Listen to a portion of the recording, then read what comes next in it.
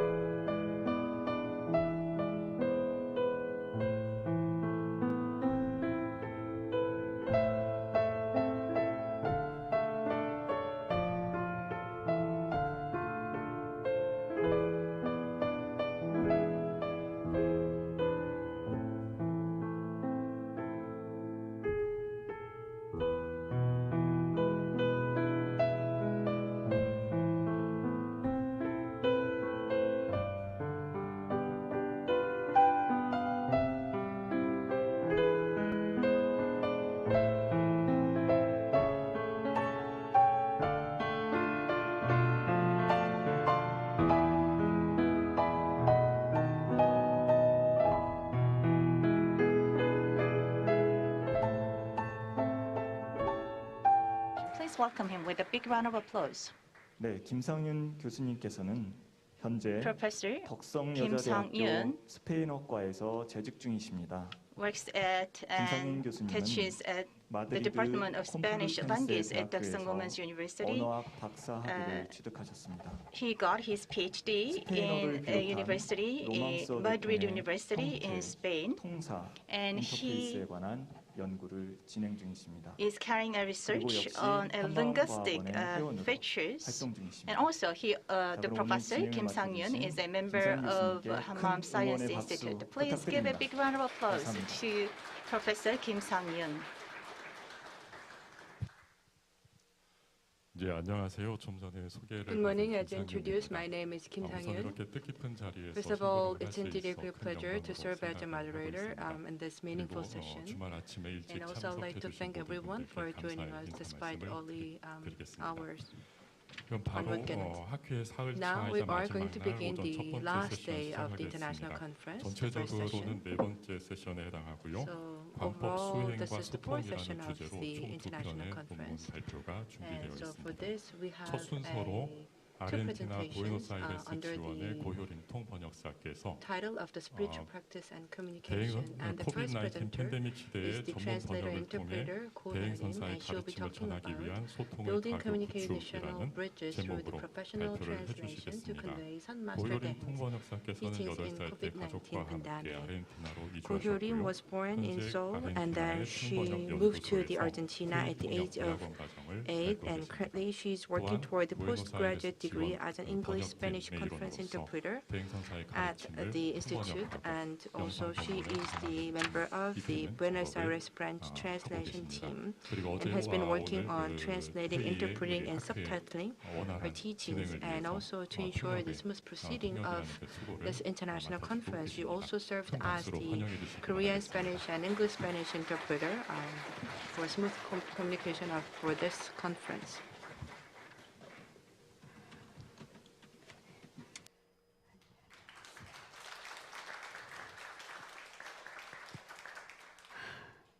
네, 이렇게 저를 이 자리에 good morning.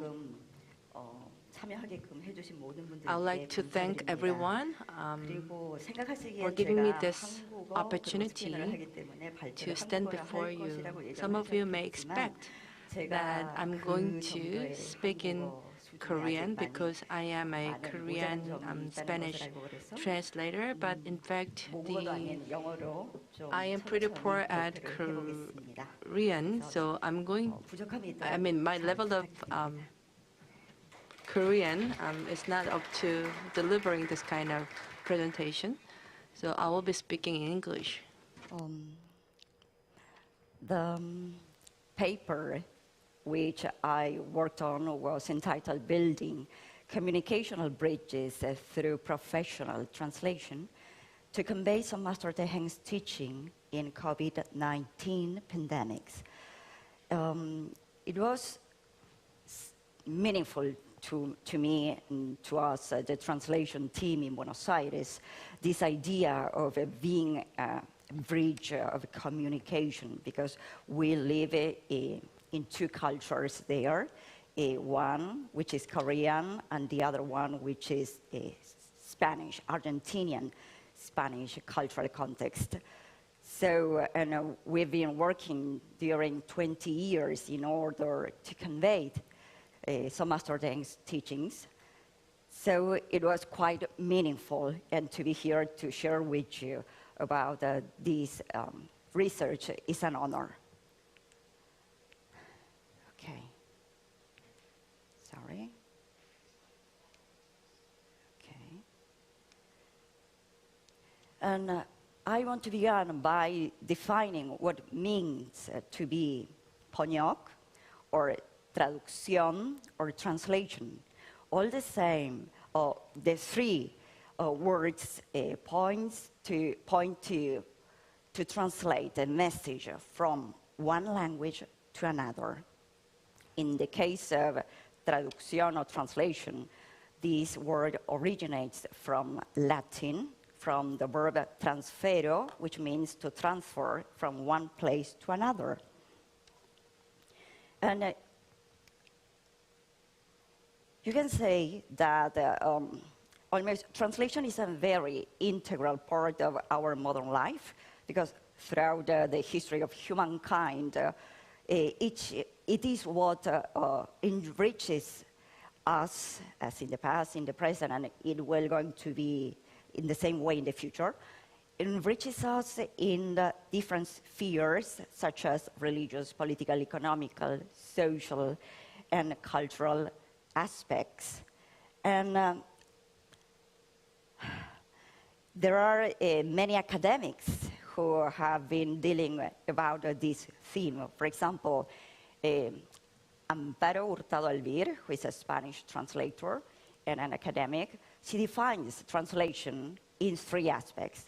Translation is a text, and at the same time, it's an act of communication, and as well as a cognitive activity, because it involves a complex task of comprehending the message in the original language, and in the case of a translator, as a special kind of communicator, is at the same time the receiver of the message and the producer of the same message in another language.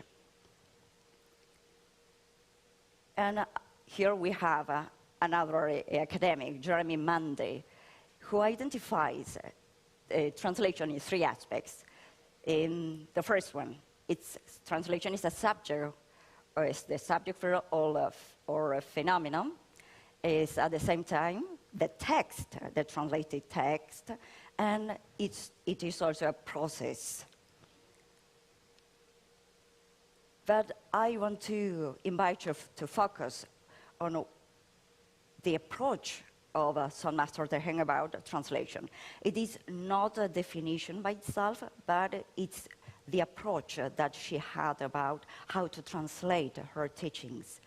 And she said, as I interviewed the head of translation team in the Buenos Aires branch, Venerable Master Hedong, she said, recounting what Son Master Daehaeng said, it is of utmost importance to render a text that is accessible and meaningful to both adults and children.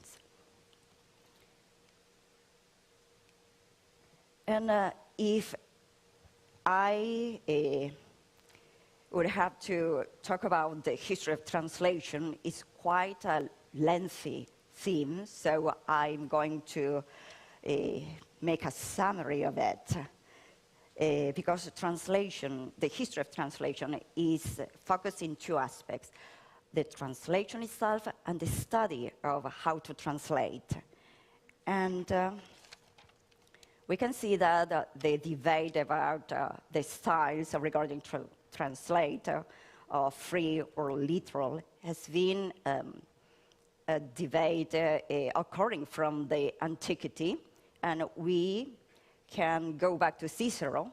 He, in his work, De Optimus Genere Oratorum, dealt a great about these aspects of the translation. And the another examples that we have is that of Horace, Saint Jerome, or Saint Augustine, all very important contributors to the spreading of knowledge. And in the case of Buddhism, we can see that the teachings of the historical Buddha spread out throughout the pan-European continents in the 4th century BCE through Indian subcontinent, the Hellenistic kingdoms, Burma, Thailand, China, etc.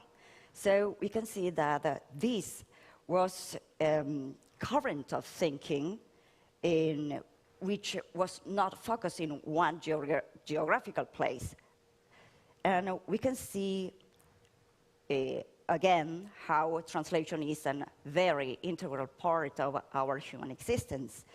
And in this aspect, we have 2 huge or important translators, also practitioners, disciples of Buddha.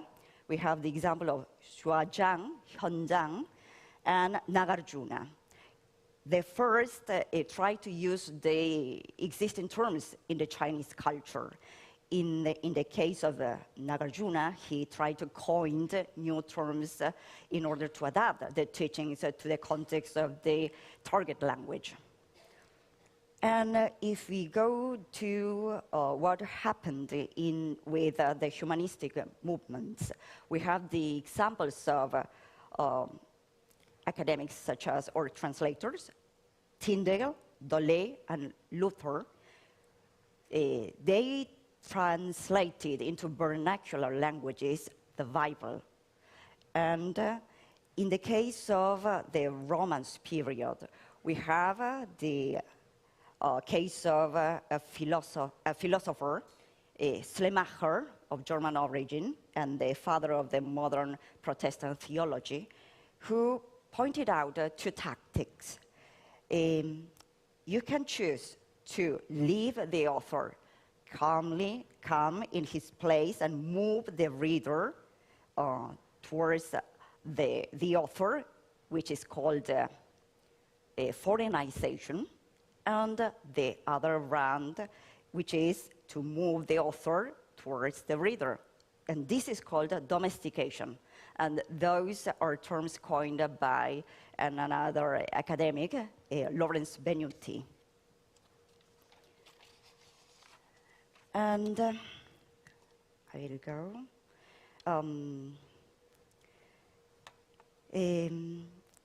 In England, there was, in the 18th century, different, again, the same debate about how to translate, if the style of free or literal, which one to choose. And John Dryden came to this triadic model metaphrase, which is to translate word by word and line by line, which is called the literal translation, and paraphrase, which is the Ciceronian sense-for-sense translation.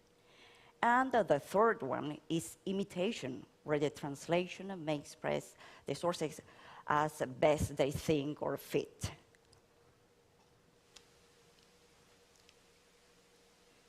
And communicators.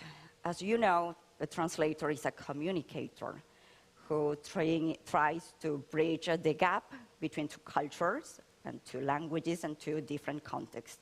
And I want to make an analogy with Master Daehaeng, who is also a very important communicator of the Dharma from her own experiences of practice to convey it to the audience or the general public in trying to share her own experience about relying on and trusting her Hanmaeum Juingong. So, okay. As you can say, there are two aspects which characterize the translator and somebody who is a communicator of the Dharma, in this case, Master Daehaeng. Both of them are responsible in conveying the accurate message, and they are in the middle of delivering the message to an desired audience. And this is a very important part because we in Buenos Aires always try to convey as faithful as possible her message to the Spanish audience. And I want to mention here something about the linguistic relativity.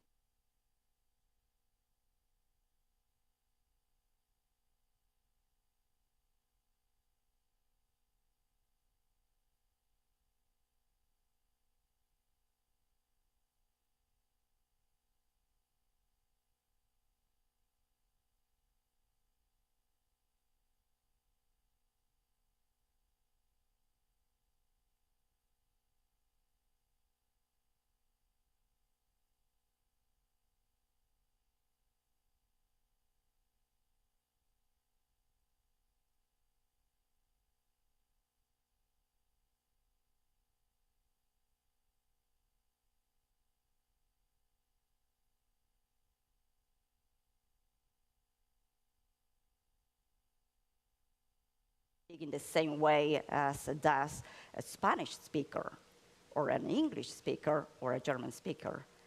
So as a translator, we have to be very careful about these aspects. And a language is a living thing, it's a very dynamic element, so it's constantly changing, and this is another characteristic.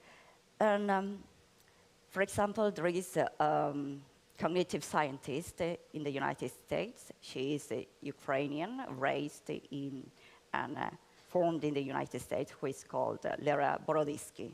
She says that in the world we have 7,000 languages, which means that we have 7,000 different worldviews. And in some way, with this linguistic relativity theory, what we can do is to enhance and to communicate with each other, provoking these kind of changes through language.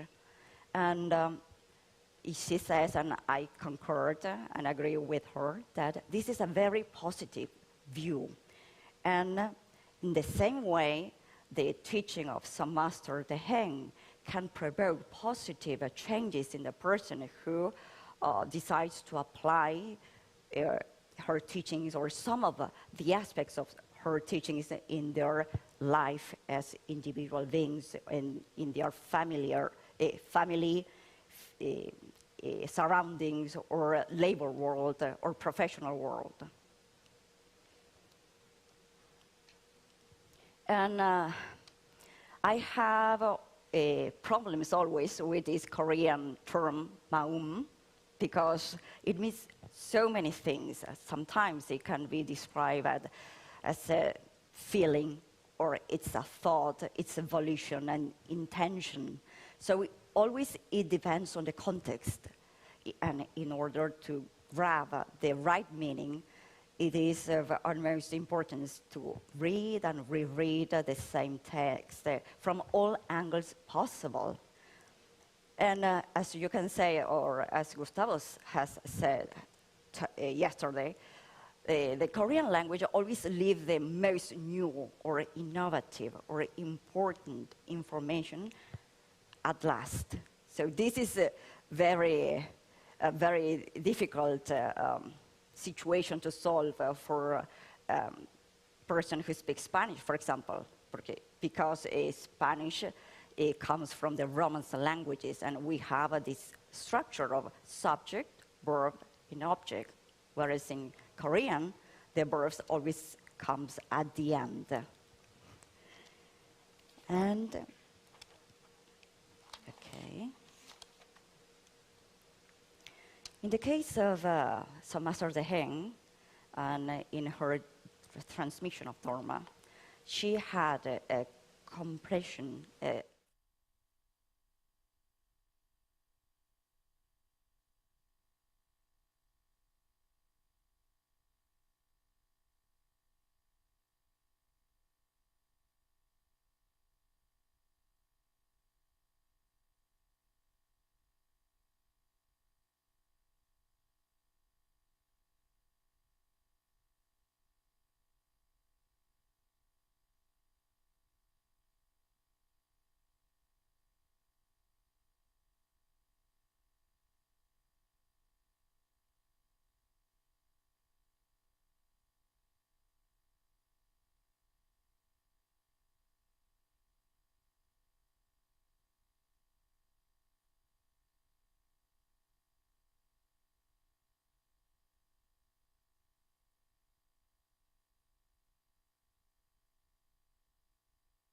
other representatives of other religions, is enlightenment and liberation, which is an important part and the ultimate purpose of, I think, human existence.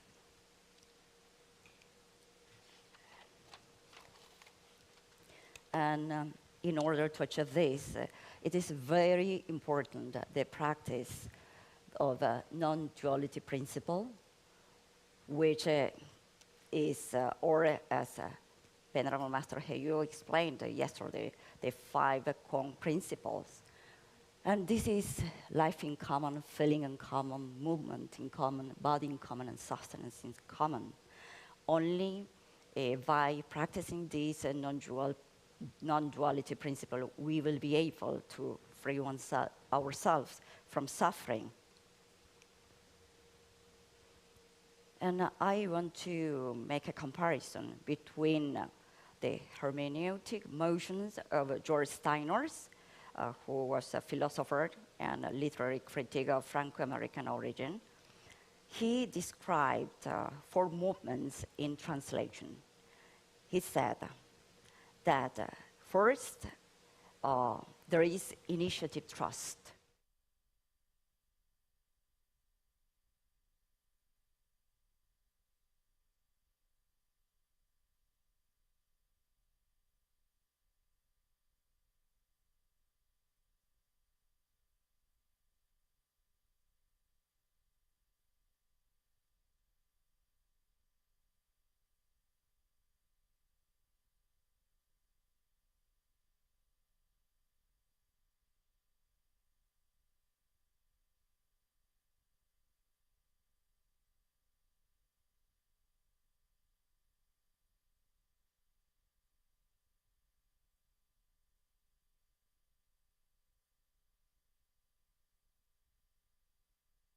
Creates some kind of imbalance in the system.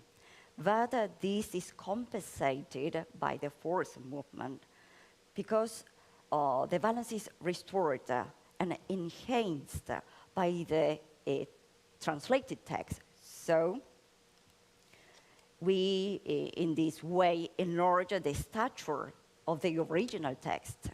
And this is what happens by experience with the Spanish text as regards to some Master Daehaeng's teachings. Sometimes when, as a Korean speaker, or I read her teachings in Korean, I don't totally grab all the meanings or all the layered or intertextuality in the text. But when I try to translate it, I see all this, and I see the better connections, or I see where I have to compensate in Spanish in order to deliver her message faithfully. And this was very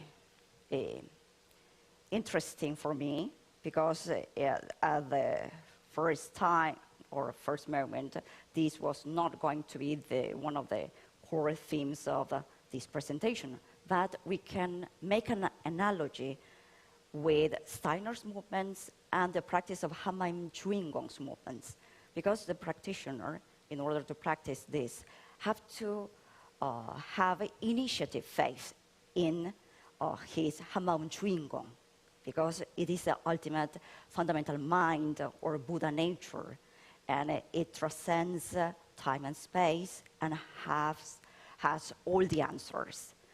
And then the practitioners must let go and entrust everything, which is the methodology of Gwan, or introspection, as we call it in Spanish. And then with this introspection and trusting, there is integration and response of all the beings inside the body of the practitioner and with all the elements and persons outside. So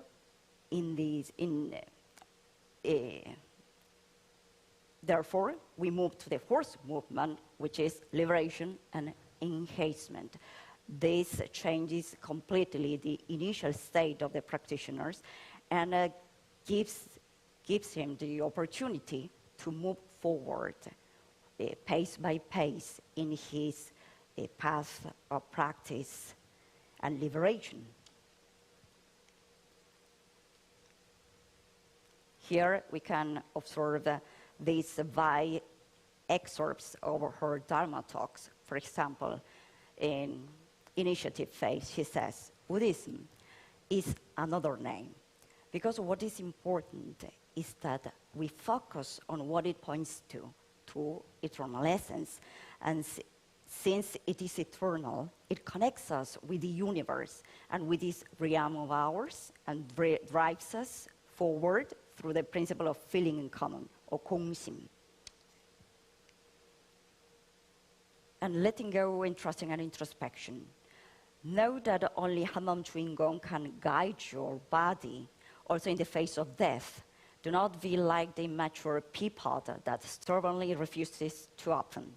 Have trust that only Hanmaeum Juingong can lead you to freedom without agony, to split easily, like a ripe peapod that opens with the slightest prodding. You have trust that only your Juingong can direct you to transcend the pain, to die without pain, to be reborn as an evolved being, and to attain complete freedom. I therefore encourage you to practice with diligence. The third move, integration and response. He said, I'm not a physician, but I can tell you that if you practice, you will realize there is no spot where disease may adhere. In detail, your body's consciousnesses have no criteria and simply obey the thoughts we make. I wish to emphasize that there is a possibility of recovery precisely for this reason, in spite of your urgent situation. If you have a genuine faith in your essence, I shall become one with you, and all Buddhas one with you. And with these merits and virtues of practice, you will heal rapidly. Now, if you do not practice, you will only be able to recover from this illness, but you will be incapable of resolving future problems. Therefore, I encourage you to practice. And here comes the liberation and encasement. When the practitioners release the self, millions of matters fall asleep. They rest from them. Nothing is a concern anymore.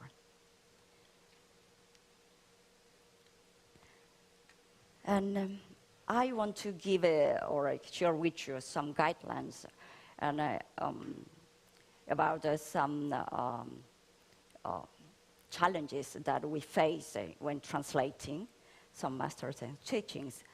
Faithfulness is a very important aspect because you say, oh, I must translate it, but how do I do it? Or which are the parameters? There is a Spanish academic called Valentin Garcia Chevra, who provides us with this golden rule. And he says, it should say everything that the original says, say nothing that the original does not say, and say it all in the appropriate and natural ways that the target language permits. These rules have proven very useful to us because it's always a challenge, because Korean and Spanish are very different languages from very different traditions. And it's important to understand also the dimensions of language functions, because in the teachings of Master Daehaeng, we have for moments informative aspect, expressive aspect, and appellative aspects of her teachings. So the purpose, she says, for example, in an extract of another Dharma talk, the purpose of this practice is for you to comprehend that there is no idea of the past or future, just as there is no idea of the present, because this is emptiness.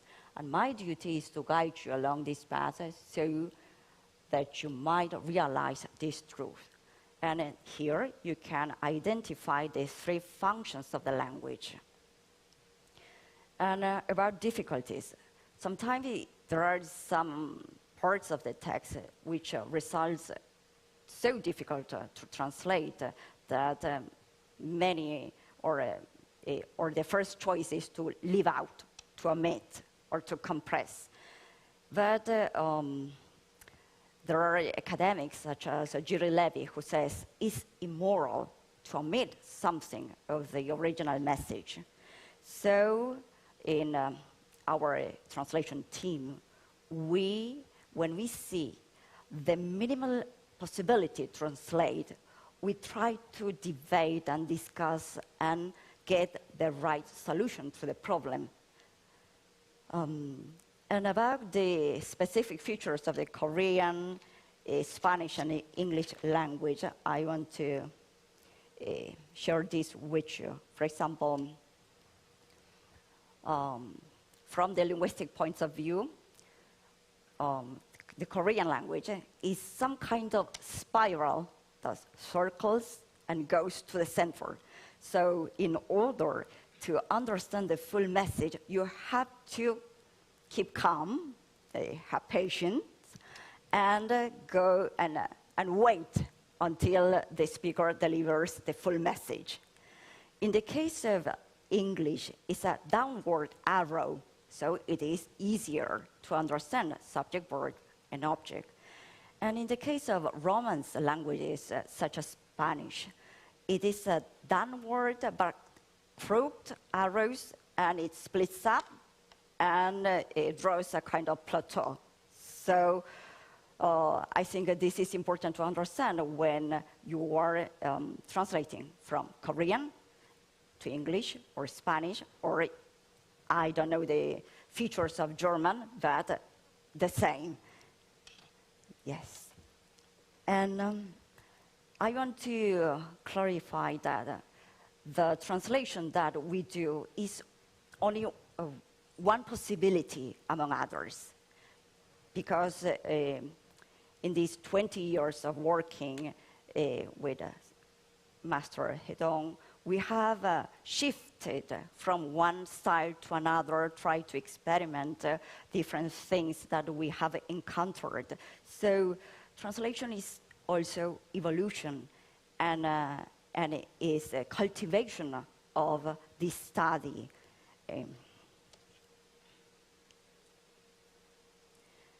And during the COVID-19 pandemic, Argentina has gone through one of the largest lockdown from March to December. So we had prohibitions about the Dharma gatherings, and so many restrictions that we focused only solely in subtitling and uploading some Master Daehaeng's Dharma Talks to YouTube, so you can see that you can find materials in Spanish and in English and in French if you speak the language. And subtitling is a different kind of translation because you have the restrictions of time, the characters per line, and you have to take into account the camera cuts, the sound, the image, and also the movements. For example, what some Master Daehaeng does, if she says yes with her head, you have to, in some way, deliver the same message. Or if she says no, again, the same. So these have proven very, very difficult to synchronize and give the audience all the conditions so as to feel that they are not reading a subtitled text, but feeling and hearing her voice and feeling her message. And as a conclusion, from the beginning of this present work to the end, there have been many changes and shifts in the ideas, what themes to focus on or what to leave out. And I can say you that this has been quite a journey. But I can assure you that this journey didn't begin last year, but 20 years ago when I met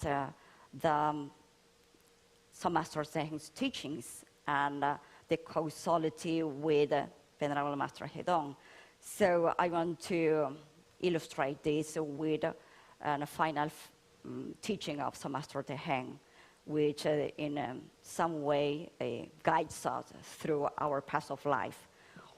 Would there be any reason why the current might wish to go in the reverse way? If a stream meets a rock, it flows around it, right? Both raindrops and the causes of suffering behave in the same way. The water should converge and flow, and in your case, you must release in your essence all the conflicts that you face. Consequently, they and you will reach the ocean. Thereafter, there will be no distinction or discrimination between unclear and pure water or anything else. Once the water is settled, there will simply be clear water. So I want for you to take this message of Master Daehaeng, and the name of our temple, our center is Hanmaeum Son Center. Hanmaeum is a very meaningful word, which is in somehow the great consciousness that unites us, and it's deep within us. So I invite you to work together, to join hands, and make this freedom a reality. So may all of you and all beings reach your ocean of peace and freedom. Thank you very much.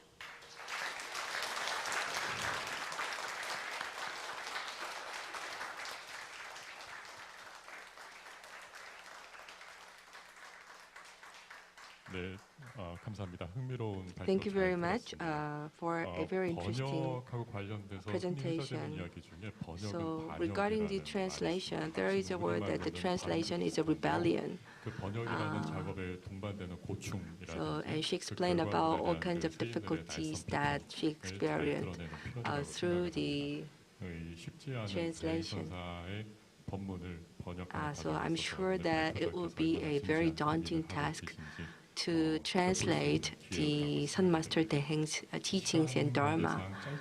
And because of time constraint, we will take only one question. If you have any questions, please raise your hand. 예, 마이크 좀. Can someone give the master the microphone? 질문은 아니고요. It's not a question.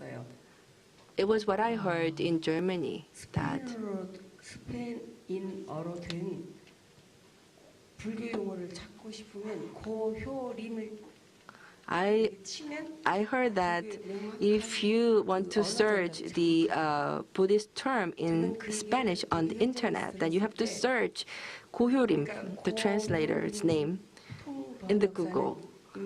So when I heard that story, I thought that the Hyo Lim is truly a representative translator for Hanmaeum 그 예술 무대에서 Sun Center.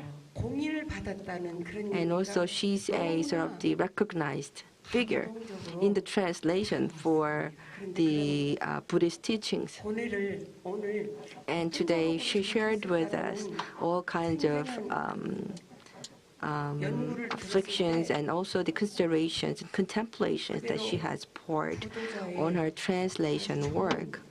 I felt that it's nothing different from the practice and meditation. 올해 그 학술 세계 학술회가 그냥 말장난이 아니고 And also this shows that this international conference is not just a play with words, but it's truly the moment of awakening and enlightenment.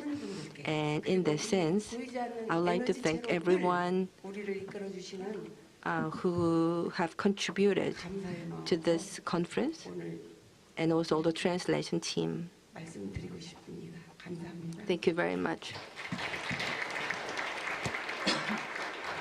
예, 감사합니다. 좋은 말씀 Thank you. 새기고 하겠습니다. 그러면 시간 관계상 Because of the time constraint, we will conclude the first presentation of session 4.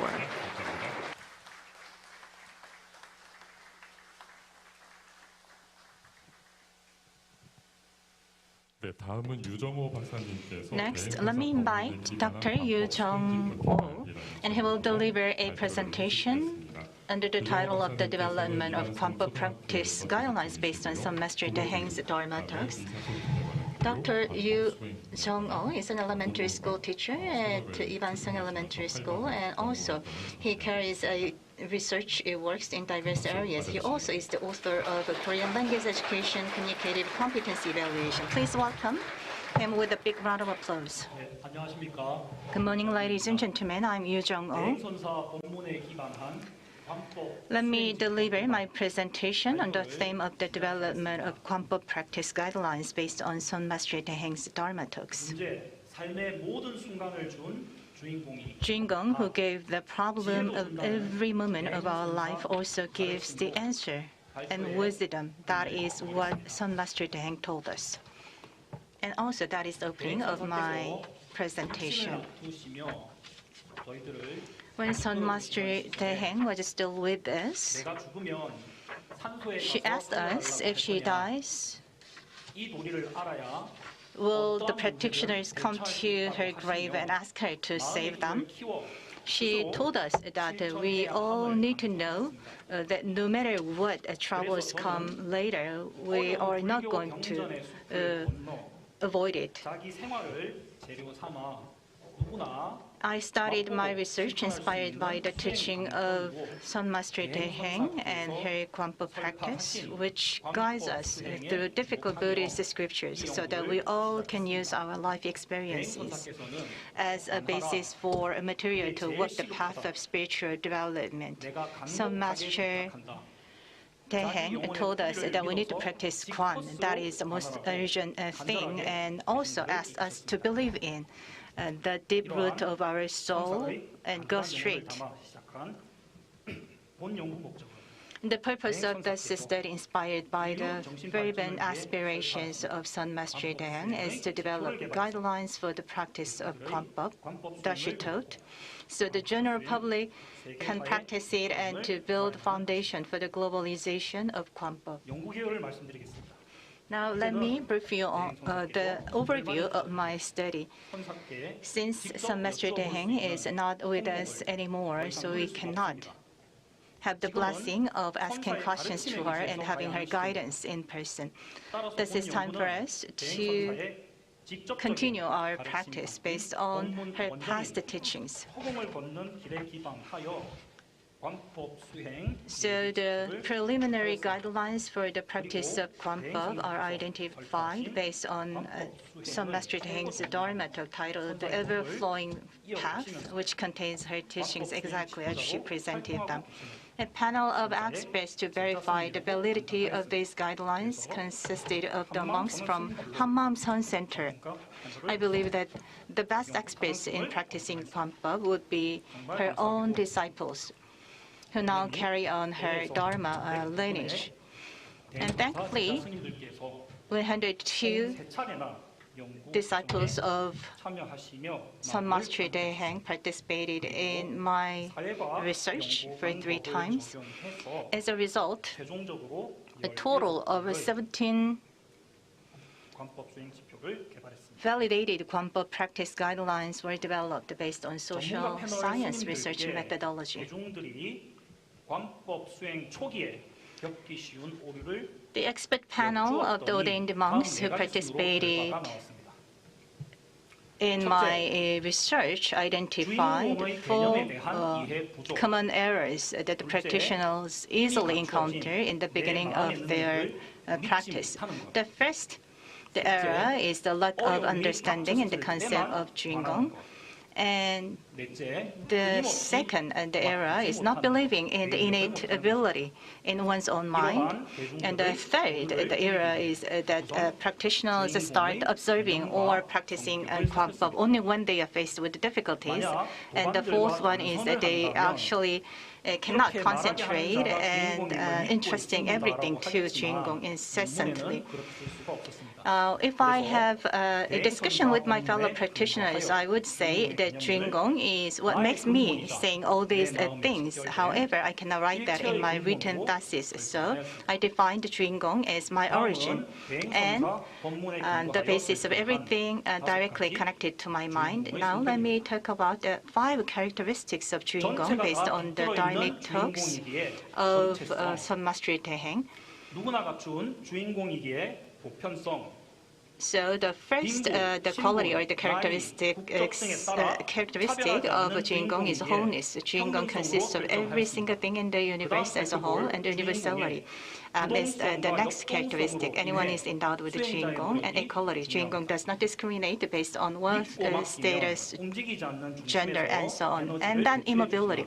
Juingong doesn't move, and instead it sends out energy like the axle that lets wheels move.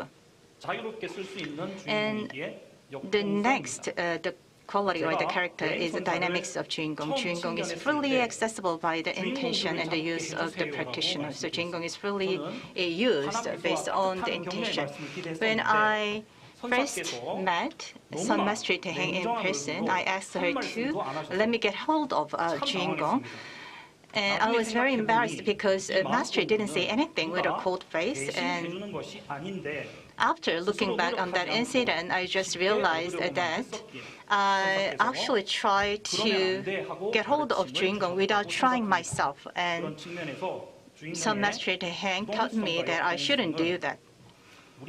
So I believe that among the 5 characteristics or the qualities of Juingong, dynamic and immobility of Juingong should the 2 qualities that we should keep our keep in our mind and try harder. And this picture was taken one of those happy days that Son Master Daehaeng was still with us and guided us in person. I started practicing at Hanmaeum Sun Center when I was a kid, and what I heard a lot back then was that I should put everything into the so-called furnace of Juingong, and I thought I knew how to practice Gwan-beop. But then I realized that I didn't know anything about Gwan-beop after 15 years. So I started working on this study after I realized how ignorant I was 20 years ago. Back then, I thought that Gwan-beop or observing is to take my agony away and put it into the furnace called Juingong. I thought the Juingong is an imaginary figure, and the Juingong is totally different from me. So I thought about there are 2 wholes. One is myself, and the other one is Juingong. It was such a big error in my understanding. One day, one of Hanmaeum Sun Center practitioners came to Son Master Daehaeng and asked how she can convey the master's teaching to others. And the master answered, "Tell them there is only one whole." And there are too many people who do not know the way, even if they have studied for 20 or 30 years. But it's very easy once you know that putting it into one hole and putting it out of that same hole is what one's own Juingong is doing. These days, there is a growing number of practitioners who haven't seen Son Master Daehaeng or talked to her at all. So I believe that is our responsibility to write down what Son Master Daehaeng taught us in writing and in paper and pass it down to our future generations. I believe that one whole is a big theme for Juingong, and this is the principle of Juingong practice. Since we should entrust everything to Juingong, whether it works or not, and I believe that it can be represented in this gray line, which she is circling incessantly. So we have a big round cycle here to depict the incessant cycle, and everything comes out of Juingong should be put into Juingong back again. So whether you like the output or not, you should entrust everything to Juingong. So you need to continuously, put everything into one whole of Juingong and keep practicing. That is the very fundamental principle of Gwan-beop practice. And based on the Dharma Talks and the teachings of Son Master Daehaeng, I just came up with these 5 aspects of Juingong. Believing in Juingong and entrusting everything to Juingong and observing and putting into action. So this is the incessant cycle of all those 4 different areas, and Juingong is right there, located in the center. This is a one big giant circle or wheel. When it comes to the methodology of Gwan-beop practice, I refer to the teaching of Son Master Daehaeng. We should believe that Juingong does everything, and we should entrust everything to Juingong. We will just keep watching and observing what Juingong does, and we will just put what Juingong does into action. And now let me talk about the result of my study. The guidelines were developed based on the teachings of Son Master Daehaeng, and also those guidelines went through the validation process by Hanmaeum Sun Center monks to check their feasibility and the credibility. So there are a few guidelines that I came up with in the area of believing and having faith. The first one is understanding the concept of Juingong. Second guideline is to believe in the power of our mind that we already inherently possess. And the third one is see ourselves and Juingong as one. And the fourth one is believing that Juingong is the force behind everything. And the fifth one is to believe that Juingong presents us with the problems and also gives us the wisdom to solve them. Son Master Daehaeng told us that we should believe in Juingong, and also we should regard the Juingong and ourselves as one. So Juingong is the true self, and it can do everything, and that's what we should believe as practitioners. So everything comes out of Hanmaeum, and therefore the problems can be solved only within Hanmaeum. And that's why we need to keep observing what Hanmaeum does. Now, let me talk about the guidelines that I identified in the area of entrusting. First of all, actually, we need to entrust everything to Juingong. That's one whole principle. And also, we need to raise well-decided single thought by entrusting. And also, we need to entrust incessantly. There were times that I had very complicated family issues, and I was in such a big agony. And the branch headmaster came to me and asked what troubles my mind so much, and who actually gave those ties. And she also told me that I should put everything to Juingong and the furnace, so those ties can be melted down. And it was the time that I understood the teaching of Son Master Daehaeng by heart. She also, Son Master Daehaeng also taught us that actually what we thought or what we think matters a lot. So if we hate someone or get pissed off, then that will be our input value, and that will be our destiny. And also, we shouldn't be lazy. So we should continuously practice, and also we need to use all our daily life's experiences as a material for our Gwan-beop practice. I believe that I can actually develop these Gwan-beop practice guidelines to help the general public to practice Gwan-beop without any doubt. So I just came up with 4 guidelines with regard to the observing area of Juingong. First one is observing with patience. The second one is observing without doubts. And the third one is observing without losing faith. And the fourth one is returning things in order and taking care of our mind. There were times that I actually doubted myself and the teachings of Son Master Daehaeng. I tried to back off or back away and run away. However, after hearing a Dharmic talk of Son Master Daehaeng, I realized that I was too impatient, and actually the only path ahead of me is to keep practicing. And on hindsight, I realized that I was on the right track.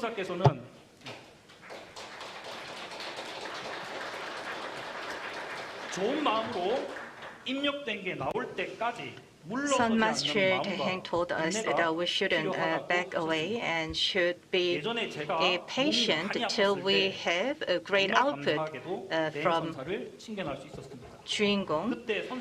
I was very sick in the past, and I also had a chance to meet Son Master Daehaeng in person.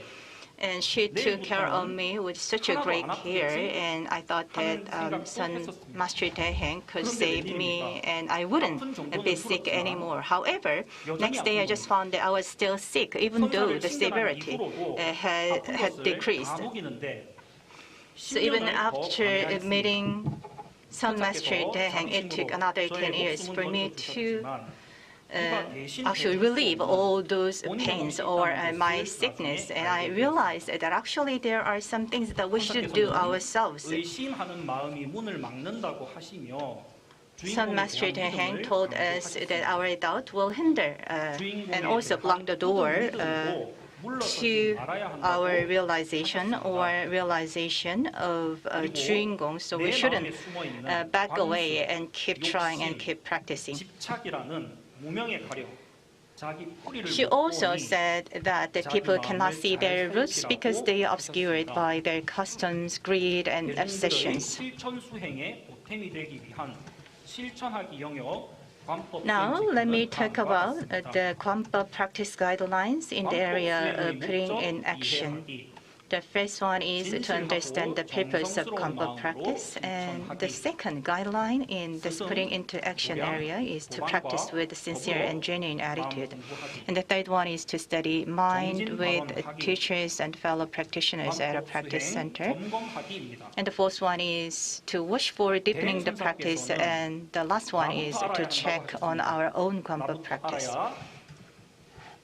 Son Master Daehaeng told us that we should know ourselves first. So in order to identify the true self, we should practice Gwan-beop.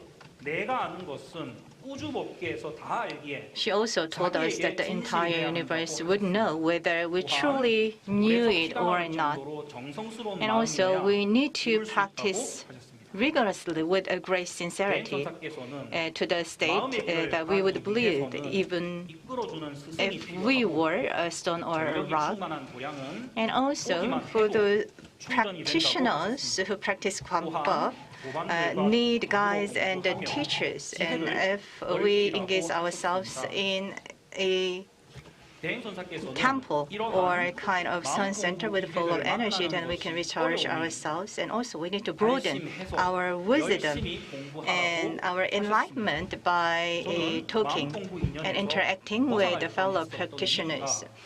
I told you that there were a few times that I wanted to give up and run away. However, thanks to the guidance and the teachings of our teachers and fellow practitioners, I have been able to stay on the right track and keep practicing.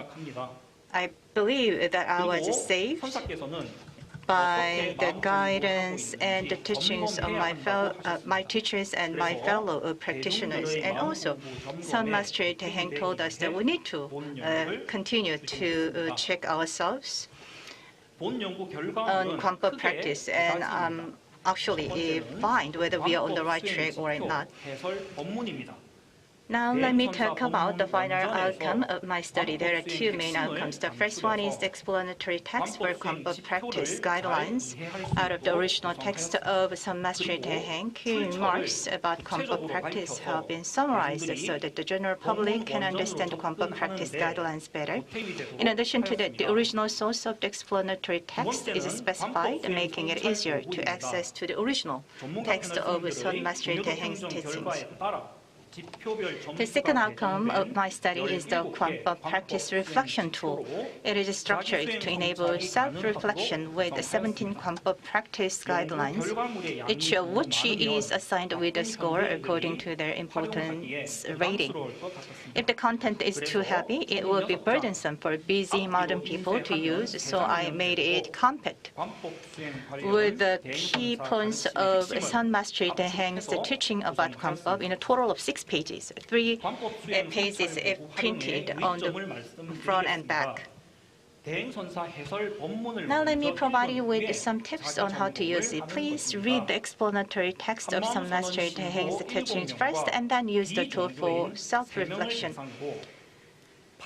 According to the result of a pilot test participated by 7 practitioners of Hanmaeum Sun Center and 3 non-practitioners, it was found to be very effective when the explanatory text and the reflection tool were used as one set. Now let me share the feedback of our pilot test participants. The first one is a non-practitioner's feedback. She told me that it helped her think about her own value, believe in herself, and practice positively. When meditating, it seemed to be effective in reducing impatience and examining her mind calmly. And also, there was a feedback from a new practitioner of Hanmaeum Sun Center. That's what she said. When I found a paragraph that was intuitively understood in some Master Daehaeng's teachings, there was a real impact and I was so moved. But when I tried to find it again, to feel the touch feeling again, it was really hard because I was tired of trying to figure out what to listen to or what to find as a beginner of the practice. However, while reading the explanatory text for Gwan-beop practice guidelines, it was very refreshing to be able to revisit the important points of Sun Master Daehaeng's teachings that moved me in the past. But still, I do not have enough understanding of how I can regard Juingong and myself as one. This reflection tool has the advantage of showing the core of Juingong Gwan-beop at a glance. If this tool is distributed or sold, I definitely want it and I want to recommend it to the people around me. And also, another, my fellow practitioner of Hanmaeum Sun Center gave me a feedback. She said that actually she was in need of the key points or kind of way to further her practice of Gwan-beop. And she was kind of lost what to find and what kind of methods she can utilize or take advantage of. Now, the Gwan-beop practice guidelines and explanatory text actually is the right solution that I was looking for. I am so touched and I'm in tears. I promise to live my life more fully, helping people around me to become more enlightened. There also was another feedback from our fellow practitioner. Actually, she was in need of a systematic mind practice, and while looking at or using this Gwan-beop practice guidelines and explanatory text, she was relieved and felt grateful for the text and the guidelines, and also it was a great opportunity for me to look back on my mind practice, and also I believe that if I want to back away or become lazy in spiritual practice, I will use the reflection tool. And once again, I feel so grateful for the great teaching of Sun Master Daehaeng, even though she is not here with us.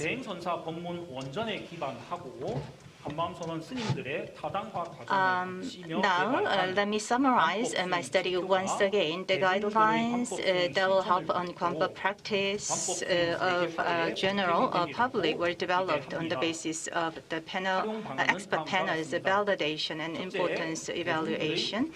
And I believe that will lay the foundation for the globalization of Gwan-beop practice. First, actually, I believe that the reflection tool can be utilized for the purpose of self-introspection, and also the guidelines can be utilized for professor syllabus, for the development of Gwan-beop practice program or education, and also it can be used as a measurement tool for Gwan-beop practice research. And I would like to conclude my presentation with gratitude for the boundless grace of the Sun Master Daehaeng, who guided the spiritual practice of the general public. Thank you very much.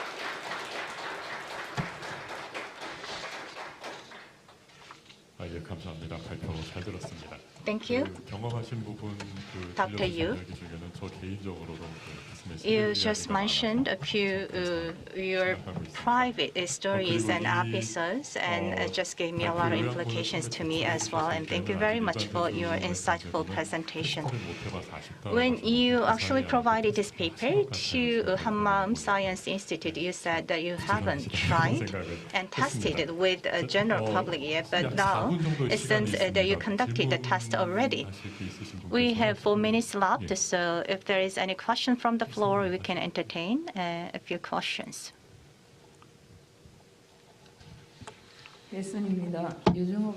I am Daehaeng, and thank you very much for your presentation. It's very important for us to practice ourselves, and also it's great for us to have Gwan-beop practice guidelines. You said you are elementary school teacher. And I wonder whether these Gwan-beop practice guidelines can be utilized by elementary school students, middle school students, or the adults. So I believe that actually your guidelines are targeting the adults. So what could be the improvement points of your guidelines? Master Daehaeng told us that actually mind practice is all depend on what kind of practice that we have ourselves. But still, in the modern society, we need to have such we need to have a kind of toolkits to further accelerate our practice. Thank you very much for your question. And I believe that what you mentioned, the improvement points, are the tasks for my follow-up study. So those guidelines were not tested targeting the elementary school students. I just actually completed the summarized test or the interim test targeting the practitioners at Hanmaeum Seon Center and adults. So if those guidelines are to be applied to the classrooms or the school children, maybe I can refine these guidelines to meet the needs or the knowledge level of school students. And also, I believe that there is a limited possibility for me to expand the scope of guidelines. So thank you for your recommendation to expand the target to school students. I wish the indefinite development of your research work. Thank you very much. 전 아까 먼저 드셨던 기억이 있어서.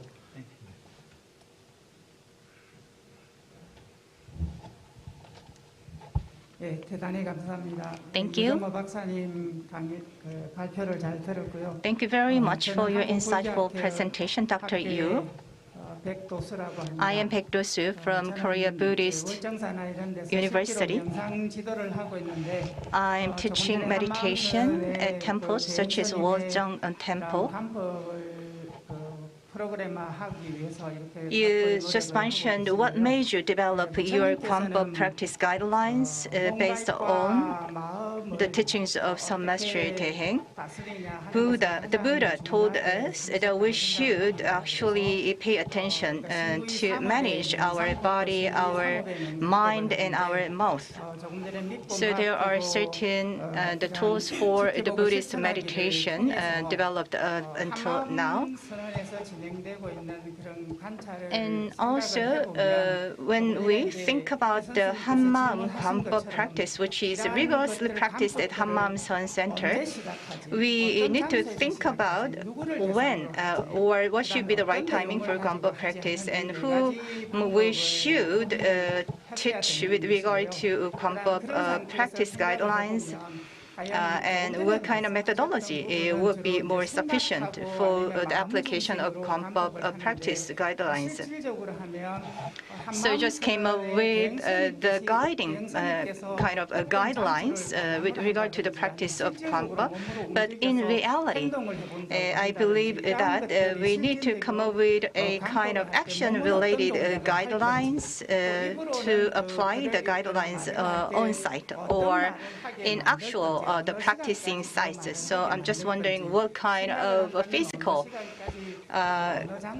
kind of setting or the environment we can provide for the application of Gwan-beop practice guidelines. So I think it would be great if you can refine your guidelines in more detail, including those physical settings or the setup required for the application of the guidelines. 네, 끝난다고 들어가서 이제 질문하시는데 감사합니다. 어쨌든 네, I thought my time is up, but thank you very much for your 세계 및 국내에서 question. We have overseas branches around the world, and also we have great experts and monks who practice Gwan-beop, who are teaching the local people rigorously. And also we have support from fellow practitioners and teachers to provide the regular Gwan-beop practice teaching and the lessons on a regular basis. 제가 이제 초등학교 선생이니까 So since I'm an elementary school teacher, let me make an analogy of elementary school. So students come to school to study, and what's the purpose of study? 그 지원 배우는 목적은 So the purpose of study at school is to utilize and take advantage of the knowledge learned at school in daily lives. So the reason why we learn Gwan-beop practice at Hanmaeum Sun Center is to practice the Gwan-beop in our daily lives and take advantage of the knowledge of Gwan-beop in our daily lives. So if that is the way it is, I believe that there is no specific designated place for our Gwan-beop practice. There is no specific physical surrounding required for Gwan-beop practice. That's how I see it. I hope that I answered your question. Let me add one more comment. So in order to build a strong mind power, we need to have our fellow practitioners and the Hanmaeum Sun Center. Since, as a beginner, actually, it's very difficult for us to continue to practice Gwan-beop on a continuous basis. That's why we need to have a fellow practitioner.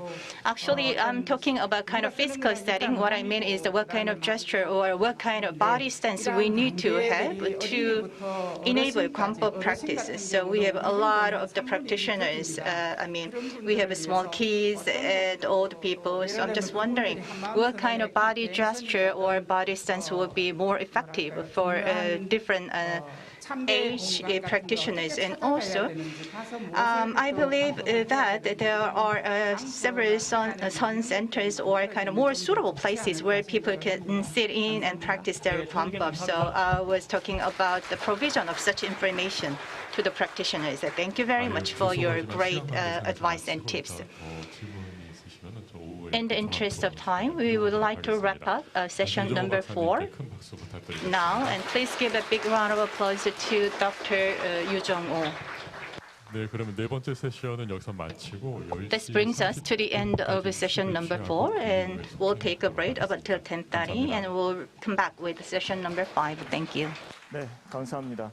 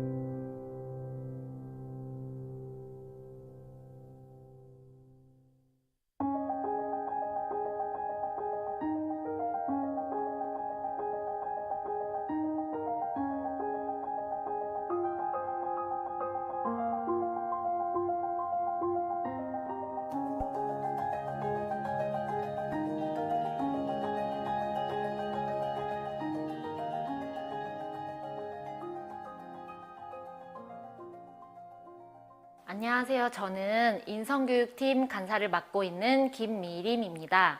저희 인성교육팀은 멘토인 해찬 스님을 모시고 현직 선생님 6분과 그리고 퇴직하신 선생님, 그리고 학부모 대표분들까지 총 11분의 선생님들이 함께 공부를 하고 계십니다. 저희는 한 달에 2번 정기 모임을 갖고 있는데요. 둘째 주 정기 모임에는 허공을 걷는 길 법문을 읽고 토론하는 시간을 갖고 있습니다. 저희 인성교육팀은 10년 가까이 모임을 지속하고 있기 때문에 서로 이렇게 법문 토론 시간에는 큰 스님 법문을 읽고 나서 자신이 느꼈던 부분이나 아니면 생활 속에서 가정이나 학교에서 부딪혔던 부분을 허심탄회하게 나누면서 서로 격려해주고 지지하면서 둘째 주 법문 모임 시간을 소중하게 보내고 있습니다. 특히 멘토 스님이신 해찬 스님께서 항상 저희들이 그런 고민 부분을 말할 때 좋은 방향으로 이끌어 주시고 격려도 많이 해주시고 품어주시는 마음 덕분에 저희가 더 힘을 내서 생활 속에서 정진하고 있습니다. 서로 같은 학교에서 근무한다는 공통점이 있기 때문에 본인들의 다양한 경험을 서로 나눠주기 때문에 서로 토론하면서 배우는 부분도 정말 많은 것 같습니다. 이렇게 둘째 주 모임을 알차게 보내고 나서 넷째 주에는 인성교육 연구 모임을 하고 있습니다. 그래서 저희 올해 인성교육 연구는 한나무 인성교육 프로그램과 창의적 체험활동 교육안 개발을 주제로 하고 있습니다. 저희의 연구 목표는 누구나 깊은 내면에는 무한한 힘이 있음을 알려주신 대행 선사의 가르침을 담은 인성교육 프로그램을 개발하는 것을 목표로 하고 있습니다. 그래서 일반 학생들을 대상으로 창체 시간에 활용할 인성교육 프로그램을 학년 수준에 맞게 개발하여 실제 교육 현장에 적용해 본 후 수정, 보완하려고 합니다. 특히 다른 교과 시간은 저희가 인성교육 프로그램을 제대로 활용하기는 어렵지만 창체 시간에는 교과 외에 다양한 주제를 다루고 있기 때문에 특히 요즘 아이들에게 필요한 인성교육을 큰 스님 가르침을 담아서 하기가 정말 좋기 때문에 저희가 그 부분을 일반 학생들이 본인이 느끼고 이해하고 실천하고 꾸준히 체험할 수 있도록 하는 것을 목표로 하는 프로그램을 개발하려고 합니다. 그래서 올 한 해 저희 인성교육팀은 학생들의 근본 마음의 뿌리를 알고 생활 속에서 활용할 수 있도록 길잡이가 되어주는 프로그램을 만들기 위해 열심히 정진하겠습니다. 감사합니다.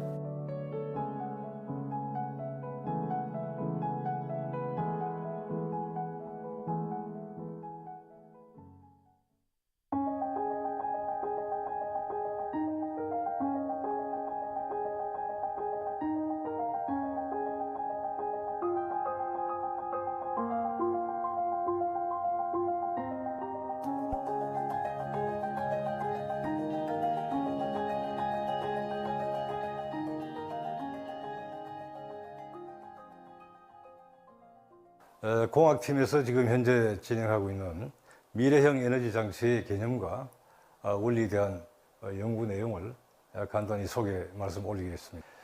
저희 공학팀에서는 1997년과 98년에 걸쳐서 큰 스님께서 과학원에서 특별하게 법문을 해주신 내용을 바탕으로 해서 연구를 하고 있습니다. 지금 현재 해문 스님을 멘토 스님으로 모시고 저와 공성현, 김관명, 김학도, 박근영, 엄향희 연구원이 함께 참여하고 있습니다. 연구팀의 구성과 연구 방향에 대해서 간단히 말씀을 드리겠습니다.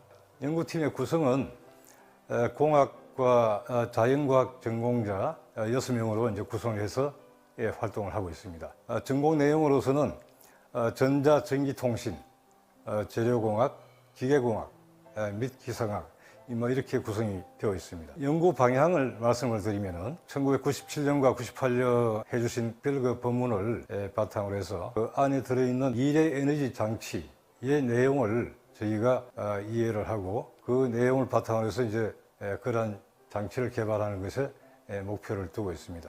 그렇게 하기 위해서는 현실과학과 또 한편으로는 수행 정진을 통한 심성과학적 접근을 동시에 해 나가야 되는 이러한 두 가지의 투 트랙의 연구가 반드시 필요한 내용이 되겠습니다.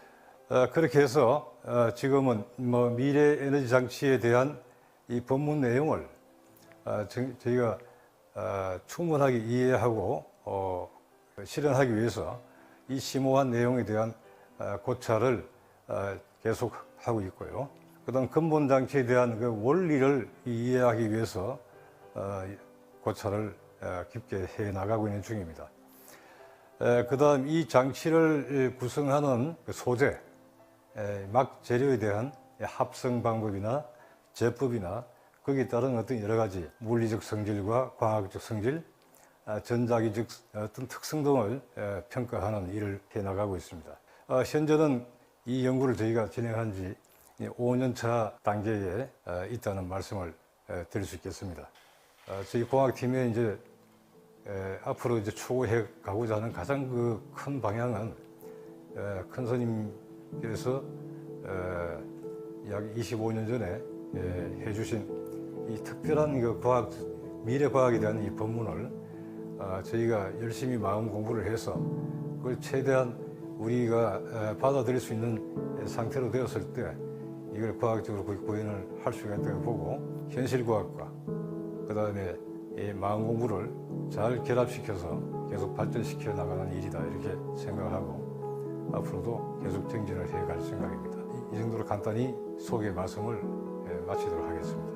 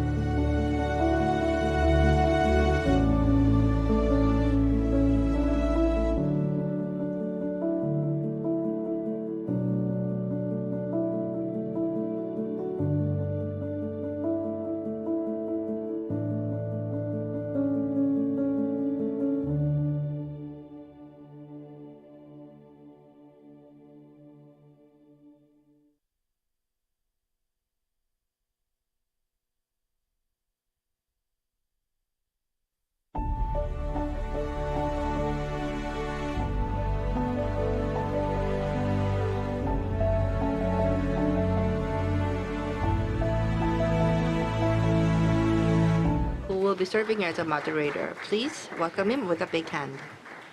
네, 이창수 교수님께서는 Professor Lee 현재 is 경희대학교 the professor of Communicational 국제학과 University. 교수로 재직 He's the 중이십니다. professor of the International Studies Department. 한마음과학원 회원이시고 And he's also the member of the Hanmaeum Science Center. 연구원의 And 연구위원을 also he was 역임하셨습니다. serving as a researcher in the Government Research 경제학의 Center. 연구 분야는 국가 간 And 무역 also, 연계성에 대한 in 정량 분석, particular, his area of 그리고 expertise includes the 한마음과학원에서의 economics 관심 comparison 분야는 studies. 종교적 진리와 And 과학적 for the Hanmaeum 진리의 Science 통합과 Center, 조화로 he 연구를 has 진행하고 been 계십니다. doing a lot of researches on the 그러면 integration of the 우리 이창수 Hanmaeum 교수님 world 큰 with 박수로 the 응원해 주시고 scientific world. 세션 And with 시작하도록 that, 하겠습니다. 박수 please 부탁드립니다. welcome Professor 감사합니다. Lee.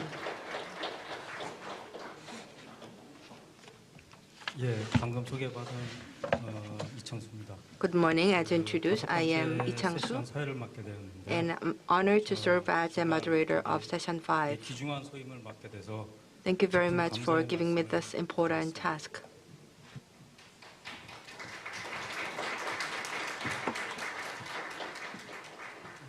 본 세션 다섯 번째 세션 주제는 The Session 5 경쟁과 is 사회적 titled as 실천입니다. Interconnected Existence and Social 이와 Practice. 관련해서 And regarding this topic, we do have a presentation from Taiwan and 중화민국과 Korea. 한국, 자제공덕회와 한마음 선언, And 다음에 증엄 스님과 대행 선사. So the 이렇게 많은 Cheng-Yen, 공통점이 Master 있습니다. Cheng-Yen, and the Master Daehaeng, I believe, and also Taiwan and Korea, both of the countries do have a lot of commonalities. So both countries rose from the ashes of the war, and now both countries have achieved the phenomenal economic growth. 청현 스님과 대행 And 선사. also when it comes to the Master Cheng-Yen and the Master Daehaeng, both of them modernized the legacy of Buddhism 그럼으로써 한마음 선언과 and the tradition of Buddhism, 자제공덕회를 and both of them established the Hanmaeum Sun Center and also the Scientific Research Center for the Chiji Foundation. 그두 And 사상을 연구하시는 분이시고요.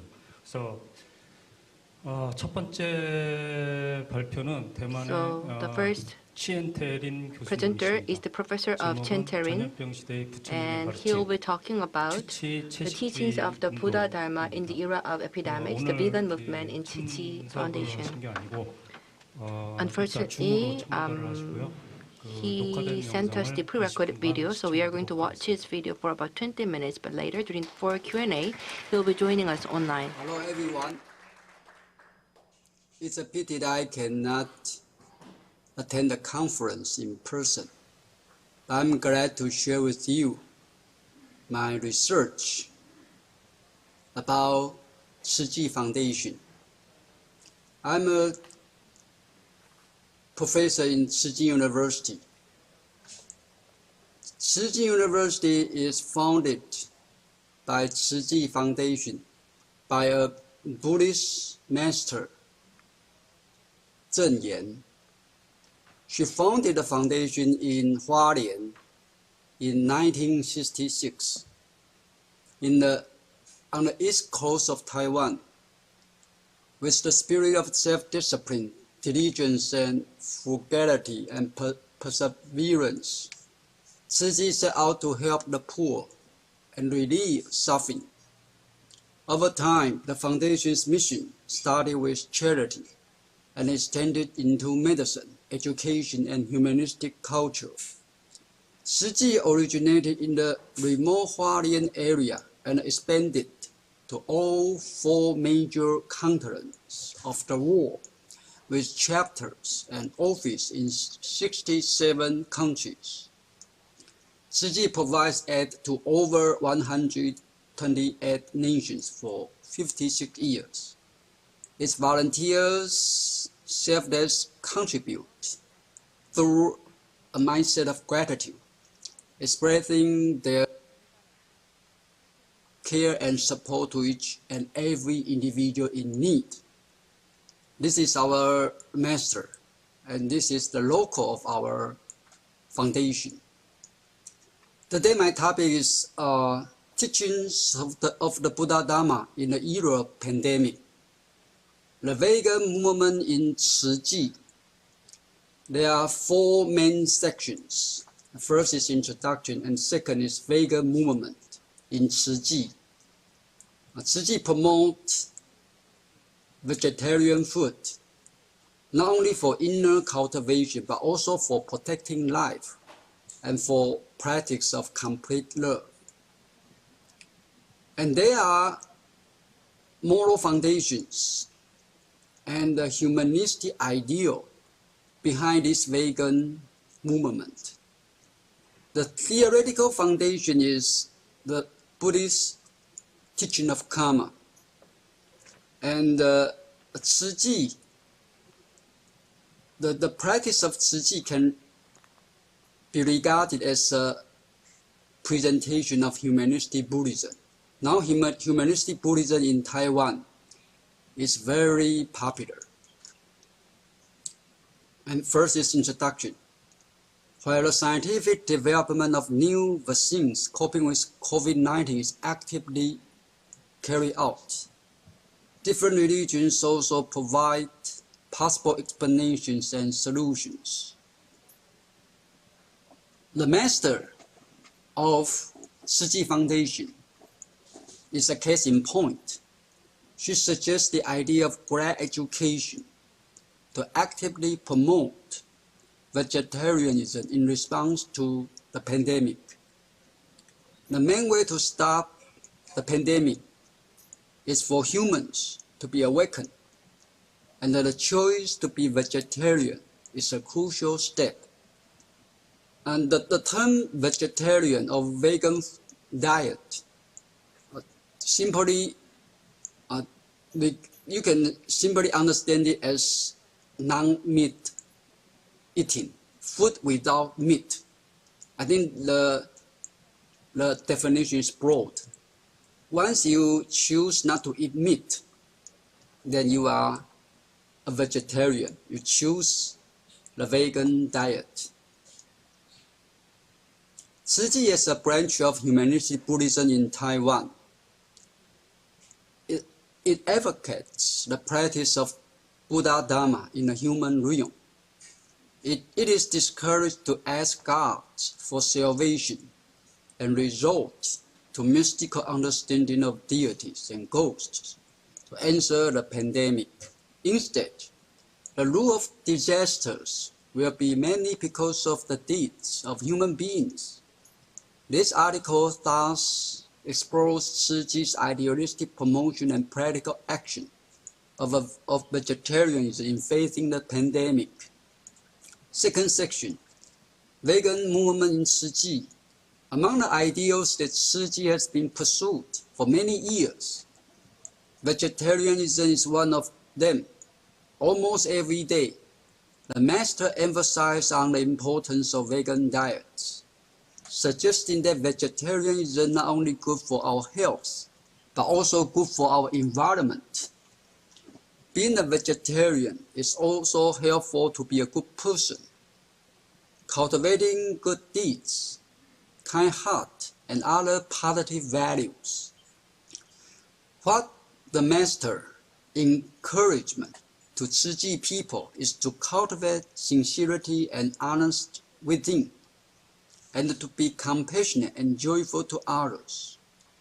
Cultivating sincerity and honesty within can be said to be a practice of self-discipline. Being compassionate and joyful to others is to be altruistic to all sentient beings around us. That is not only illustrating the spirit of self-discipline, but also trying to be beneficial to others. This self-discipline and altruism can be realized by vegetarian diets. That is, the practice of vegan diets is both for inner cultivation and for protecting life and completed love. The pandemic demands us to control ourselves and rescue others. On the one hand, we must protect ourselves and strictly discipline ourselves. On the other, we must show love and kindness. So the vegetarianism of grad education in Chiji includes both dimensions of inner cultivation and action towards others. Not only restraining desires and being cautious and pious, but also protecting sentient beings and being compassionate to them. Being compassionate to all sentient beings, not merely human beings. Master Zheng Yan called it a complete love, or a complete great love.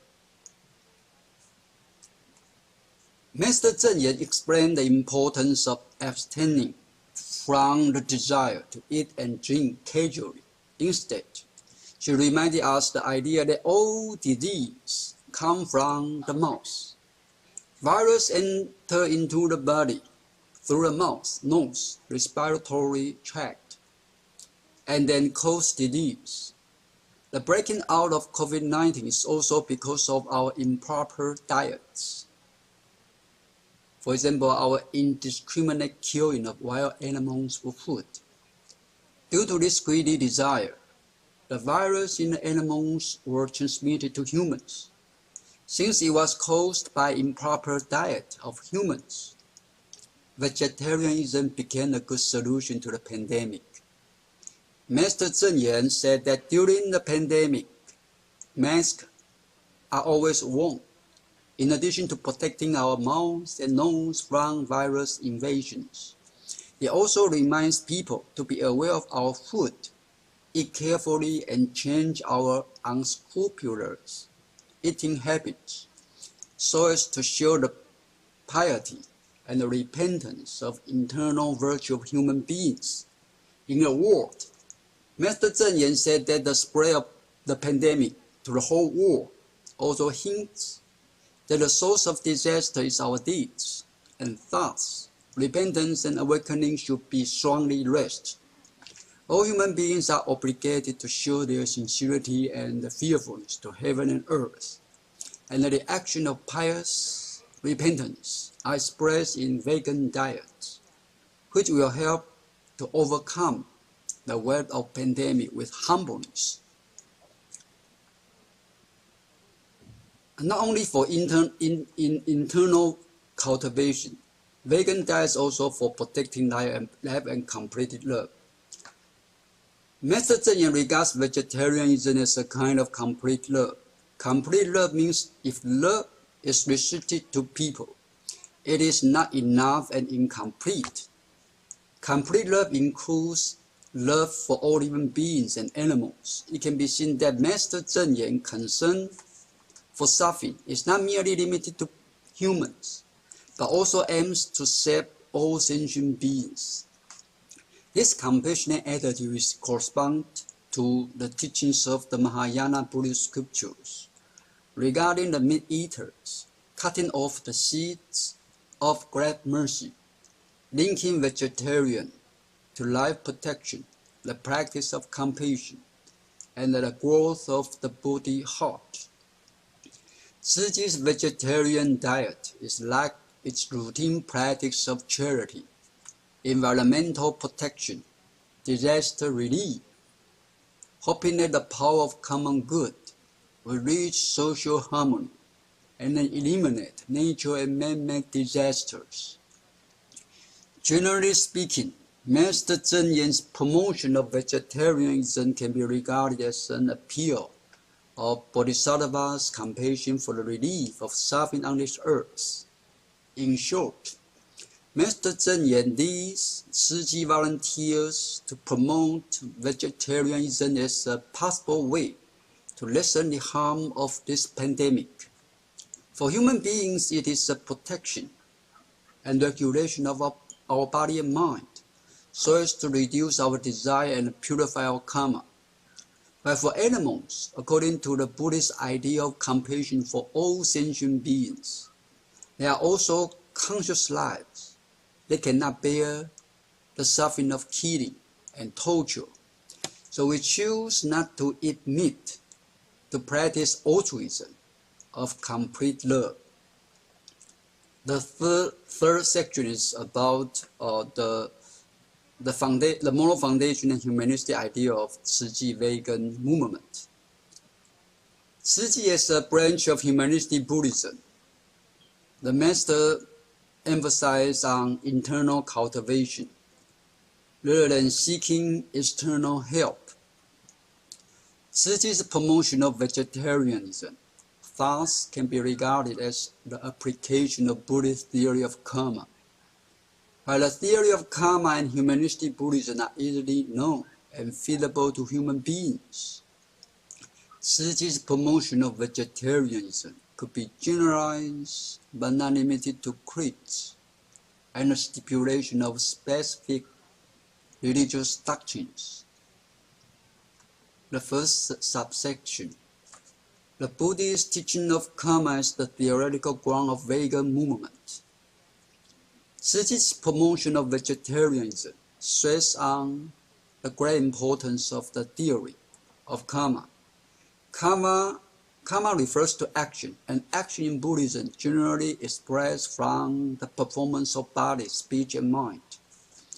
According to the theory of karma, compassion without killing, but protecting life and being vegetarianism are all good deeds, and one will receive positive reward in the long run, unless the position of moral nihilism, which denies there's the distinction between good and evil. Karma is an easy concept to be understood and accepted.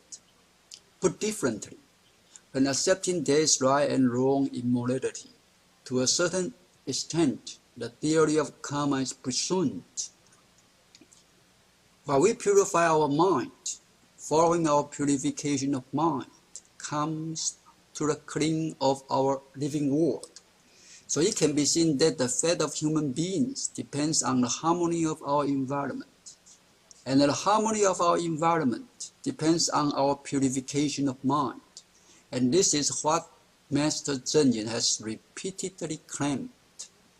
Hence, the promotion of vegan diets in Tzu Chi community is for mental training in the face of pandemic. Its theoretical ground is Buddhist theory of karma, which could be said to be an universal thinking, but not confined to Buddhism. In Chinese philosophy, for instance, also regards virtue as the best amulet. Those who lose the protection will suffer in any possible unknown situations.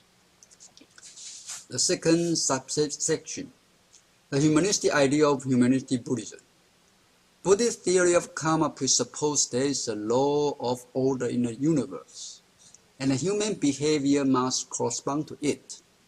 So while a virtuous person cultivates within, he has no fear from the outside. Hence, Tzu Chi focuses on moral practice, which can be said to be a spiritual interpretation of disasters. The correspondence between human deeds and nature implies a certain correspondence between humans and animals. There's a Chinese saying, if you want to know why there are killings and wars in the world, listen to the sound of slaughter in the middle of night. The killing and war between people can be assumed from the way people treat animals. The implementation of vegetarianism in this way can reveal the universal meaning of human nature. So that not only Tzu Chi nor Buddhism, anyone who seeks sustainable development in the future of mankind can move towards a simple vegetarian life, which highlights the characteristics of Oriental humanistic thinking. So according to the basic concept of humanistic Buddhism, first become a person, and then talk about whether being a religious believer or Buddhist. Now, humanistic Buddhism inherited by Tzu Chi is even more up to the spirit of Mahayana Bodhisattva. Protecting life also includes the care of suffering, the cultivation of compassion, the pursuit of spiritual life, and ultimately the realization of liberation. From the point of view of Mahayana Buddhism, a bodhisattva cares about the suffering of all sentient beings. They can feel and be felt. So animals can be classified as the objects of human compassion. That is, human beings are moral agents who can practice moral goodness and virtue, But animals are moral patients. They will express our morality. The reason why humans are different from animals lies in our noble behavior choice. The statement that being a human being is precious is because of these altruistic deeds. In brief, Tzu Chi's vegan movement may appear to be a religious ideal on the surface, but there is a strong ideal of humanism behind it. Vegetarianism founded on humanism may be regarded as the progress and development of mankind towards the future, symbolizing the advancement of human civilization. Now is the last section, the conclusion. Taking this opportunity of pandemic to transform human mind has become the focus of Tzu Chi's Buddhist education in recent years, including life education, moral education, and ecological environment education. The education implies that if people are not aware of the lesson, the plague will not stop. So the reduction and cessation of the pandemic will lie in our cultivation of compassion and pure mind, and etc. Therefore, from the perspective of humanistic Buddhism, to talk about the Buddhist teaching in the pandemic era, the first priority is self-awareness in order to resonate with good karma. It can be seen that as far as Tzu Chi vegan movement is concerned, the relationship between pandemic prevention and mental cultivation through vegetarian diet is mainly based on the simple Buddhist theory of karma, which regards the proliferation of pandemic as the manifestation of negative karma, and thus the end of pandemic depends on karmic transformation.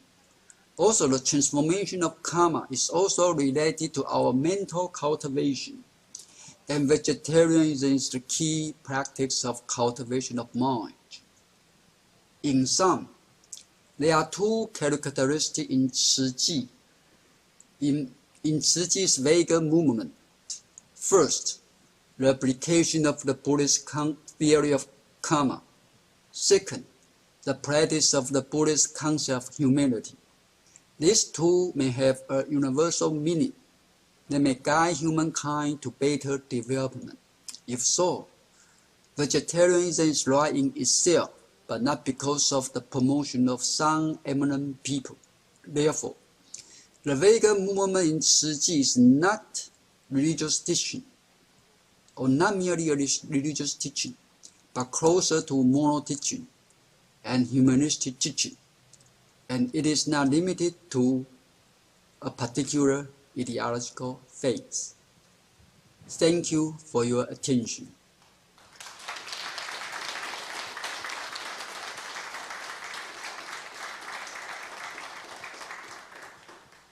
예, 발표 감사드립니다. 지금 교수님께서 Thank you very much. Professor Chien-Te is joining us online via Zoom, so we are going to conduct our Q&A session via Zoom.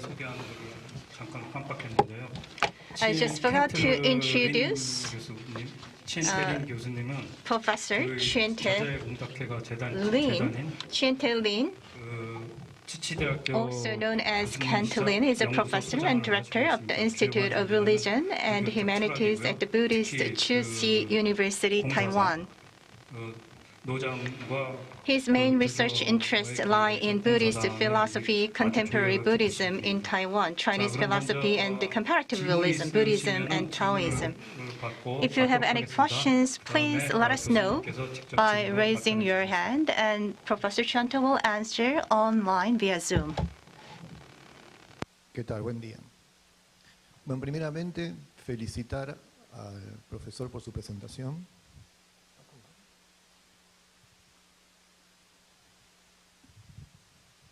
Thank you, Professor, for your exposition. 예, 설명 감사드립니다. Primeramente quería saber qué puntos en común tiene la práctica de Hanmaeum con la práctica del veganismo. And I want to thank you. Which common grounds do we have with your Chiji vegan movement and the practice of Hanmaeum Juingong? 예, 치지 재단의 채식 운동과 한마음 주인공 수행에 있어서 많은 공통점이 있다라는 생각이 들어 반갑습니다. And which are these common grounds? Can you tell us some points about that? 이 둘 사이의 공통점에 대해서 조금 설명을 해주시겠습니까? Pardon, you said a common ground for vegetarian movement, right? Yes, and the practice of Hanmaeum Juingong. 그러니까 질문이 한마음 주인공 수행과 치지의 채식주의 운동 간에 있어서의 공통점을 설명해 달라는 것이죠. Yeah, I think this is, as I mentioned in my article, it's very natural. As a human being, we don't have the privilege to dominate animals' life. And I think this idea is corresponding to nowadays the consideration of animal welfare or animal right. I think this idea is very, I think Buddhist point of view, especially Chiji Buddhism, is close to nowadays the promotion of animal right or animal welfare. There are some similarity between these two sides. 예, 제 논문에서도 밝힌 바 있지만 사람이라고 하는 존재는 동물에 대해서 지배할 수 있는 그러한 특권이 있는 것이 아니라고 생각이 됩니다. 그래서 최근에는 이러한 개념들이 불교에만 있는 것이 아니고요. 동물 복지, 동물 권리라는 개념으로 해서 실제 많은 사람들이 이 이야기를 하고 있습니다. 그래서 불교의 치지 재단의 이러한 채식 운동 역시 어떻게 보자면은 현대에서 얘기하고 있는 동물 복지, 동물 권리와 관련이 있고 이러한 점에서 많은 유사점이 있다고 생각합니다. ¿Puedo hacer otra? Can I ask you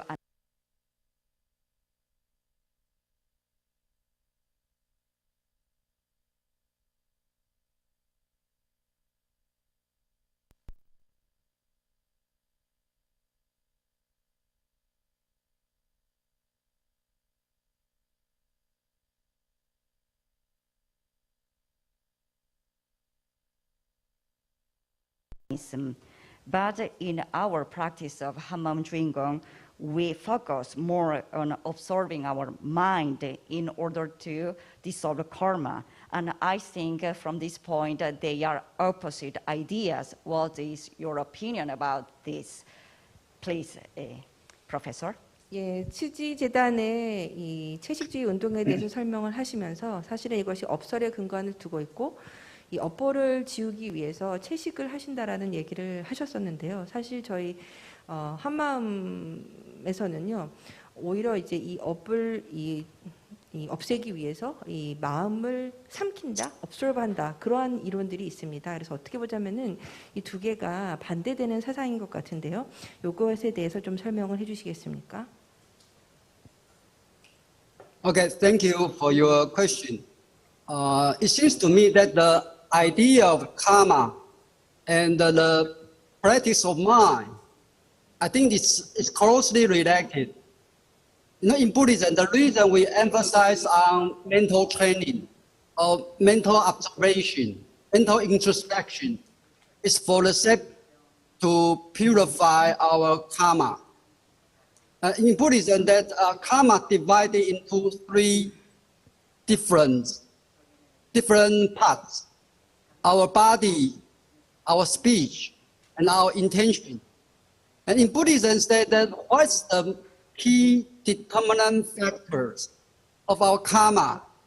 It is our mind, our consciousness and intention, but not our body.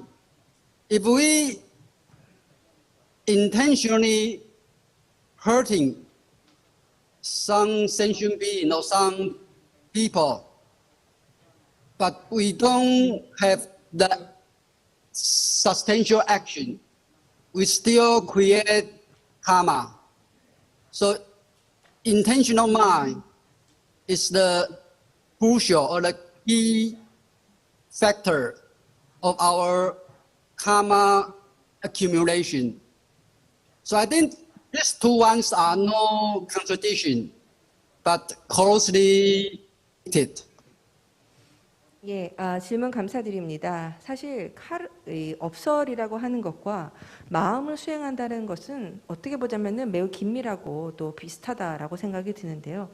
사실 이제 불교 같은 경우에는 보시게 되면은 특히 이 정신에 대한 훈련, 정신 수행, 그리고 어떤 내적인 성찰 이런 것들을 굉장히 중요시하고 있고, 이러한 정신 수양을 통해서 우리가 업을 달래고 깨끗하게 할 수 있다라고 얘기를 합니다. 근데 특히 불교의 업설에서는 업이라는 것이 인간의 세 부분과 관련이 있다라고 얘기를 하는데요. 바로 신체와 말 그리고 의도입니다. 그래서 이 세 가지가 이제 업을 쌓게 되는데, 특히 여기에 있어서 중요한 것이 바로 사람의 의식, 의도 혹은 생각이 있지 신체가 아니다라고 얘기를 합니다. 그래서 우리가 누군가를 해친다라고 할 때 마음속으로만 생각을 하고 실제로 행동을 하지 않더라도 그 생각만으로 카르마가 발생하는 것이다 라고 하고 있기 때문에, 결국에는 내적인 이 생각과 마음이라고 하는 것이 이 업이 쌓이는 데 있어서 큰 중요한 관건적인 역할을 한다라고 할 수가 있고, 이러한 점에서 보면 사실 이 업설과 마음 수양 사이에 있어서는 이게 반대되는 것이 아니라 비슷한 것이다, 긴밀하게 연관되는 것이다라고 생각합니다. Muchas gracias, profesor. Thank you very much. Thank you. 예, 감사합니다.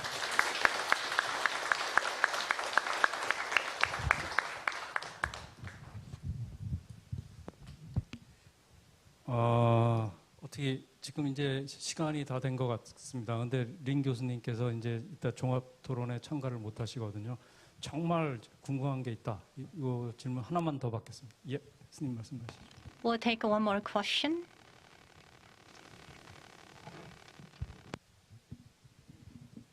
혜순입니다. 발표 잘 들었습니다.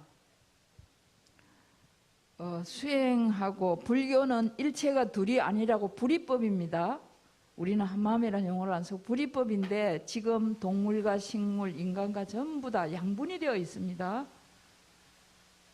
불이법 차원에서 만약에 단백질 섭취를 위해서 그걸 먹어줌으로 해서 의식 속에서 인간이 수행적인 차원에서 의식을 높여서 인도한 생활할 수 있는 그런 수행적인 차원에서 그런 가르침을 주신다면 거기에 대해서 어떻게 생각하시는지요? So I really enjoyed your presentation. In the Buddhist practice, we pursue the non-duality principle, which means that the animals, plants, and human beings, we are all connected and interconnected for the existence. And in this sense, if we could take in the poutine and cultivate our mind to have to become a better being in the next life, what do you think about this kind of teaching? What's your take on this? You mean that I think to be a vegetarian is not merely for our own concern. It's not only for our future life, but for sentient beings themselves. And I think because life is suffering, and all suffering in this world is the main consideration of Buddhism. And so we can ask one question: why we can eat plants? Plants and animals both are living beings, but plants, we could say that they have no consciousness. And because suffering is the key concern of Buddhism, and so the plants, they have no obvious feelings of suffering. So we can eat animals, you can eat plants rather than animals. So I think suffering would be the key point. And I think it's good for, it's true that it's interdependent. The destiny of human beings and animals and the whole environment are interconnected as the theme of this conference. So I fully agree the master you just suggested. 예, 사실상 이 채식을 한다라고 하는 것은 우리 자신을 위해서만이 아니고 또한 어떤 환생이나 내세를 위한 것만이 아니고 사실은 모든 그 지각 있는 생명체, 중생을 위해서도 채식이 필요하다라고 생각이 듭니다. 특별히 이 채식에 있어서 특히 불교에서 가르치는 중요한 가르침 중에 하나가 바로 고통에 대한 부분입니다. 그래서 왜 우리가 식물은 먹어도 되는가? 식물도 어떤 하나의 생명체인데 왜 식물은 먹어도 되고 동물은 먹으면 안 되는가? 왜 식육만 금해야 하는가라고 할 때 사실 식물이라는 것은 지각이 있는 생명체는 아니기 때문에 불교에서 얘기하는 이 고통이라는 관점에서 봤을 때 이제 식물은 어떤 자각이 되지 않기 때문에 이제 식물은 먹어도 되고 대신에 식육을 금하라라고 이야기를 하고 있습니다. 그래서 구분을 하는 것은 고통이라고 하는 것이 있느냐 없느냐라고 생각이 들고요. 그리고 또한 스님께서 말씀을 하셨다시피 사실은 이 불이법에 대해서 저희도 전적으로 동의를 합니다. 결국 우리 모두는 다 상호 연결되어 있는 것이고 공존하는 존재이고 사람과 동물과 우리 주변 환경의 궁극적인 그 목적지는 다 이제 동일하다라는 부분에 대해서는 저도 전적으로 공감하고 있습니다. 네, 감사합니다. 저희 마지막으로 질문 하나만 더 받겠는데 혹시 저기 We'll take one last question. Is there any question from Hanmaeum Science Institute? 네, 박 교수님 질문.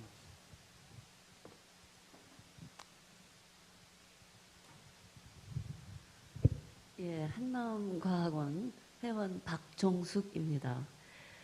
제가 얼마 전에 사실 그 자제공덕회 유튜브를 통해서 정연 그 마스터의 법문을 접했는데 그 팬데믹 시대의 그 위대한 교육에 대해서 말씀하시는데 굉장히 힘이 있으셨고 감동을 깊이 받았습니다.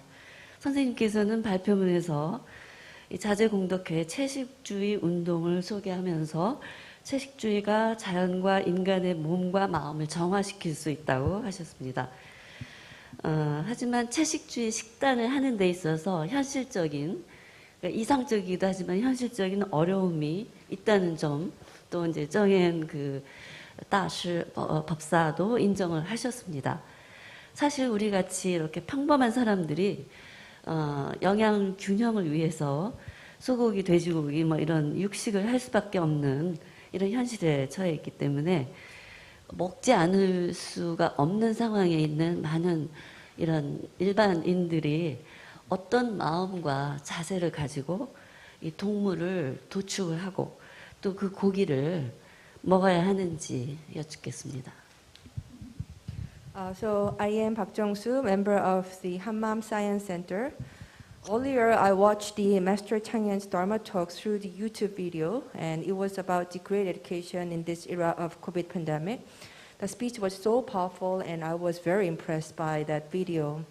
While talking about the vegan and vegetarianism that the Tzu Chi Foundation pursues, you said that the vegetarian diet is needed to purify the mind and body of human beings as well as the nature. However, I think Master Chien-Te also acknowledged that there are a lot of practical challenges for lay people like me to practice vegetarian diet. Because for the nutrition balance, we have to take the meat, such as the beef or the pork. And also there are many situations that we cannot really avoid the consumption of the meat. So in these situations, for the general devotees, for lay people, what kind of attitude should they have when slaughtering animals and consuming and eating animals? Yeah, I think now our side scientific technology is highly developed, and those nutrition from animals, from animal protein, could be replaced. So being vegetarians, we have to be a smart vegetarian. We have to eat cautiously. Doesn't imply we have to sacrifice our nutrition. Now our master is 87 years old, 85 years old, and he has been a vegetarian for a long, long time. And I think many vegetarians eat without meat, but very healthy. On the contrary, there are many sicknesses because of improper eating, too much meat. So I think that we have to try to keep a balance. To be a vegetarian doesn't imply that we will eat without the concern of nutrition. I think that would be a good way to be a very healthy vegetarian. 예, 답변을 드리자면 사실 요즘 과학이 굉장히 발전을 해서 꼭 동물성 단백질을 먹지 않더라도 얼마나든지 다양한 대치품으로 단백질을 섭취하고 영양 균형을 맞출 수 있다라고 생각합니다. 즉 채식주의자가 된다라는 것이 요즘에는 굉장히 스마트한 채식주의를 한다라는 의미가 될 수가 있겠고 결국에는 이것이 이제 함부로 먹는 이러한 것이 아닌 절제된 식생활을 하는 것과 관련이 있습니다. 실제로 저희 스님 같은 경우에도 85세이고 정말 오랫동안 채식을 해오셨는데 지금도 매우 건강하십니다. 그렇기 때문에 채식을 한다라는 것은 고기를 안 먹는다는 뜻이긴 하지만 그러나 이제 매우 건강한 삶을 유지할 수 있습니다. 반면에 인류가 겪고 있는 많은 질병들을 보시면은요, 이게 이제 잘못된 식습관, 특히 고기를 너무 많이 먹어서 오히려 질병을 겪는 경우가 많습니다. 그렇기 때문에 채식을 한다라고 하는 것이 영양 불균형이 깨지고 영양을 고려하지 않고 먹는다라는 것이 아니라 보다 현명한 대안으로 건강하게 오히려 살 수 있는 그러한 좋은 방법이라고 생각이 듭니다. 예, 아주 답변 잘 들었고요. 사실 저도 기본적으로는 채식주의자입니다. 그런데 이게 그러니까 채식주의를 하는 데 있어서의 어떤 그런 영양 불균형의 문제들이 없지는 않은데 잘 해야 될 것 같다고 생각하고요. 일단 답변 충분히 만족스럽고요. 다음에 기회가 있다면 조금 더 사실은 이런 부분에 대해서 의견을 나눌 수 있었으면 좋겠습니다. 감사합니다. So thank you very much for your answer. I myself actually practice the vegetarian diet. And as you said, I think that we have to be a smart vegetarian to have a balanced nutrition. And I hope that next time we could have more in-depth discussion on this topic. Thank you.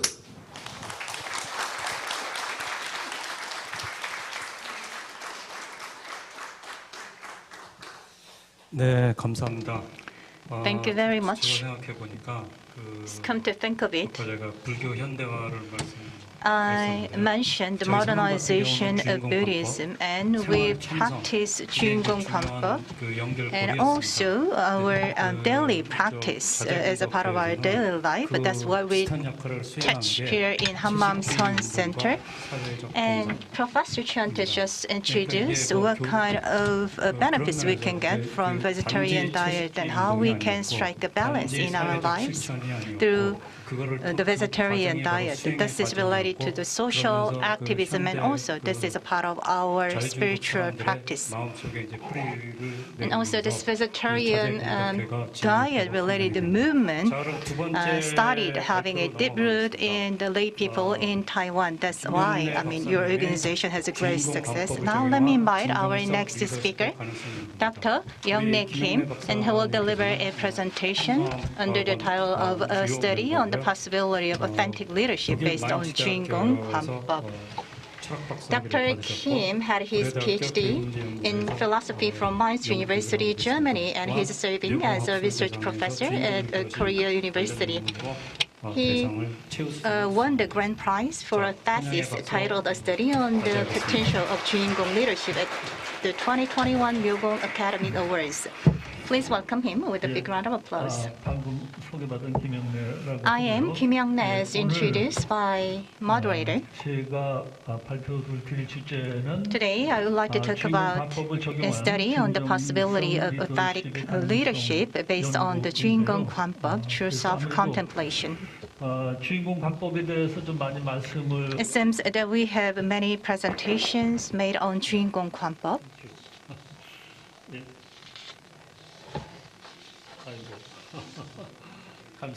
Thank you. Thank you for your cooperation, and thank you for having me. So it seems that we have a lot of presentations made on Juingong Gwan-beop by previous speakers and presenters, and they were really insightful presentations that gave us implications and insight about Juingong Gwan-beop, and actually it made my job easier in explaining Juingong Gwan-beop. It seems that I have some difficulties in clicking or moving my slides. So let me brief you on the purpose of my research first. My research first examines the background of the new spotlight on authentic leadership in Western society, centering around the U.S. and Canada, particularly the authentic leadership, which is actively introduced in business sites. And this authentic leadership refers to a leadership that is based on the leader's discovery of the true self and the life in harmony, and that is also related to what Sun Master Daehaeng taught us. So if we apply Sun Master Daehaeng's teachings to this concept of authentic leadership,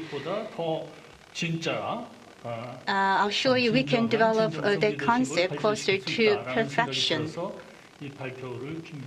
So that's why I just came up with this research and today's presentation. So Master Daehaeng's Juingong Gwan-beop can provide a solution to further perfect this Western concept of authentic leadership.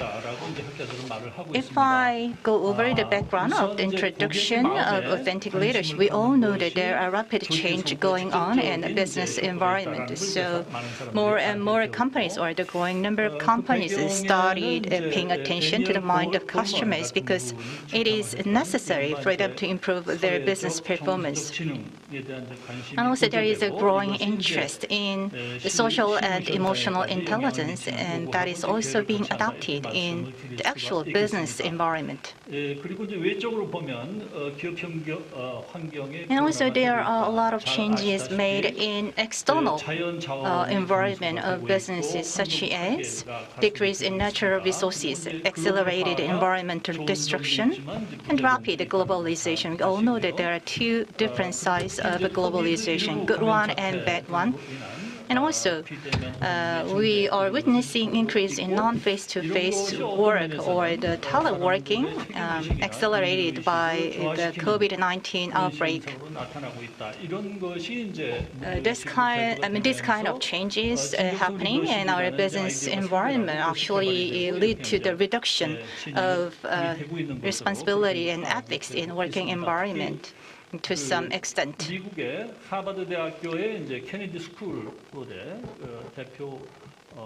And there is a very prominent professor at Harvard School of Harvard Kennedy Business School of the U.S. and his name is Bill George, and he published a book in 2013 titled "True North: Discover Your Authentic Leadership." And also Oprah Winfrey, who is a well-known show host, invited Bill Jones to her show and had an in-depth discussion on this concept of authentic leadership. That's why the concept of authentic leadership gained popularity and known to the general public.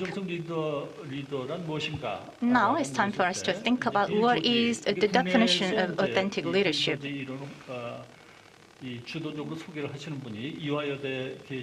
We have Professor Yoon Jong-gu from Ewha Women's University who actually translated the book of Bill Joji and explained the concept of authentic leader to the Korean people.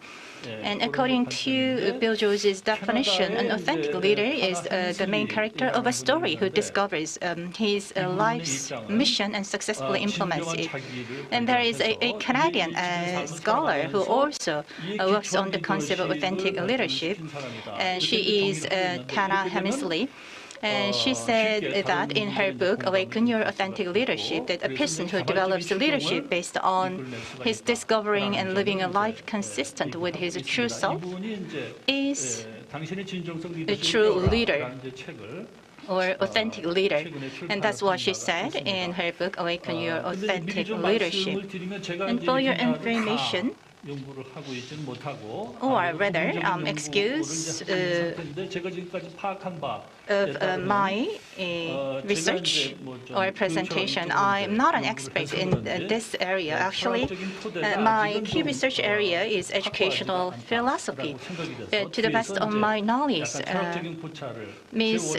Tana Hemisley's the concept of authentic leadership has a weak philosophical basis for the concept of authenticity. And I would like to go over the details of why I think her concept of authentic leadership lacks philosophical basis. And before that, I would talk about the development of authentic leadership suggested by Hemisley.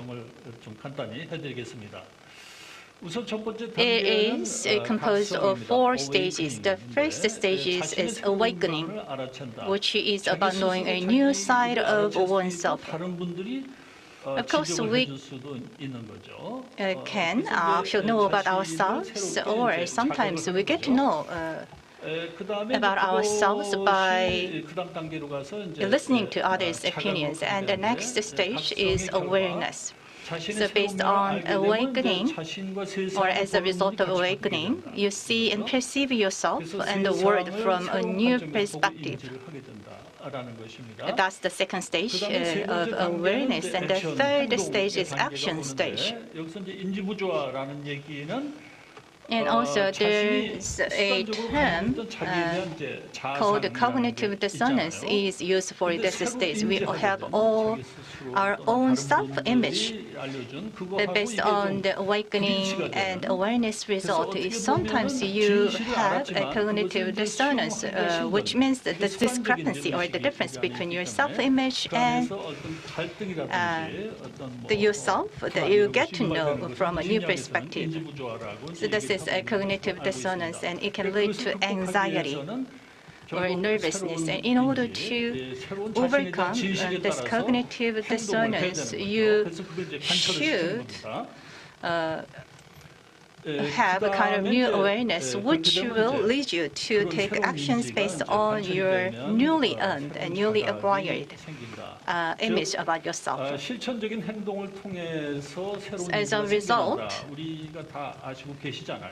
we have the authenticity as a result of those 4 different stages. The first one is, as I mentioned before, awakening. So you get to know a new side of yourself, and then the awareness stage. As a result of awakening, you see and perceive yourself and the world from a new perspective, and then there comes action, and action leads to new awareness. That's the development of authentic leadership model, suggested by Hemisley. And also there are some other philosophical considerations made on the concept of authenticity, made by Rousseau, Freud, Jung, and Heidegger. So when it comes to the root Buso's definition, the authenticity is a state of life faithful to one's own pure feelings. That's what Buso said. And according to Freud, Freud is well known for the development of concept of unconsciousness. So according to his definition, the authenticity is a state of life in which the conscious and the unconscious are in harmony by inputting what the conscious wants into the unconscious. So that's how Freud defines authenticity. And also there is another philosopher, Jung, who actually was influenced by Freud. Jung distinguished the ego from a self. So the ego orients toward the self, which is the axis of all self-existence. So self is a fundamental nature of one's existence. So Jung's definition of authenticity is quite similar with that of Freud. So according to Jung, ego orients toward the self, which is the axis of all self-existence. And that's what the authenticity means. Let me take an example of Heidegger as another philosophical consideration on the concept of authenticity. As a being in the world, the non-original self decides to live in harmony with its fundamental originality. And a being in the world is in the Sinn in German. So it means that we or our existence are immersed in the external world. However, the non-original self decides to live in harmony with its fundamental originality.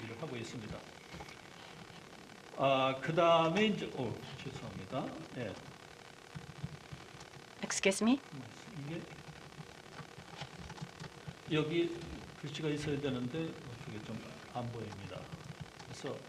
There should be contents right next to some Master Daehaeng's picture, but it seems that I do not have the right slide for my presentation. So there have been a lot of presentations made on the teachings of Sun Master Daehaeng, and as we all know, Sun Master Daehaeng is the best innovative leader who recreated the Korean Buddhism tradition for modern society. That's exactly what I was about to say in this slide, but it seems that I got the wrong slide.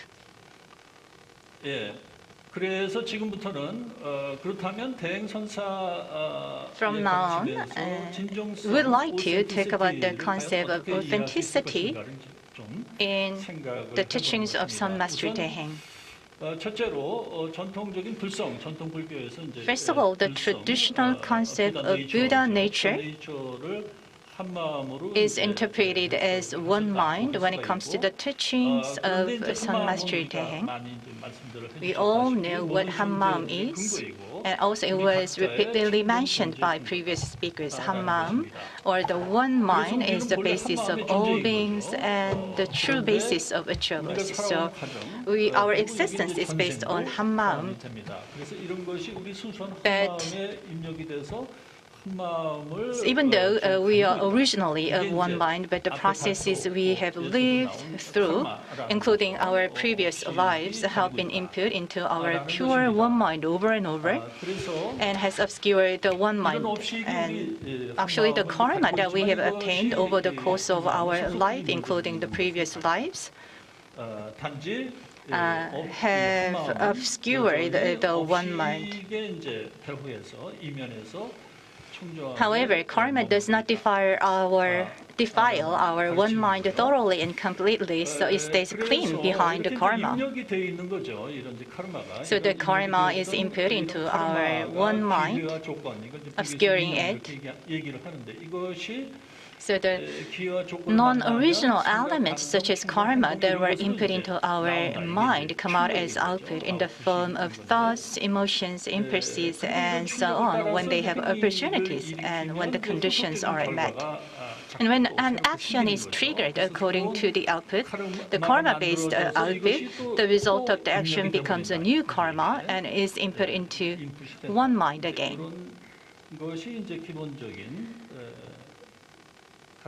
That's what Sun Master Daehaeng taught us. 그런데 이제 그래서 이것이 출력된 것을 이제 다시 되돌려 놓아야.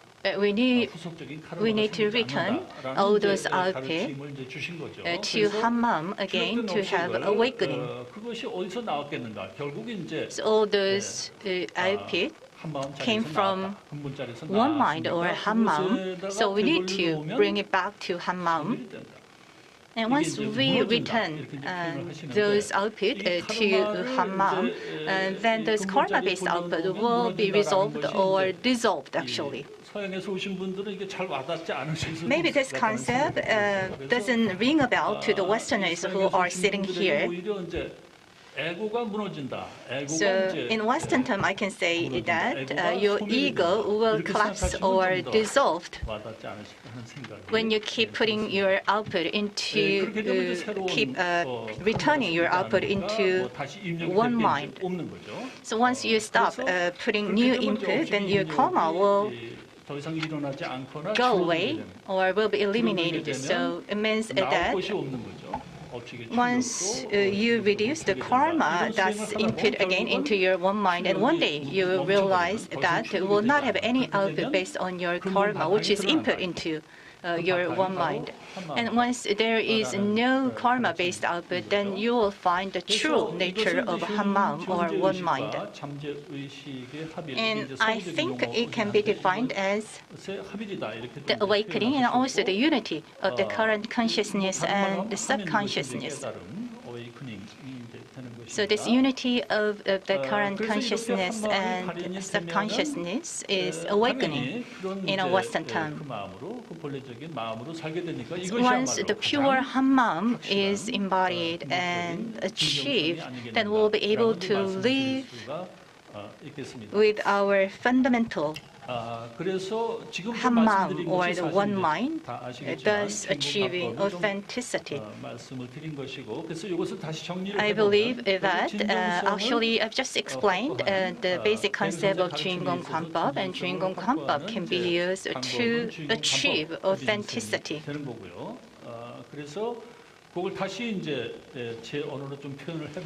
I would like to rephrase this Juingong Gwan-beop in my turn. So all the things that come to the phenomenal ego is input into one mind, and such kind of input comes out as an output when there are opportunities and when there are conditions met. And those outputs should be returned to or put back into Hanmaeum, and we need to keep observing. And I think that is the key point about Juingong Gwan-beop to the best understanding of mind. So Sun Master Daehaeng kept telling us that we need to entrust everything to Juingong, and also whenever we have something that we need or we want to have, we need to input that into our one mind, and also should believe in the fact that Juingong can do, and only the Juingong can do it. And then the answer will come from the within. If you continue to handle things and lead your life according to the will from the within, you will be connected with your inner self more and more and become more authentic. That's how I understand the Juingong Gwan-beop. However, there's one thing that we should be very careful. The inner sound may be mixed with karma, so you need to put it back to Juingong. 왜냐하면 because 근본 주인공 자리에서만이 가장 온전하게 the correction and the supplementation can be made most completely only in the place where Juingong is. 그래서 이제 지금까지 드린 말씀 조금 정리를 해보면 So let me summarize what I have told you until now. 과연 무엇인가라고 Sun Master Daehaeng's concept of authenticity encompasses as well as radically transcends all related concepts, including Rousseau's emotional authenticity, Freud's unity of consciousness and unconsciousness, Jung's authenticity as the unit of ego and self, and Heidegger's concept of authenticity through existential unity of originality and non-original nature. So I believe that you will agree to my point that Sun Master Daehaeng's concept of authenticity encompasses all those related concepts as well as radically transcends them. And the concept of authenticity in the teaching of Sun Master Daehaeng goes beyond the individual level. That's another point which is quite important when it comes to the concept of authenticity taught by Sun Master Daehaeng. Authenticity is secured through the unity of the phenomenal self with the Juingong. And each of Juingong is none other than Buddha nature, that is one mind. So sometimes people confuse about the concept of Juingong, Hanmaeum, or one mind or Buddha nature. I believe that they are the same fundamentally. So the Juingong is Buddha nature, and also the Buddha nature is one mind.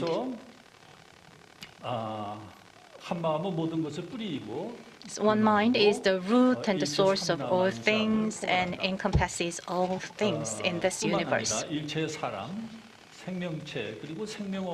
All people, living things, and even inanimate objects are interconnected within a Hanmaeum or one mind. And therefore, they can communicate with one another because, since they are based on one mind. And that's why we are able to communicate with all those living things and inanimate objects even. When united with one mind, it connects and communicates with all people, all living things, and inanimate objects in the place of one mind that encompasses everything, thus forming a genuine relationship with all things. This is related to mind communication concept. And if this kind of unity happens, then you can treat everyone with authenticity, and other people will also treat you with authenticity. And this is how we can realize authenticity in a non-dual way. So the key concept of Juingong leadership is mind-to-mind communication. And in order to achieve such mind-to-mind communication, you need to eliminate all karma-based thoughts. So if you can come up with a single thought when there is no karma-based thoughts, then you can achieve the state of mushim, or there is no karma-based thoughts. So once you achieve such kind of single thought without any karma-based thoughts, you can communicate with everything in the world, making them move, and there is nothing you cannot do. And that's how we should interpret what Sun Master Daehaeng taught us. And sometimes you think that this is a kind of state that we even cannot dream of achieving. But Sun Master Daehaeng told us that everyone can do that as long as we have a firm belief in Juingong. 것이 없고 더 이상 어떻게 뭐 But 할 we 방법이 all 없을 know 때 that while living this 그런데 하는 suffering 생각을 life, 내면 sometimes we just face unprecedented or unexpected 가르치셨습니다. difficulties. And actually, that is the time that we need to come up with a single thought without any karma-based thoughts. And also, there are many fellow practitioners who experienced it. And due to the time constraint, 우리가 생각할 수 있는 리더십은 it's regrettable that I cannot explain all those real experiences of practitioners. 하고 이제 연결이 되는 건데. Now let me talk about interconnected leadership. This Juingong concept is related to interconnected leadership. And the leader with interconnected leadership puts down the judgment and desires of the ego and leads oneself and others together through unconditional entrustment to Juingong. That's what Juingong leadership is, and also Juingong leadership is interconnected leadership at the same time. Interconnected leadership 이렇게 이제 이번에는 번역을 하고 있는데. Interconnected leadership is the translation that I came up with. And let me quote what Sun Master Daehaeng said about this interconnected leadership. Sun Master Daehaeng always emphasized that the leader of interconnected leadership sees people as they are, no matter how ugly or unbeautiful they appear, since they are not different from me. And in the endlessly repeated flow of life, there is no one who has not become my parents and my brother or my children. So embrace everything with love and compassion. So that's how we just come up with unconditional love and compassion for everything. And once we achieve such kind of awakening, then we don't even have to try to have this unconditional love and compassion. In the beginning of my presentation, I introduced the Hemingsley's leadership model, and it's kind of occurred for me to make comparison between Hemingsley's leadership model and the leadership concept that Sun Master Daehaeng taught us. But still, we can make a comparison to identify the similarities and the differences between these two concepts. Sun Master Daehaeng told us that we should believe in Hanmaeum and keep entrusting everything to Hanmaeum. And Hemingsley actually mentioned in her leadership model that the true self starts from the recognition of oneself. And it could be subjective. What I can tell you here is that the Hanmaeum, based on the Dharma Talks of Sun Master Daehaeng, actually the Hanmaeum is exceeding or going beyond individuals. Since this is an international conference, I just came up with the introduction of a concept of Hemingsley's leadership. But actually, we should understand that Hemingsley's leadership is not as comprehensive as the concept of Sun Master Daehaeng to be compared in the first place. And also, to the best of my knowledge, Hemingsley's leadership model has certain limitations because it just focuses on individuals.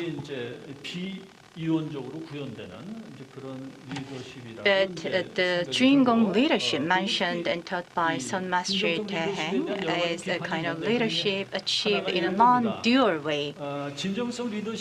And also, we all know that there is a fundamental criticism over the authentic leadership, is because when the leaders expose the way they actually are, and then it can expose the leader's weaknesses, and it will lead to the weakening of the loyalty of the leader's followers because of the exposed weaknesses of the leaders.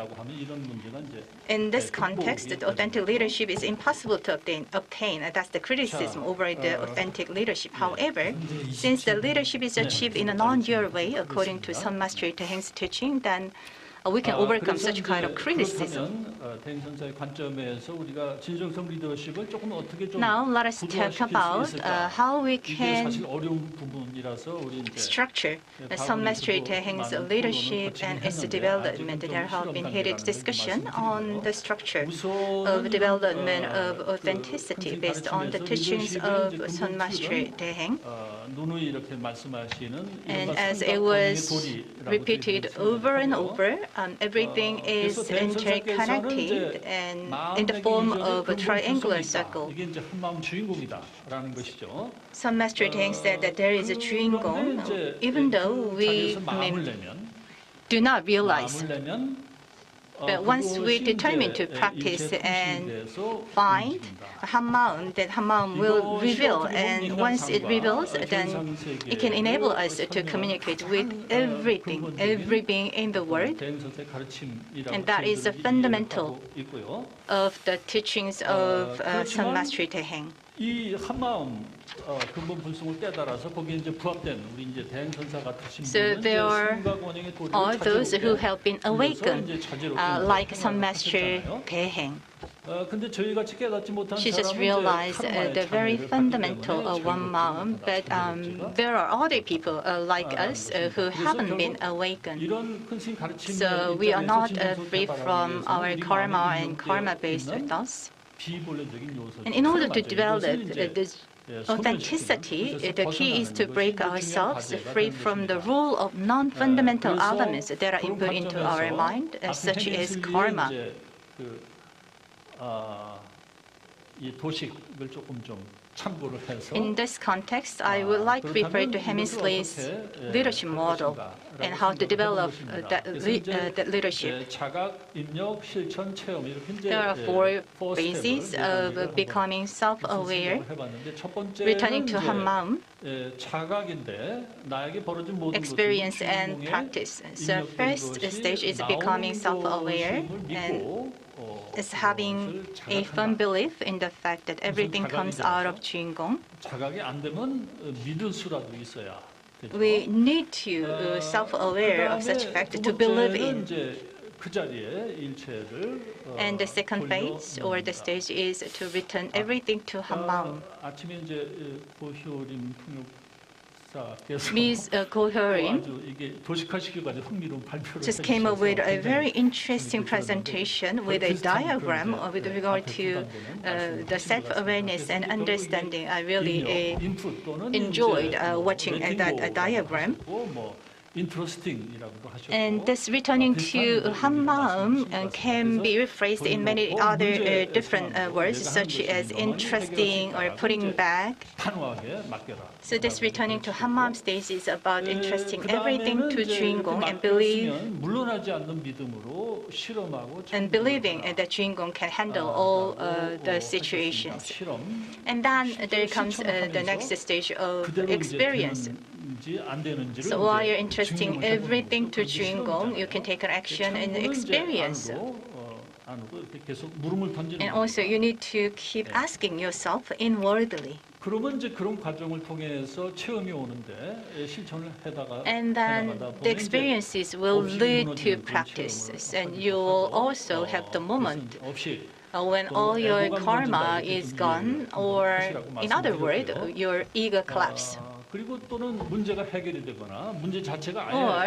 that will be also the moment and that you realize that your problem is not a real problem. Or sometimes the problem solves by itself.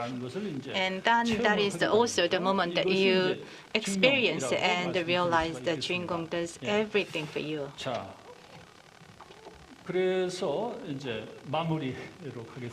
I would like to make a conclusion. It seems that I used up all the time which is allocated to me.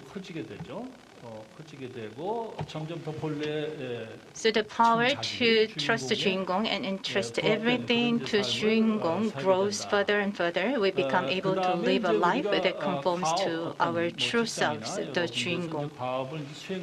And even when you have to mobilize others to perform a task, if you have faith and entrust everything to be done in the fundamental place of one mind, 맡기고 하라라고 이제 가르치셨죠. Then, 대행 선사는. 그래서 거기다가 이제 other people will 통시까지 move 되면 voluntarily through mind-to-mind communication. So here, the mind-to-mind communication is quite important to mobilize others on a voluntary basis. 훨씬 더 마음이 잘 통하고 잘 So you will 움직인다라는 just 것을 이제 find that when you open your mind and entrust everything to Juingong, that you will just find that other people will also move voluntarily 그렇기 때문에 to the direction that you desire. 이런 게 이제 따라오게 되잖아요. 그렇게 되면 And because there is neither authoritarian or the physical coercion nor coercive domination and submission, side effects such as resistance, anger, frustration, hurt,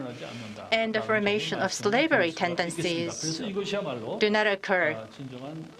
And that is the authentic, true, authentic leadership, or the authentic leadership in its most fundamental sense. And as it was mentioned by previous presenters, over and over, we are all connected and communicating in the fundamental one mind. Some Master Daehaeng directly demonstrated it through her deeds, and that's why I feel always grateful for the teaching of Son Master Daehaeng. And if we too believe in this principle and practice it in our daily lives, we will become able to do so gradually. So let us believe that we also can do it. And that's how I just came here in front of you and delivering my presentation. This concludes my presentation today. Thank you very much. 예, 발표 감사드립니다. Thank you. We have 9 minutes left before we wrap up session number 5. Before we get started with the Q&A session, Professor Chien-Te is still joining us via Zoom. So let us have his greeting before we get started with the Q&A session. Is he still joining us? No, actually, he got disconnected. So we'll move into Q&A session on Dr. Kim's presentation. Let me actually ask the question that we collected from YouTube channel. With all due respect, Son Master Daehaeng told us how to practice Gwan-beop. But actually, I believe that she didn't mention Gwan-beop specifically. Rather, she said that actually we can practice in whatever way we prefer. And also, she's just concerned about the possibility of misunderstanding or distortion of a specific concept or definition of a practice. So you just, my opinion, or the person who asked this question's opinion is that Son Master Daehaeng didn't specify the practice as Gwan-beop or name it the way it is. To the best of my recollection, Son Master Daehaeng mentioned the specific term or the name Gwan-beop. So it would be helpful if you refer to the book of Son Master Daehaeng.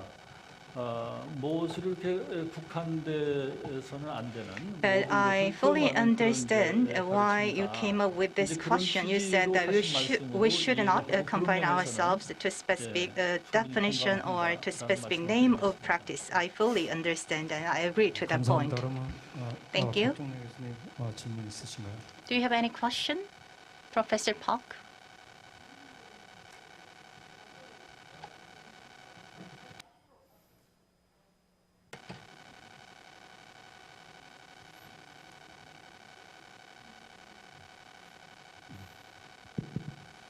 네, 김영래 박사님. 우선 Dr. Kim, 좋은 논문 발표해 주셔서 thank you very much for your informative presentation. I believe that the authentic leadership resonate to a great extent, particularly among the people in the business sector. And I believe that your research and study is quite meaningful in that you draw a connection between spiritual practice and the leadership model, which is quite popular and adopted in the business sector. But I just found that some part of your presentation is not quite clear to me. So let me make a few comments of those points that were not quite clear to me. I think many members of Hanmaeum Seon Center believe that what Seon Master Daehaeng taught us is not completely aligned with what's happening around us, particularly in the business sector or in our daily lives. And also the comparative study is required. But in order to achieve the comparative study, we need to have experts who have a pretty good understanding of both areas, the business area and the spiritual practice area. Only when we have such kind of experts, we can come up with in-depth study and can come up with some feasible conclusions. In this context, I believe that Dr. Kim's study on the possibility of authentic leadership based on Juingong and Gwan-beop is quite meaningful. However, I have a few concerns over the study on the possibility of authentic leadership based on Juingong Gwan-beop. You said that the awakening is the state where there is no karma-based thoughts and there is no karma-based input into one mind, and then one mind will reveal itself. And if it is explained that way, Hanmaeum is separated from the input. So I have a concern over your concept of awakening because according to your definition of awakening, Hanmaeum or one mind is a separate from where the input is made or the input itself. Let me make an analogy. We are gathering here having this session together, and there is a lighting here, and if we turn on the light, then the room will be dark. And also, if there is no microphone, we cannot hear anything, and we cannot actually deal with today's topic. So, according to this analogy, we cannot reveal or see one mind if we think the input or output are separate from one mind. They are all integrated into one, like the lighting and the microphone here in this conference room. And also, you just mentioned the concept of mind-to-mind communication. Mind-to-mind communication is a phenomenon, not a principle. So mind-to-mind communication is a process and phenomenon. And the driving force behind mind-to-mind communication is the five coexistence. And also, when it comes to the Buddhist scripture, the invisible world is the same with the visible world. So actually, we need to think about the all taking in and giving out happens in the same place of one mind.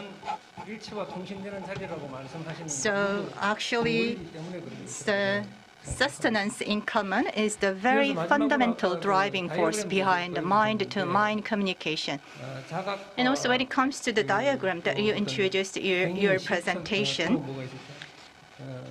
and according to the diagram, there are 4 stages. And one of those 4 stages is a practice. So the Juingong Gwan-beop is based on the sustenance in common. And I believe that the action and experience should be integrated into one. And the fourth phase should be returning to one mind. So Master Daehaeng made it clear that actually we need to feel grateful, and also we need to input our gratitude into one mind once we have the awakening and awareness. And that would be a complete or kind of wholesome cycle if we put that returning phase into the last or the fourth stage of your diagram. Please accept my comments. I have all due respect for your expertise, but still, those are the comments that I want to mention to you.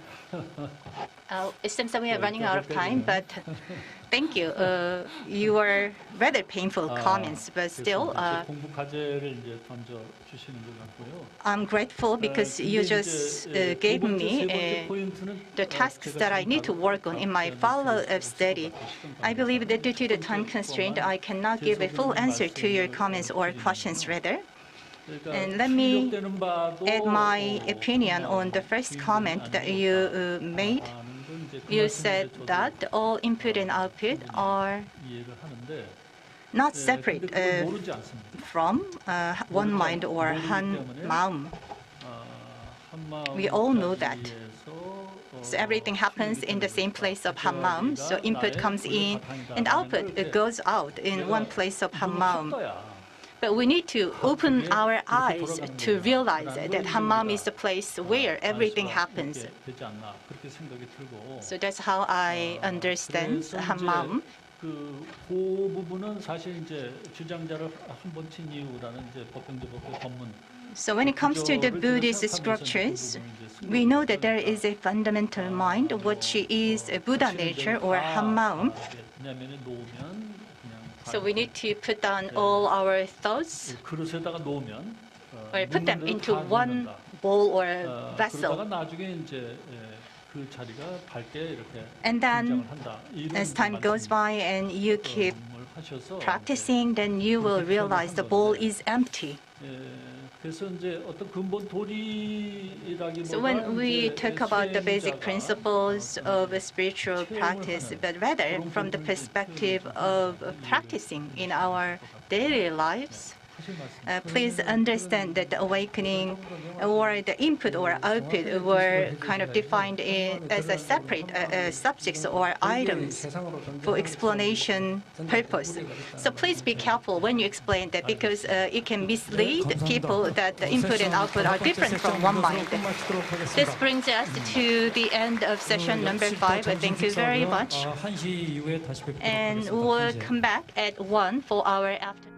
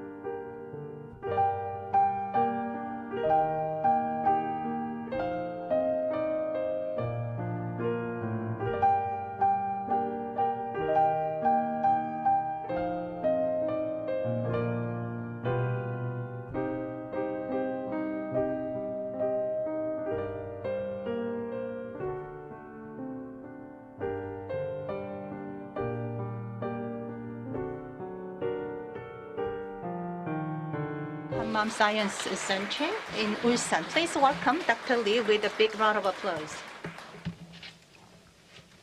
안녕하십니까. Good afternoon, ladies and gentlemen. 마지막 세션에 I'll be honored to be moderating the last session of this afternoon. And I am humbled by a great introduction made by our MC today. 이번 세션은 이 학술 대회 마지막 Session number 6 is the last session of our International Hanmaeum Science Conference, and this session will be a precious venue for us to talk about the teachings of Sun Master Daehaeng from the perspective of medicine. Session number 6 is going to deliver on the theme of mind, medicine, and health, and we have 3 presenters prepared for this session. We have 2 doctors from both Argentina and Korea. And also we have a doctor from Germany, and we also have a researcher working here in Korea. All of them are working in the field of medicine and also practicing Gwan-beop in a very rigorous way. Let me invite our first presenter without further ado, Dr. Ricardo Daniel Blanco.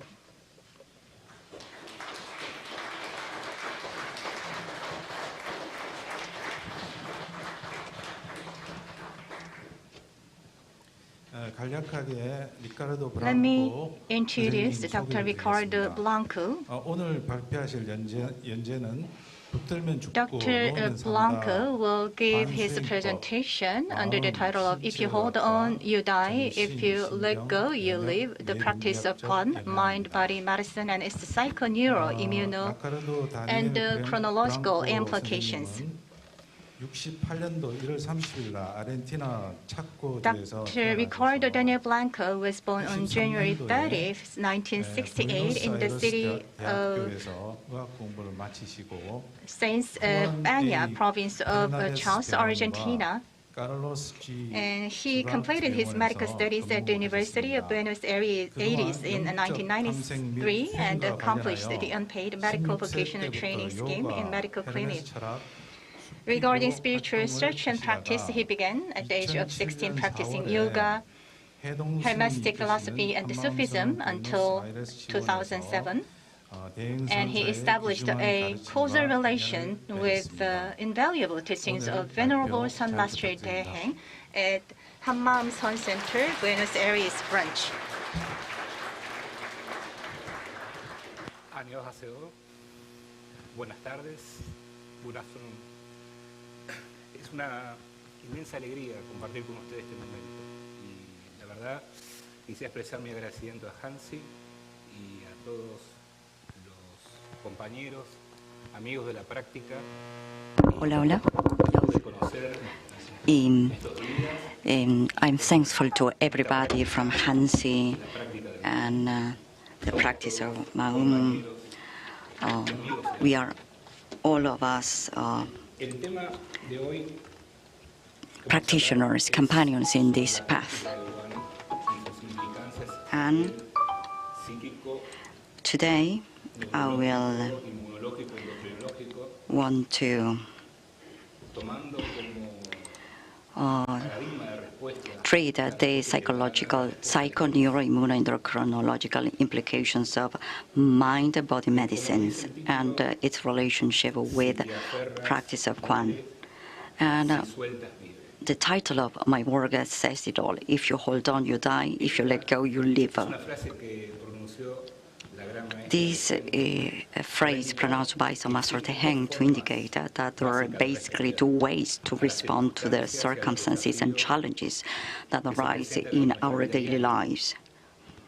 And both answers depends on the way we perceive and create thought. That is, the way we process information. In the first case, if you hold, it refers to a way of responding from a conditioned mental state of clinging, holding, and insecure attachment, in which a strong sense of duality and separation and differentiation between subject and object at the cognitive level stands out, and a backdrop of anxiety, greed, fear, and rejection on an affective and emotional level. This response model creates a stress or suffering in the mind-body system with negative repercussions at the psychic, neurological, immunological, endocrine, and epigenetic levels. In the second case, if you let go, it refers to a way of responding from a mental state in which everything is trusted and released to the fundamental mind, in which the dissolution of all kinds of dualities stands out, eliminating any sense of separation between subject and object, and on the emotional and affective level, a background of trust, gratitude, acceptance, joy, and compassion.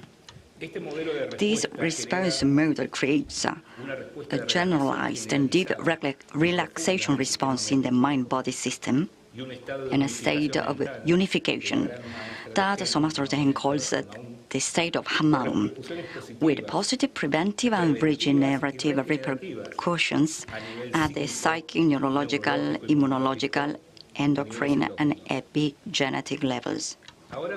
We will now briefly review some fundamental concepts about stress and how we see the all-integrated system, and a review about the different kinds of meditations and the cognitive elements involved, and what it is about the methodology of Gwan and its effects in our body and health. The stress syndrome, the syndrome of adaptation, as said by Hans Selye in the 1940s. He conducted experiments with animals and could identify 3 stages. The first one, alarm. The second one, resistance. The third, exhaustion.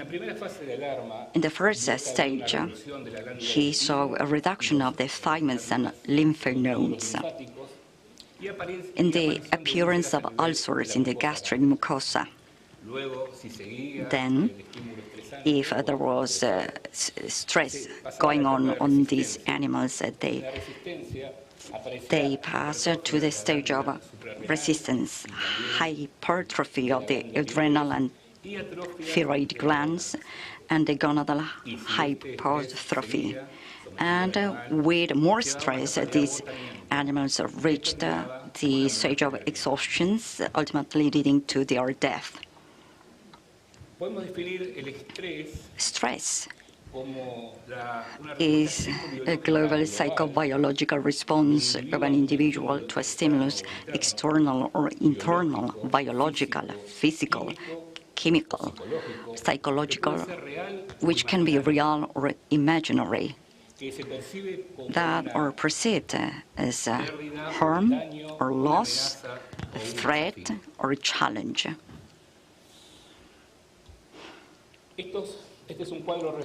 Here you have a chart when you can see that external requirements and internal requirements, and the resources that we have, external and internal. In our case, the cognitive resources, and those who are practitioners have, in face of conflicts, a certain response. The stress response is related to life itself. When it becomes pathological due to the intensity of the stress, we have this curve.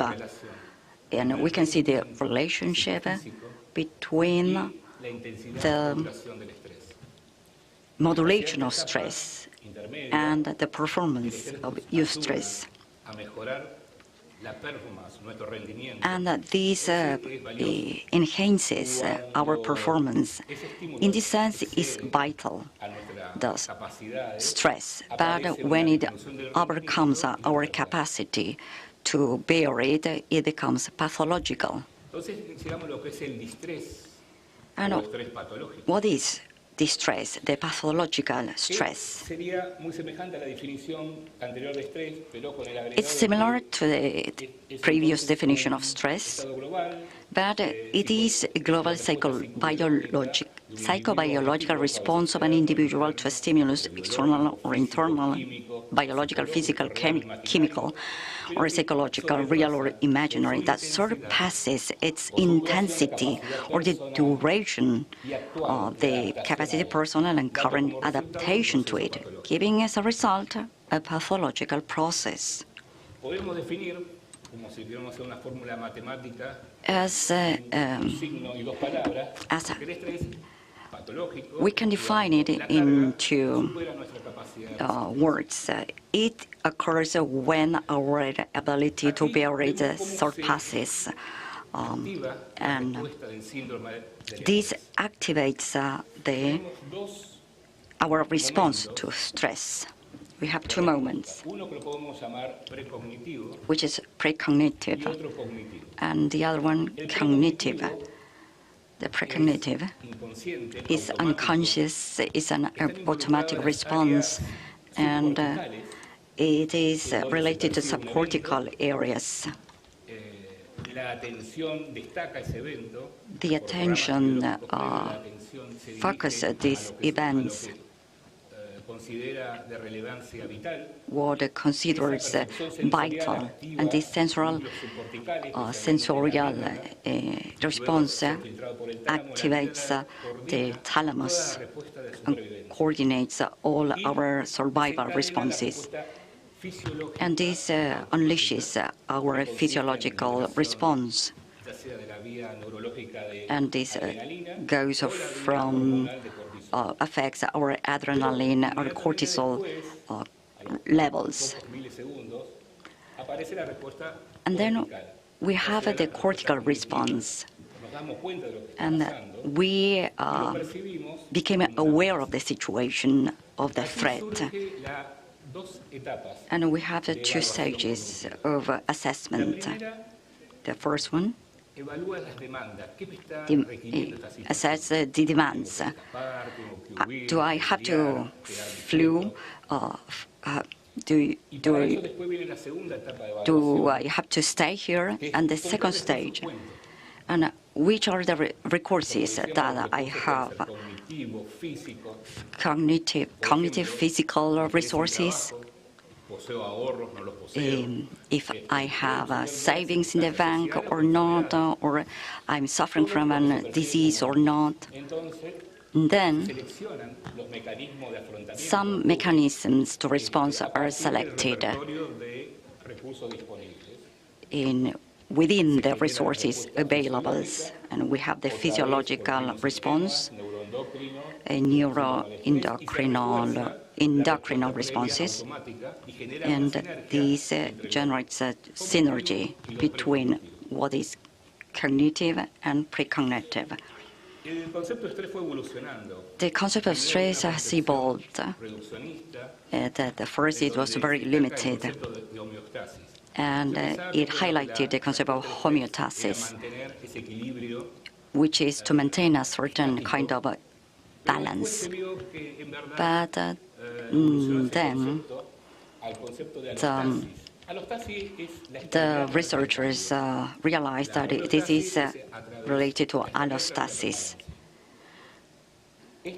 And this allows us to adapt and regulate our physiological systems and coordinates all our physiological responses and the responses to stress.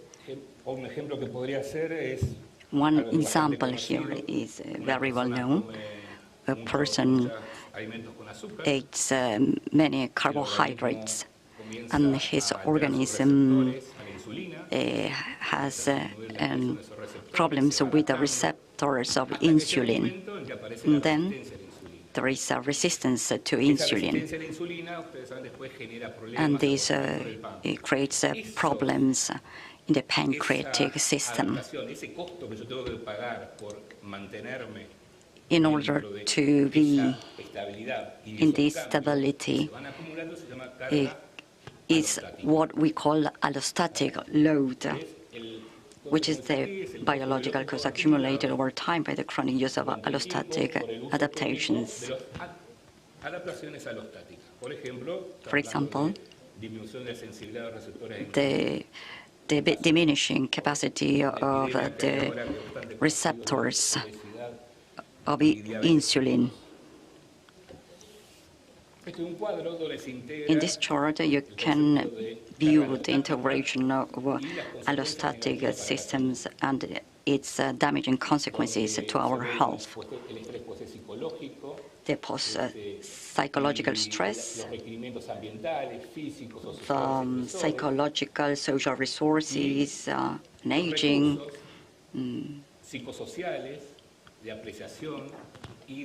and how we cope with all of this. It depends on our DNA in our genotype.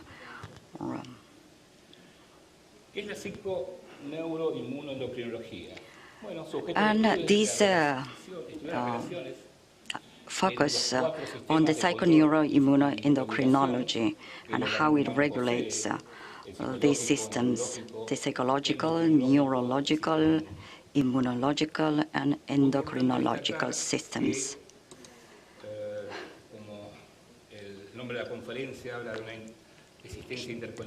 We have been talking about interconnected existence and the paradigm, and there are different views of the several responses, and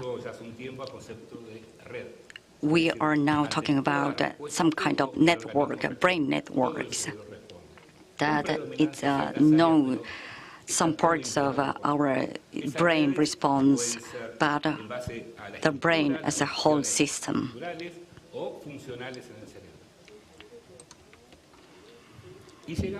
And then we go to the stage of integration and how we respond to stress.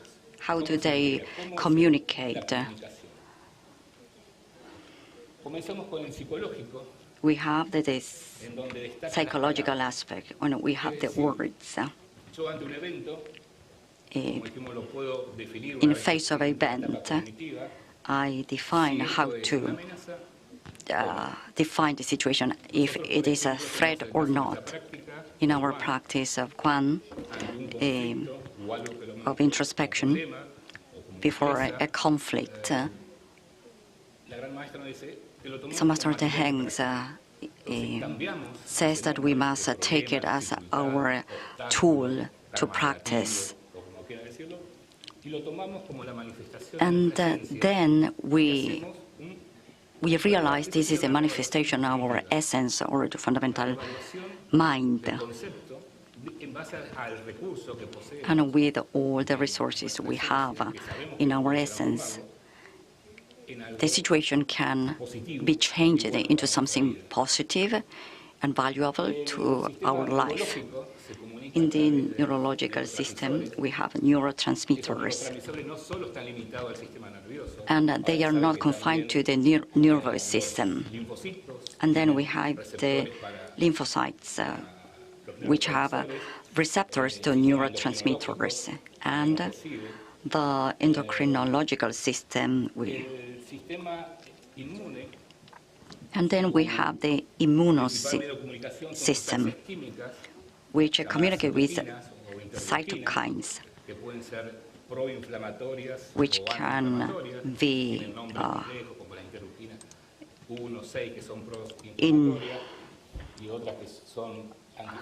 some can enhance inflammation and some can calm them. and it is related to the specific level of certain functions. And we have the hormones, which activates the hypothalamus, hypophysis, and adrenal system. And they provide the glucose to the brain,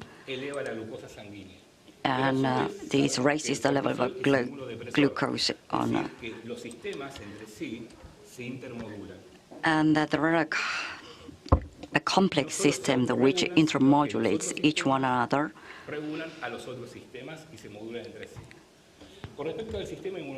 And about the immunological system, we can divide into responses: the specific response and the inspecific response.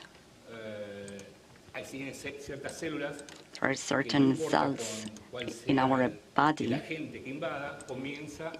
which responds the inflammation or the invasion, the monocytes, the neutrophils and macrophages, which responds specifically to all threat that invades the organism. And then we have the specific immunity provided by lymphocytes. And these produce an immunodepression.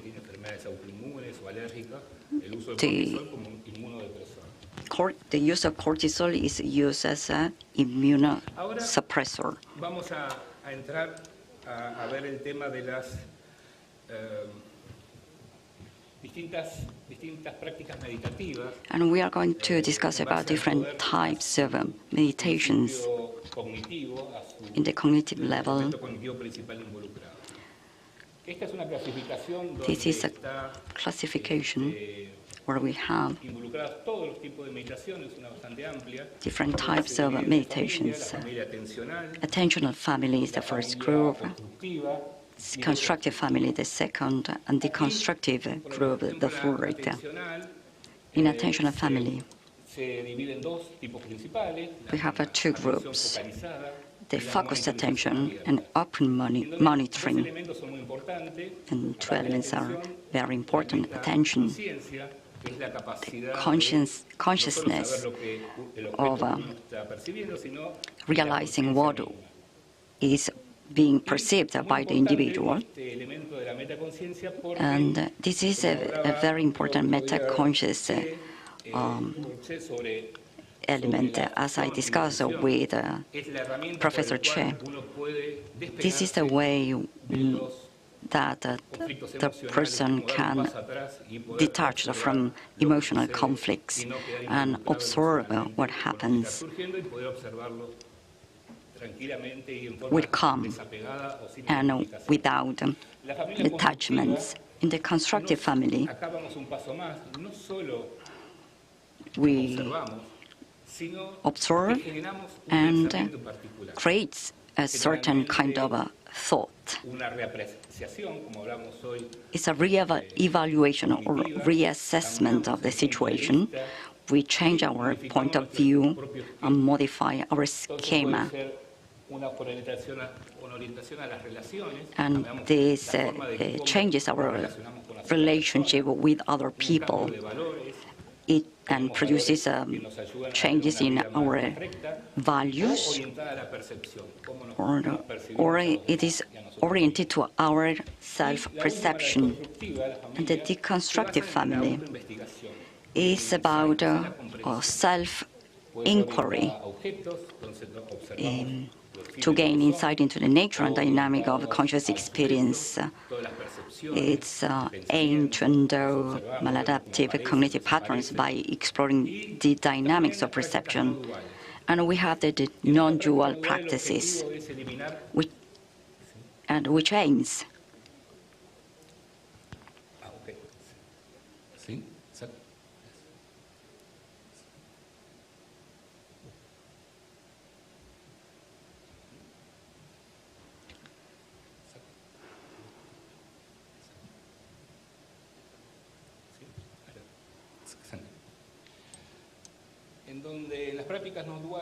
In non-dual practices with the self-inquiry,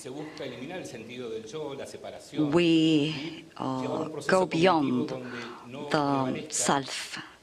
There is no separation between the individual and the object. And these are the brain areas involved in meditation. And the drawing provides a schematic representation of the main areas involved in the control and attention, in the regulation of the emotion and the cognition itself. Now, let's go to the practice of Gwan.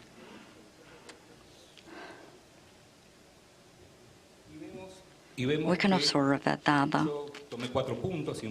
I chose 4 points of different parts of the practice. The first one, and fundamental, in my opinion, is faith or trust in our fundamental mind on Juingong, is letting go in Juingong every conflict that we face in our daily lives, and keep watching and observing the mind and the creation of Maum or thought.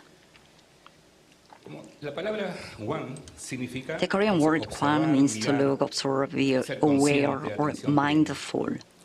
And Juingong refers to our fundamental mind, Buddha nature, the originally awakened condition of mind, or Maum. Juing means true owner or true doer.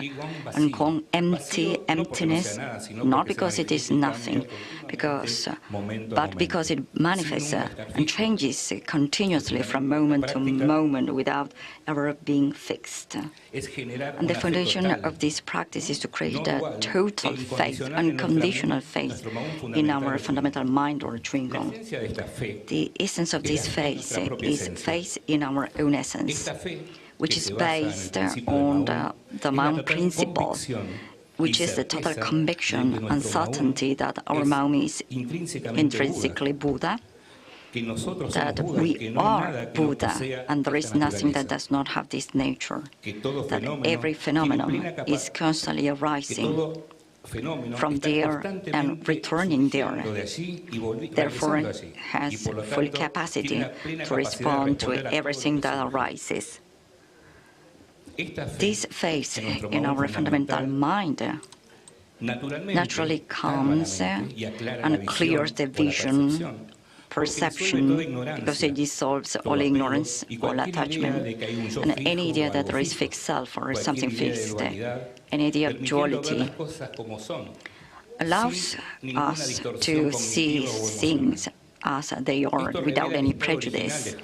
And this reveals the original state of Hanmaeum, where everything is connected and functions as one.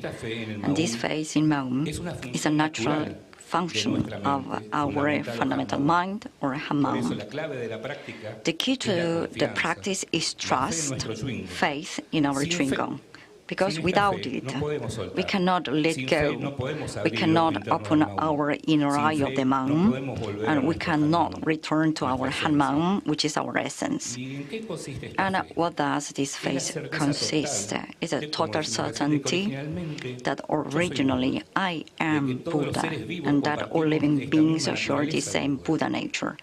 This is true faith because it is non-dual and non-regressive, because it is based on our unborn, ever-attained eternal reality. This non-dual faith is equivalent to directly realizing our original Maum. This true faith is a state of certainty or resolve that keeps us firmly rooted in practice. It is standing confidently, and this is the difference with our teachings, which remain only in the theoretical level.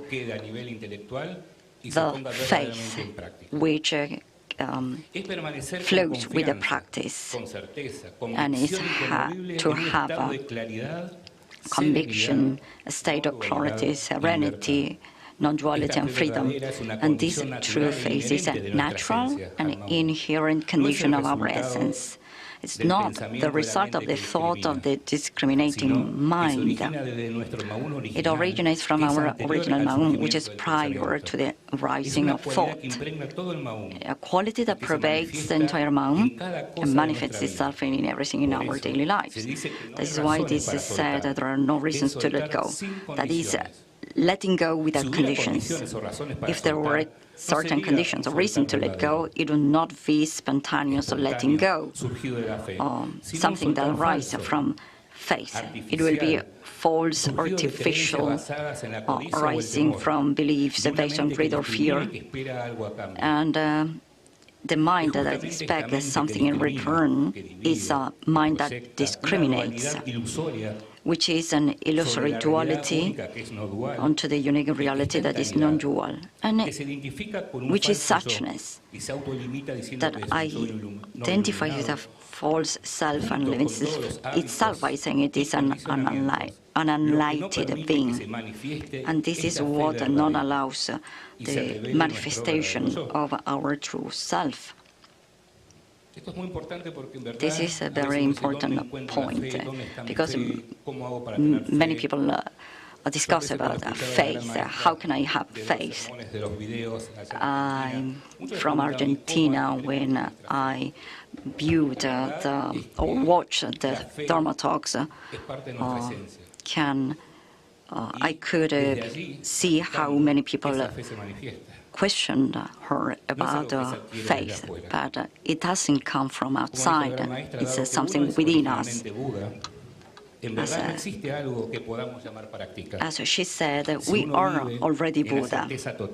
We have the certainty that, and if we know that we are inherently Buddha, that's all. There is nothing to gain, nothing to let go, and this is the non-dual faith.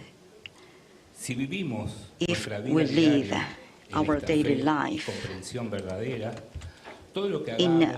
based on this faith, everything that we do becomes Dharma, because this is a true faith, which is non-dual, unshakable, and everything is in our original Maung. That there are different levels of faith, and depends on the level of practice. So there are different methods of practice. But everything resumes to letting go, returning all things within ourselves, and all the good things and the bad things, and to let go with gratitude, with trust. And we know that everything will get solved. And if it doesn't get solved, we will have to accept that there is a reason. But the fundament is to let go, return everything to our inner essence over and over again with our Maung to our Juingong. Although it is said that we have to let go within ourselves or return all things within ourselves, Juingong is neither outside nor inside. It's a combination of all things in the universe. And it existed before all these things. It is a true owner and maker that is empty. What is this empty where we let go? Is a place where all lives manifest and transform from moment to moment, and function, interconnected, and combine as one. The self is included there and is also empty. There is nothing that can be added or subtracted from the void. Everything works according to the principle of emptiness, and everything is manifesting from moment to moment, including oneself. Therefore, in life, inherently, everything is being letting go spontaneously, since this principle of emptiness is inherent to Hanmaeum. It's a natural freedom of our original Maung, or mind. And there is no such a thing as holding or letting go, because there is nothing that really exists, not even a self. Therefore, there is nothing to be freed from, or no self to be freed. Is to advance, as says by Zen Master Daehaeng, without taking our footprints with us. Or it is like to wanting to ride in the water.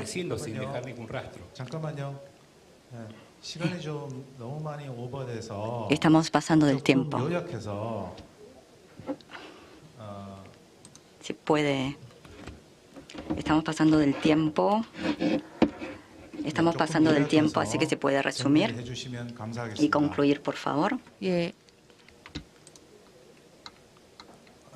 아니요. 지금 마치지 말고 요약을 조금 해서 좀 시간을 조금만 So 드릴게요. can you provide some summarized version, maybe then? Shortly, please. Yeah.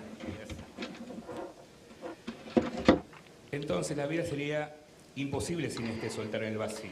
And life would be impossible without letting go. And if we detach from our thoughts, and we can understand this present principle in our life, it be all.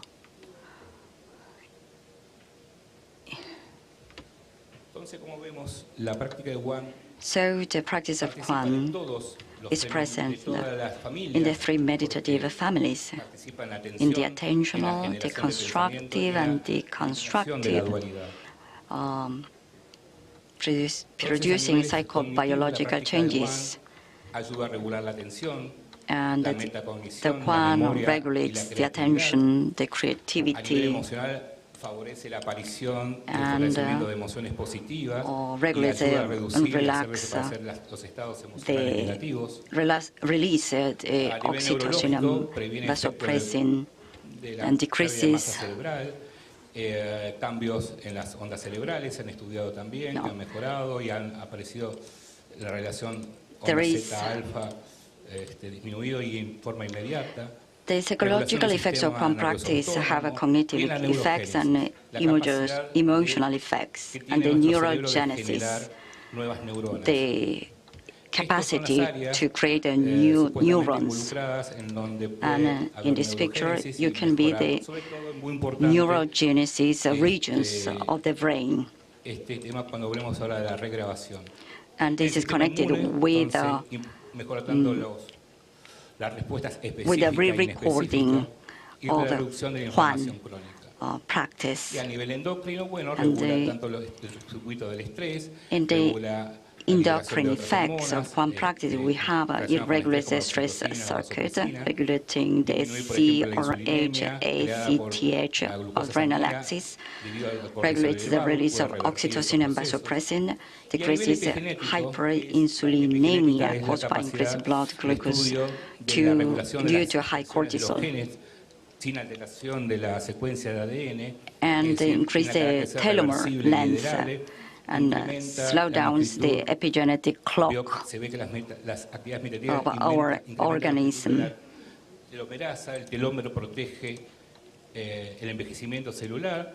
Y también un enlentecimiento en el reloj epigenético, que es unos nuevos descubrimientos en cuanto a que la vida, la prolongación de la vida es un reloj que lo marca con más exactitud que el mismo telómero. This telomere length is increased. And thank you very much.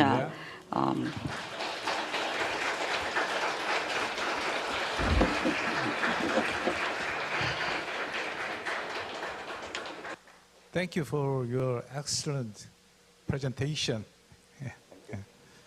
감사드립니다. So thank you very much for excellent presentation. We are actually behind the schedule, but if you have questions, we would like to entertain some questions, though we are constrained by time. So if you do have questions, please raise your hand.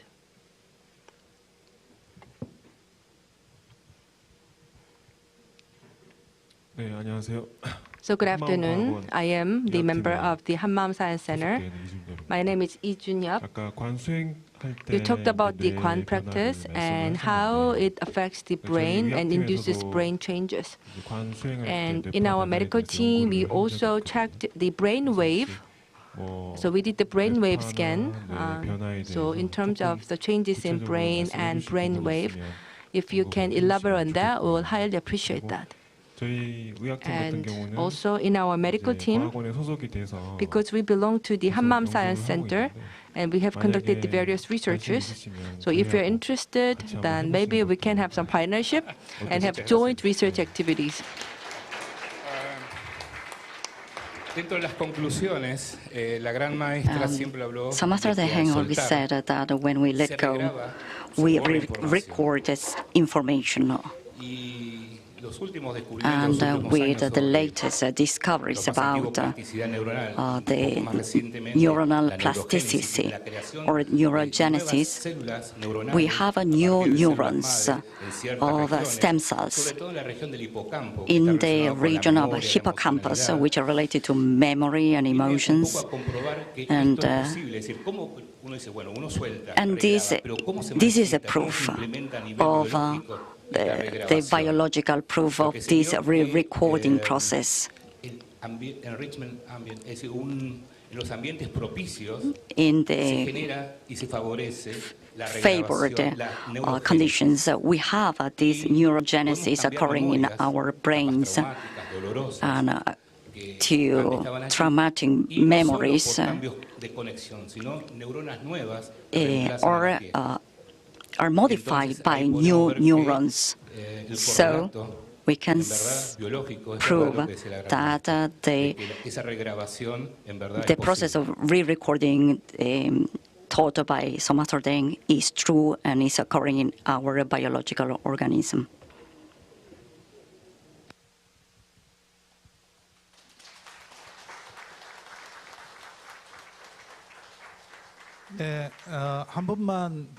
We'll take one more question.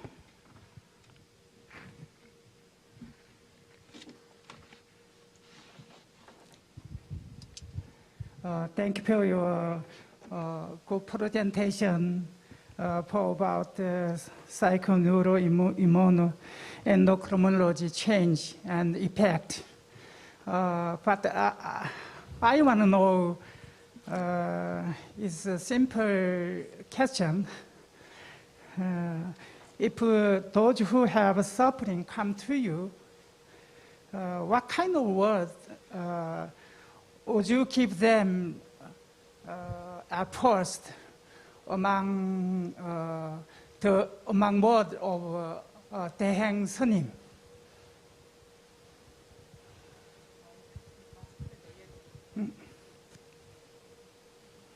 Could you repeat the question, please? Repeat the question? Yes.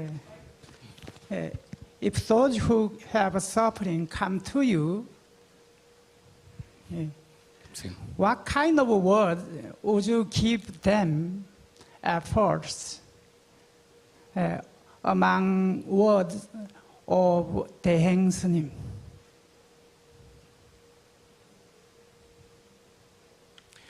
Bueno, como previo a la palabra, before words está la fe. Comes the faith. Sin la fe, sin la Without confianza en it nuestra and esencia, trust la palabra está vacía. on our No essence, tiene la I fuerza think de that transformación. words Desde esa fe, are nuestra absent of esencia, meaning. cambiamos el significado, So we dándole are otra the posibilidad a one la who existencia, que no sea produces sufrimiento. these changes, Cuando ya el and sufrimiento no se ve suffering como sufrimiento, is not perceived anymore as such. ya también la causa se extingue. In this La way, cesación se extingue.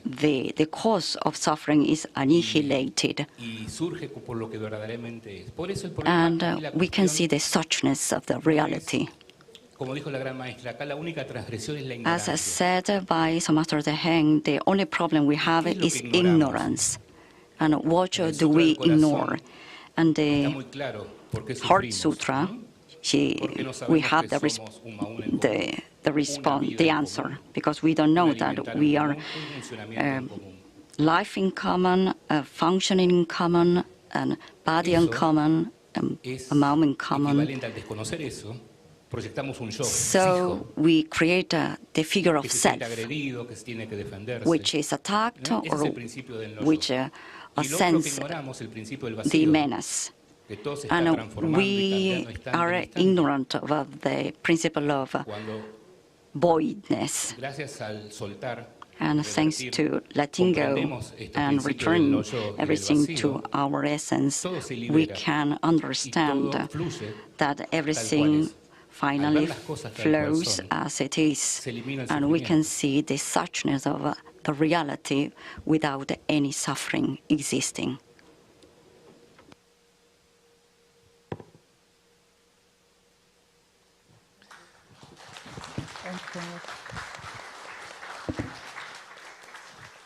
예, presentation So 감사드립니다. I'd like to thank 예. you once again for your great 다음- presentation. please.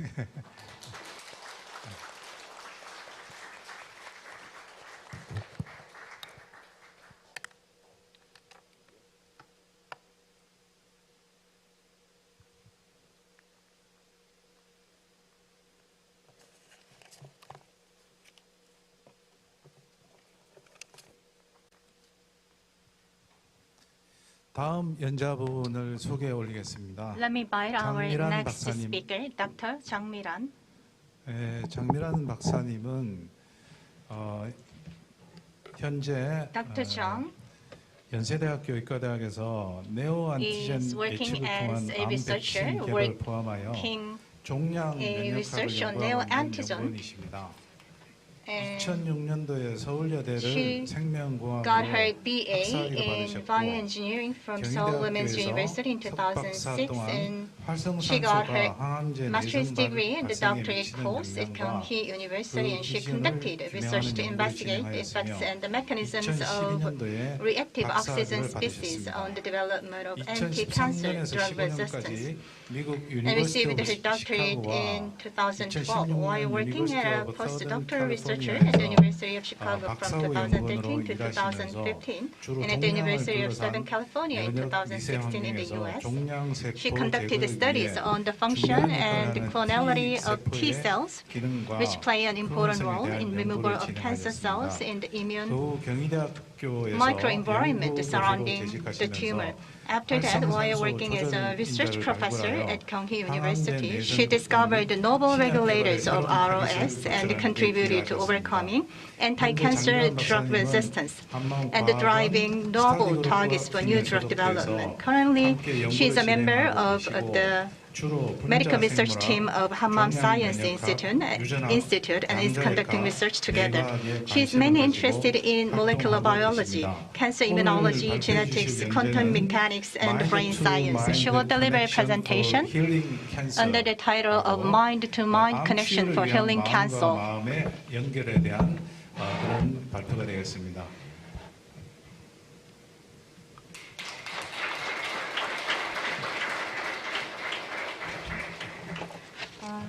안녕하세요. Good afternoon, ladies and gentlemen. 의학팀 연구의 I 발표를 am 맡게 된 장미란, and 저희는 I will deliver a presentation on the research outcome of the medical research team of Hanmaeum Science Institute. Our medical research team has Chang-Gang S님 as a mentor, and Gangwon National University Luncheon, Professor Emeritus Kim Joo-hyun, dentist Kim Jong-hoon, Oriental doctors Kim Mi-ji and Lee Jun-hyuk, and I am a researcher who is working on the research on the oncology. And today I will give a presentation under the title of Mind-to-Mind Connection for Healing Cancer. 우선 저는 처음부터 암을 연구해야 되겠다. In fact, I didn't have the goal of studying cancer in the first place. 처음에 이제 의대 발원을 하게 됐었는데요. I wanted to go to a medical school because 상황에 처한 사람보다도 아픈 사람들이 I felt very sad and bad for those who suffer from cancers. That's why I wanted to go to a medical school, but I couldn't go to medical school. 이제 몇 번 시도를 하다가 because of my law score, and I tried several times, and I ended up majoring in bioengineering. And once I got entered into the university, I studied my cancer research, and while studying at university, I actually was pretty occupied with my study and the dissertation work. While working on my research and classes for my PhD, then one day I went to a youth practice group retreat, and usually I just prayed for better score or my thesis, successful thesis writing, but actually I happened to have a heart to pray that all lives, not just me, but all lives would live without pain. And then I went to the United States, and I actually did my research at the University of Chicago. And I got the notice that there will be a special youth practice retreat program in the Chicago branch of Hanmaeum Seon Center. And while heading toward the Seon Center to participate in the youth practice group, I just had the mind that I didn't actually want to go there. But I just changed my perspective and I changed my mind. And at that time, I started praying to Juingong that I want to really know what actually make cancer cells happen in the first place. So I practiced rigorously to find the answer to my question. And also I observed myself praying for the answer to my question about the origin of cancer, and I just found myself that I am complaining about not having the answer to my question. And finally, I got my answer to the question that I actually pondered over for a long time. And the answer was very simple. It's because I just failed to return to Hanmaeum, or kind of a fundamental self. After finding the answer or had the answer, I didn't enjoy the happiness of having the answer because I just had another daunting task of proving that answer in the field of science. And for me, actually, the research in the laboratory and the teachings of Sun Master Daehaeng felt so far away. And it made me get lost. But whenever actually that happens, I read the teachings of Sun Master Daehaeng, and I just try to tell myself that I shouldn't stick to myself and my study, because it just made me think about my answer, or rather my study on cancer origin and myself, two separate things. So I try to entrust everything to my Juingong with a firm belief that Juingong will take care of my research. And this is what my junior colleagues actually drew for me when I conducted research at the University of Chicago. And while pondering over the question that I had in my mind about the origin of cancer, I came across this Dharma teaching of Sun Master Daehaeng.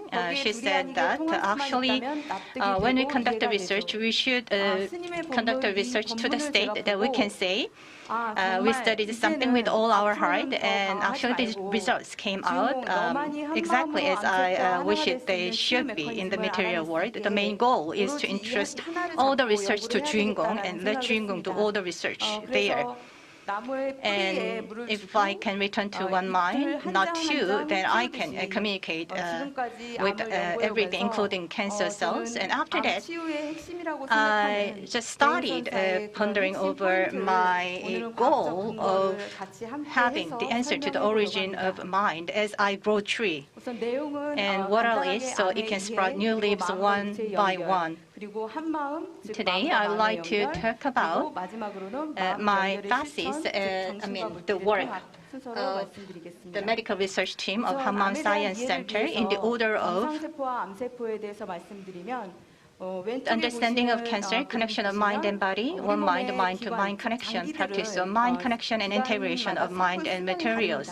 First of all, let us talk about the difference between normal cells and cancer cells to understand cancer. The lifespan of cells is different for each organ of our body. For example, the shortest lifespan is that of gastrointestinal cells, and it is 2 hours and 30 minutes. Some organs have a longer lifespan, such as several days or several decades. When these normal cells reach the end of their lifespan or are damaged, they die by themselves through a mechanism called apoptosis. However, for various reasons, cancer cells do not die, repeating cell division indefinitely without apoptosis, as you can see on the right side of the slide.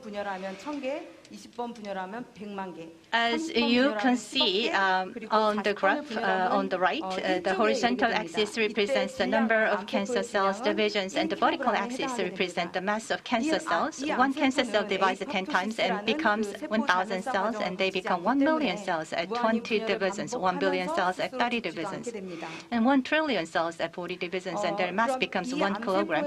And they just keep dividing, and they never die. And there have been many innovative surgery in methodology, radiation therapy, and several generations of anti-cancer drugs to inhibit the growth of these cancer cells or to remove cancerous tissue. Moreover, the CRISPR-Cas9 gene editing technology has been developed in modern science to fully insert or delete the genes. There also is a prospect that the medical system will change dramatically in the future with the application of AI technology. Despite tremendous advancement in the medical technology, as you can see, cancer is still the #1 cause of death here in Korea.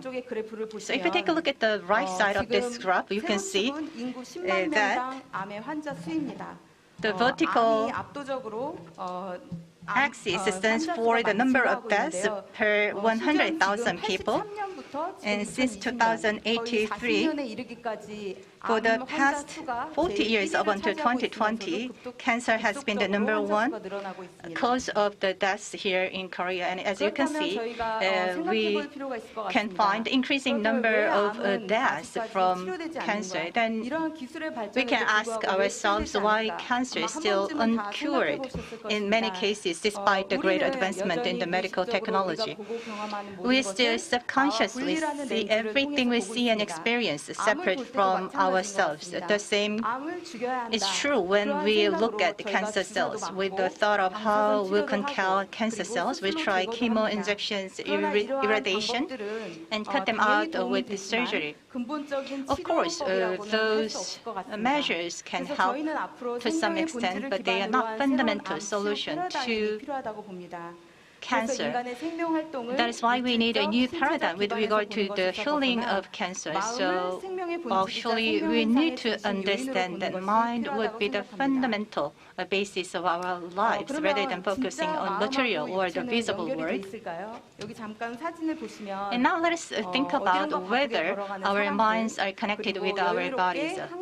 Why don't you take a look at these pictures? There are people who are busy working, those who are sitting on the lawn and spending their miserable days, and mothers smiling at their sleeping babies, and the medical staff are taking care of patients and examining students.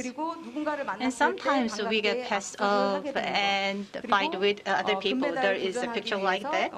And also we can see some people who greet other people by shaking hands, and Olympic athletes who are passionate about their goals. And also the Koreans who jump out on the street and shout and cheer for the victory of the Korean soccer team. And then what makes them do what they do? Yes, the force that moves our body is our mind. So our body is visible, however, our mind is not visible. But what moves our visible body is our mind, which is invisible. So our daily life itself is the proof that the invisible mind moves our visible body. Now let us take a quick look at how our body works. Our body consists of numerous cells, and as you can see, each cell has chromosomes in its nucleus. If you look closely at these chromosomes, the DNA, the genetic material exists. And in the cell, which is the basic functional and the structural unit of living things, in addition to the nucleus where DNA is, numerous organelles are working together. The substance that performs the function of the cell is protein, which is created from DNA through the process of transcription and translation. Here we can see that actually the invisible mind moves the visible body. And we actually reviewed that the mind is the force that moves the body in our daily life. And then, can the mind change the proteins that are parts of the body? Or can the mind change the genes or cells that are part of the body, and even cancer cells? 이러한 질문에 대해서 이제 조금 이해가 되시고 납득이 되실 수 있게 let me help you understand it better, and I would like to tell you about the scientific research results. 이 논문은 유방암 환자에서 let's take a look at what changes that the mind made to immune cells. 보시면 12주 이내, 즉 암 The 치료를 horizontal 완료한 axis 12주 이내 stands for 이상된 환자를 대상으로 살펴봤습니다. the patient group who actually completed their breast cancer treatment within 12 weeks. And actually we have two groups, a group of patients who completed their breast cancer treatment within 12 weeks and longer than 12 weeks. So here there is limbs, and also there are subcells that are in charge of immunofunctions. There is NK cells and B cells. So now I'd like to talk about what kind of changes made in the number of cells in our blood. As you can see, actually all these immune cells and their counts increased in the patient group who actually completed their breast cancer treatment longer than 12 weeks ago. It tells us that our body has a capability to recover itself after it is damaged by certain medical treatment, and this is a mindfulness stress reduction and therapy. And also, this is a stress reduction program or mind and body training method. So we just conducted, or I'm just quoting the research which is conducted on the impact of MBSR on two different patients groups, particularly the breast cancer patients who have already completed treatment within 12 weeks, and after that 12 weeks. And let us take a look at the count of T helper cell. Actually, T helper cell cannot kill the antigens. However, it can help other immune cells, and also it can help with B cells or NK cells. And also, if you take a look at the bottom part, the result showed that the total number of lymphocytes, a type of white blood cell, which is responsible for immune function, was significantly higher in patients who spent longer than 12 weeks. And also, the cell count increased in the patient group, which actually had MBSR therapies or kind of programs. It means that our immune cells help us maintain our health, and MBSR actually can activate the function and the count of those immune cells. 그렇다면 이번에는 마음을 통해서 유전자를 조절하는 그런 증명한 논문들에서 살펴보겠습니다. Now let us talk about how the mind can impact the genetic expressions. These are the studies on changes in gene expression through mind control, such as the MBSR and other stress reduction program. And the red-colored box is particularly the breast cancer patient group research. Mindful awareness practice MAPS is a meditation program developed by UCLA, and actually MAPS program is conducted to these two different patient groups. As a result of conducting MAPS on breast cancer patients, the expression of genes that induce inflammation decreased, and the expression of transcription factors that promote the expression of genes which induce inflammation decreased, while the expression of transcription factors which inhibit the expression increased. But NS-kappa-V, which cause inflammation, decreased here. And also physiological outcome was reported in this report. So if you take a look at it, you can see that there was a temporary but meaningful decrease in symptoms associated with depression and perceived stress, particularly in the patient group which had MAPS, or the mindful awareness practices. Now let me talk about how fast is the expression of these genes. The left shows the gene replication and expression rates of bacteria, and the right shows the gene replication and expression rates of animal cells, that is, cells that make up our body. The process of making mRNA from DNA is called transcription, and the process of making proteins that perform body function from mRNA is called the translation. And it takes about 10 minutes to transcribe one gene and 1 minute to make one protein. And then if you think about 24 hours a day, you can see that countless biological reactions are taking place in countless cells of our body at every moment. Through these reactions, healthy cells try to stay healthy. So actually, we can inject this fluorescent DNA material to these cells, and we can observe the expression of these genes within 24 hours. So as you can see, there is a huge amount of genetic expression. So as I mentioned before,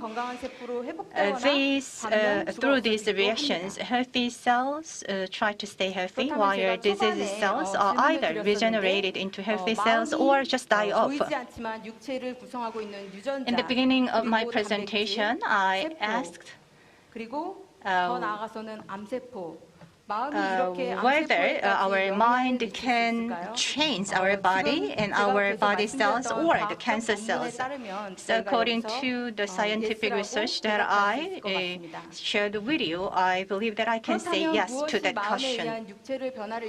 And then let us think about what causes the change of the body by our mind. As a scientist, I'm curious about this kind of question and its answer. And thankfully, I found the answer in the teaching of Sun Master Daehaeng. It is one mind and the connection of fundamental mind. So through this fundamental mind, our mind can change our body. Sun Master Daehaeng told the patients who came to her and asked her advice. She said that if we compare life to a tree, there is a root which is a true self, and the fundamentals are connected and return to one mind. And she also said, because we put everything together in one mind, the fundamental mind of all lives, we take in and give away everything between the fundamentals. So if you take a look at this dotted line, we believe that our body and mind are different and they are separate. separate ones, but this violet or the purple-colored ones, or the section shows that there is one mind which connects our mind with our body. So it's like a plug in an electrical cord to use the light. So Seon Master Daehaeng said that the cancer cells and the doctors are not different. They are not two, but one. She said, we have all the power to communicate between minds to make them one, not two. And that is the power of one mind. The light came on because the power cord in your mind and the power cord in my mind were connected together. So there is no such thing as you healed me or I made you healed. And also she emphasized the connection between different minds. We have all the power to communicate between our minds to make them one, not two. Once again. And the fundamental of my mind and that of the other people's mind are connected and merged as one. And what made the light turned on. If you take a look at the left side, it was a picture taken when there was a grand Dharma talk presided by Seon Master Daehaeng back in 2006. In the US, and there was a question asked by a practitioner. And actually the practitioner was a physician, and he shared his experience with one of his patients. According to the patient, according to the physician, he had a patient who had constant diarrhea due to neurogenic colitis. And actually, he had severe symptoms, and he was having a family issue because of his disease. The doctor was well aware of the disease, and actually, he felt very sorry and bad for the patient and wanted to help him get better by any means. So the doctor told the patient not to rely on drugs and the doctors by 100% and rather use his own healing power in addition to drugs to have better results. And 2 years later, the patient came to the physician to thank him, saying that he recovered and cured by 100%, and he completely cured and stopped taking the medicine.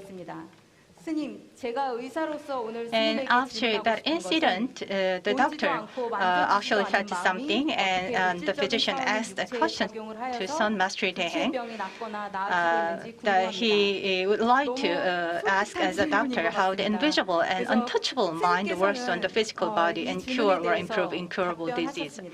And Seon Master Daehaeng answered, it can happen because the connection of nothingness, you and I are one, not two, and asked him to practice Gwan. The connection of nothingness that is invisible, but the fundamental one mind, and everything is connected with one mind. So the mind-to-mind communication was taught by Seon Master Daehaeng. And also, now we are aware of the possibility of mind-to-mind communication. And I would like to share a scientific research which also validates the possibility of mind-to-mind communication. There is a study which made important discoveries in exploring whether the mind-to-mind communication is possible. It was the research conducted on the possibility of direct brain-to-brain communication. It was conducted by an international team of neuroscientists, and they actually use various neurotechnologies to send messages over the internet between the scalps of two people more than 5,000 miles apart without the involvement of motion or peripheral sensory systems. This study showed that people's thoughts can be non-invasively communicated even at great distances without speaking or writing. And in the paper, the authors wrote that what the study revealed is not brain-to-brain transfer, but mind-to-mind transfer.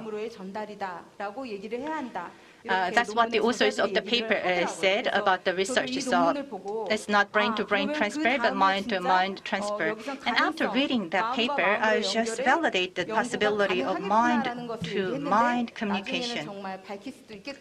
And also, I saw the glimpse of hope that actually I can validate and prove the possibility of mind-to-mind communication in the field of science. So far, we have learned from the teachings of Sun Master Daehaeng about the way to lead changes in the body by connecting our minds. I hope that we'll all become able to practice it as the way that Sun Master Daehaeng said. Let me share my personal stories.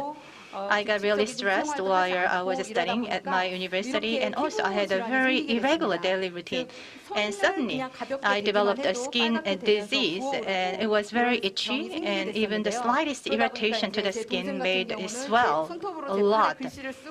So my sister actually wrote a word on my wrist because it just swelled like this. So I went to see a doctor and asked about my symptoms, and I got the prescription. When I saw the doctor, I asked the doctor, how long do I need to take the medicine to make all these symptoms go away? And the doctor said casually, or rather nonchalantly, that it wouldn't go away. I was shocked because if I take the medicine, actually my symptoms would go away. And while leaving the doctor's office, I thought, what kind of doctor he is, saying such a thing to his patient. But now, on hindsight, I believe that that doctor was my teacher to let me know the right way to reach a Gwan practice and Hanmaeum, or the one mind. So actually I decided to fix it by myself through Gwan practice and try to rely on Juingong. As a result, the symptoms almost disappeared, and I got cured to a great extent. But sometimes they come back and go away as if they are testing my mind. When I am under a lot of stress. But I'm not fooled anymore. And also, let me share another personal story of mine. This year, I suddenly saw something floating in front of my eyes, and I went to see a doctor because the eyes or the visions are very important for my study. And the doctor diagnosed it myelodysplasia, and the doctor said that it wouldn't go away even though I took medicine. Actually, it reminded me of the incident of my skin, the disease that I had like 10 years ago. So this time I wasn't fooled, and I decided to fix it by myself. And also there is another story about my grandma. She is over 80 years old, and she's taking almost 10 pills on a daily basis due to various diseases. And I felt so bad for her, but I couldn't actually take some of those medicines out randomly. And I felt bad because I know the side effects of all those medicines because I studied medicine. But I changed my perspective based on the teachings of Sun Master Daehaeng. Actually, all those pills and the medicines were developed by those scientists and the researchers who actually wanted to help patients. So I believe that if I believe in Juingong, and if I believe that Juingong will do the right thing, and that it will go in a desirable way. But I hope that my mother, grandma, would actually reduce her pills to 1 or 2. So that there are a lot of difficulties that we face while we live our life. But still, we should have a firm belief in Juingong and what Sun Master Daehaeng taught us. I believe that there is a need for a change in the paradigm for curing cancer in the future. And mind-to-mind science based on one mind is a paradigm that sees all beings as ourselves with eyes of love and compassion.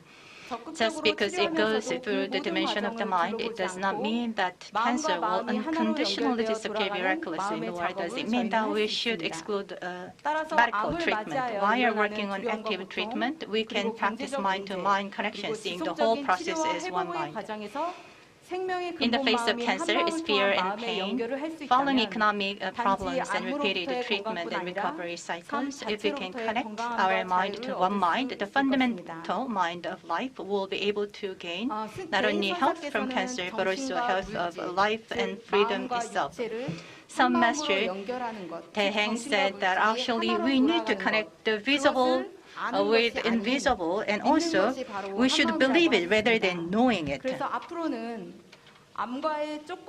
I hope that in the future we can have the era of evolving together with cancer cells through one mind after putting an end to chasing war against cancers. I would like to take this opportunity once again to extend my appreciation to the staff members of my medical research team at Hanmaeum Science Institute and Venerable Master Cheonggam. Thank you very much. I love you. 즐거운 강의 감사히 잘 들었습니다. Thank you very much. I really enjoyed your presentation, Dr. Jung. Even though we are lagging behind our original schedule, but since this is our last session for the day, we would like to entertain a few questions if there are any.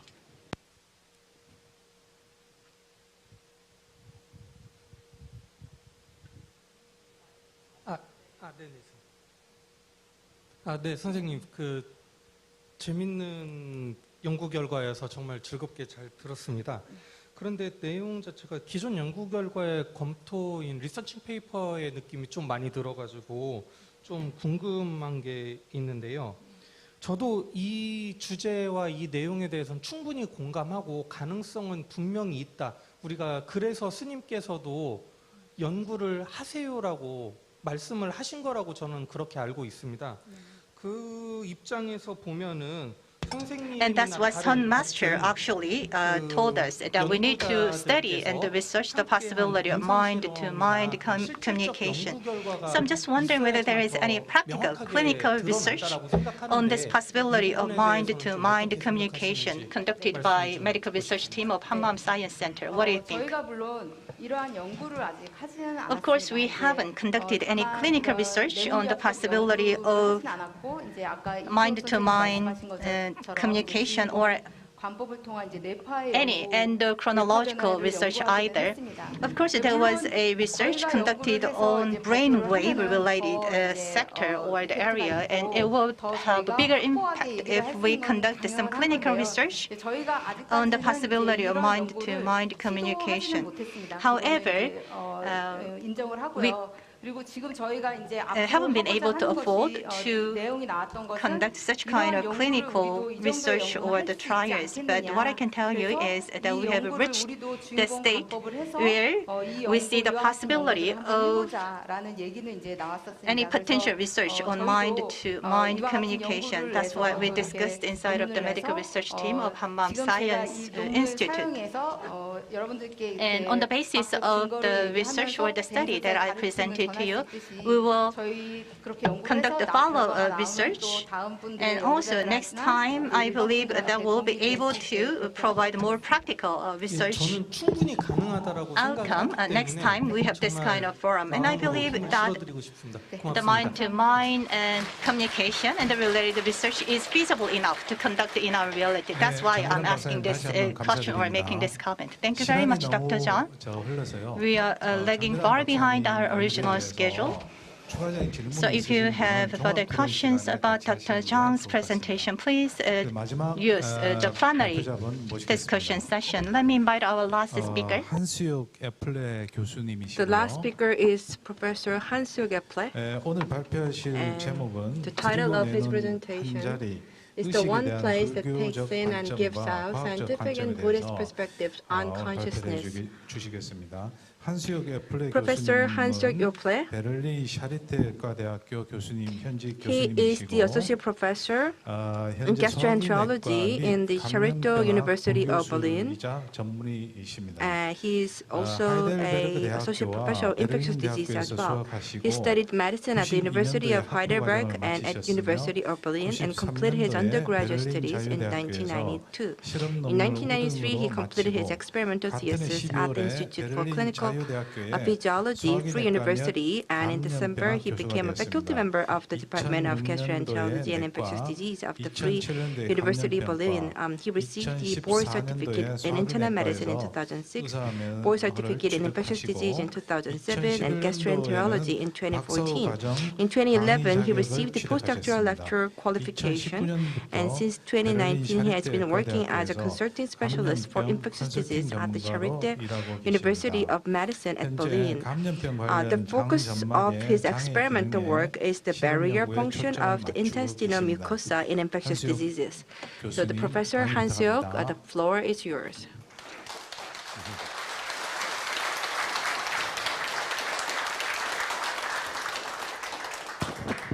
So, 감사합니다. Thank you very much for the kind introduction. Before I start my presentation, I would like to express my gratitude to be given this opportunity to take part in this wonderful meeting. Like the last talk, many of the talks we heard, they were very encouraging and inspiring for me, and I will return home to Germany, as many participants, I guess, with a lot of encouragement and inspiration. Thank you very much for that. Thank you.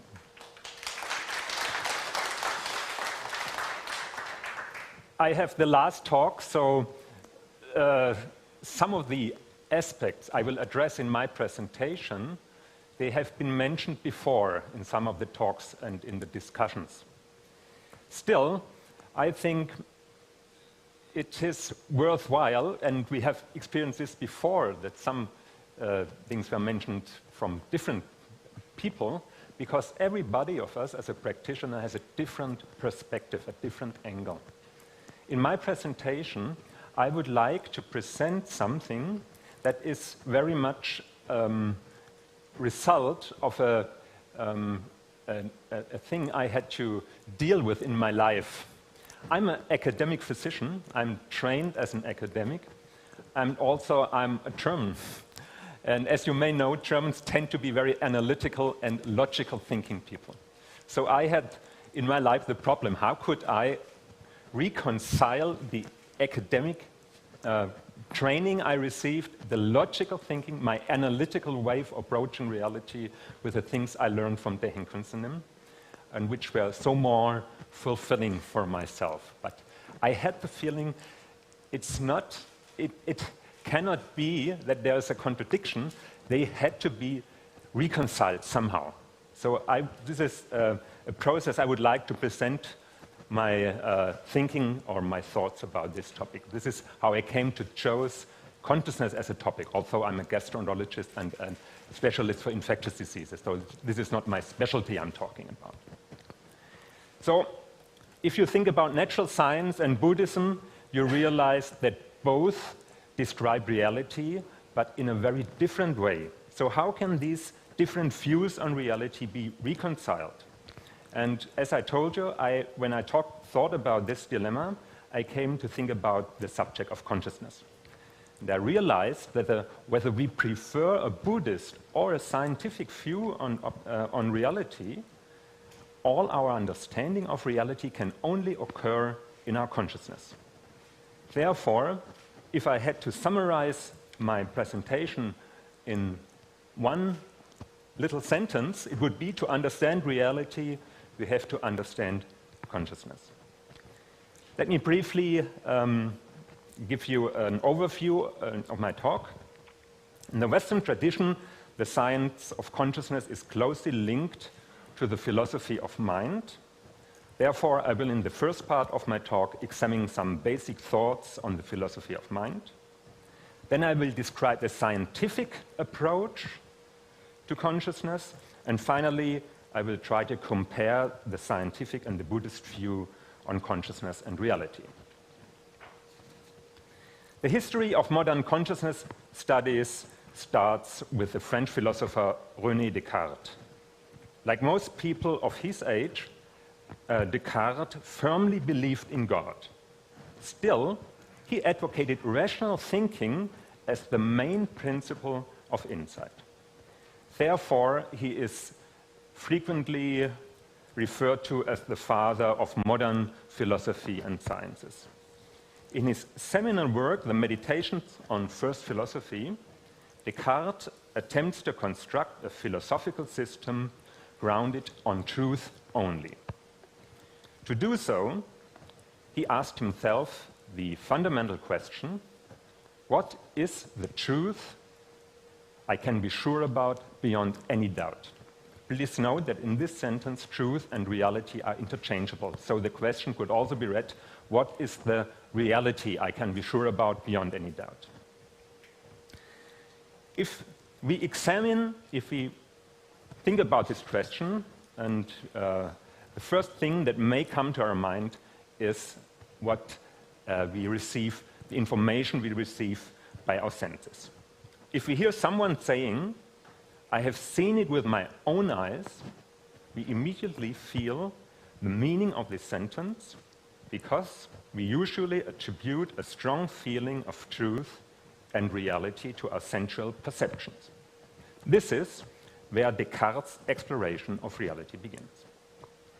In the third paragraph of his first meditation, we find the statement, whatever I have accepted until now as most true has come to me through my senses. This statement seems to be quite natural.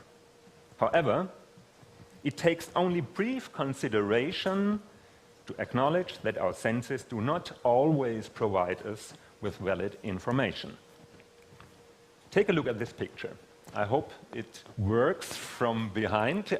You see it very nicely on the screen. Might be a little bit light here. If you look at the white circles, you may see also some black circles within the white ones. So can we really tell whether or not there are black circles within the white ones?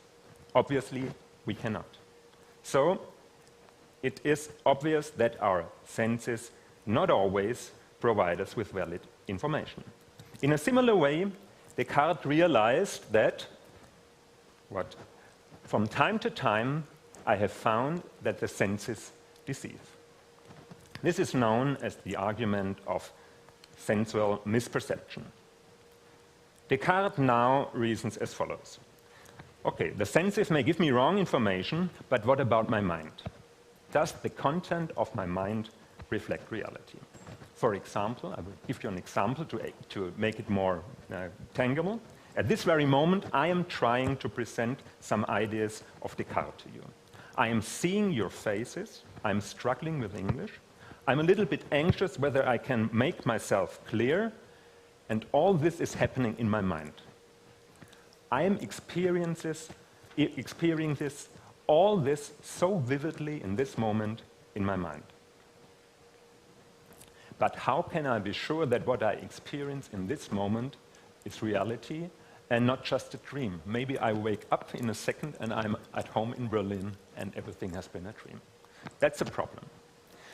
So the problem is, how can we differentiate between dream and reality? And I think many of you will be familiar with this famous example of Chien-Te, the Chinese philosopher. And it's really not clear whether Chien-Te, the question is, am I Chien-Te dreaming so vividly to be a butterfly, or am I a butterfly dreaming to be Chien-Te? Our dreams are just like our real experiences. They happen in our mind. While we dream, everything we experience seems just as real as during our waking state. And this is what Descartes realizes, that we can never be sure whether we dream or are awake while we experience something. Likewise, we cannot be sure whether the content of our mind reflects reality or rather is just a dreamlike illusion. This is the dream argument. Descartes continues, we cannot decide whether the content of our dream, of our mind, is a real experience or a dream, whether we are really seeing a dog or whether we only dream of it. But it may be plausible that this, what is in our mind, is, even if we cannot decide whether it's a dream or reality, is in some way, somehow derived from an objective outer reality. So if we see a dog, we may not see whether we dream or not, but there is something outside and somehow we have it in our mind. This is the question he's now dealing with. And some of you may have seen the film The Matrix. In this movie, humanity is kept inside a simulated reality. What people experience as reality is not a representation of the real world, but just a simulation by a computer program. And the idea of the matrix is exactly the kind of argumentation Descartes uses to reject the outer world as an undoubted reality. Only, instead of a computer program, he envisions an evil demon. Like the Matrix, this demon would manipulate our minds into taking a mere simulation for reality. The demon is, of course, hypothetical. However, Descartes' point is that, like in the dream argument, we can never be sure that our experiences reflect reality, or rather are an insubstantial simulation. Therefore, we cannot be sure that the outer world, including we can never be sure that our experiences reflect reality, or rather are an insubstantial simulation. Therefore, we cannot be sure that the outer world, including our own body, does exist in the first place. This is the evil demon argument, or as we might put it today, the matrix argument. Based on the argument of sensual misperception, the dream, and the evil demon argument, Descartes uses these arguments to reject the outer world as an undoubted reality. He concludes that sensual information, mental content, the objects of the outer world, including my body, could all be no more than an illusion. Therefore, and it is impossible to differentiate whether we live in an illusion or in reality.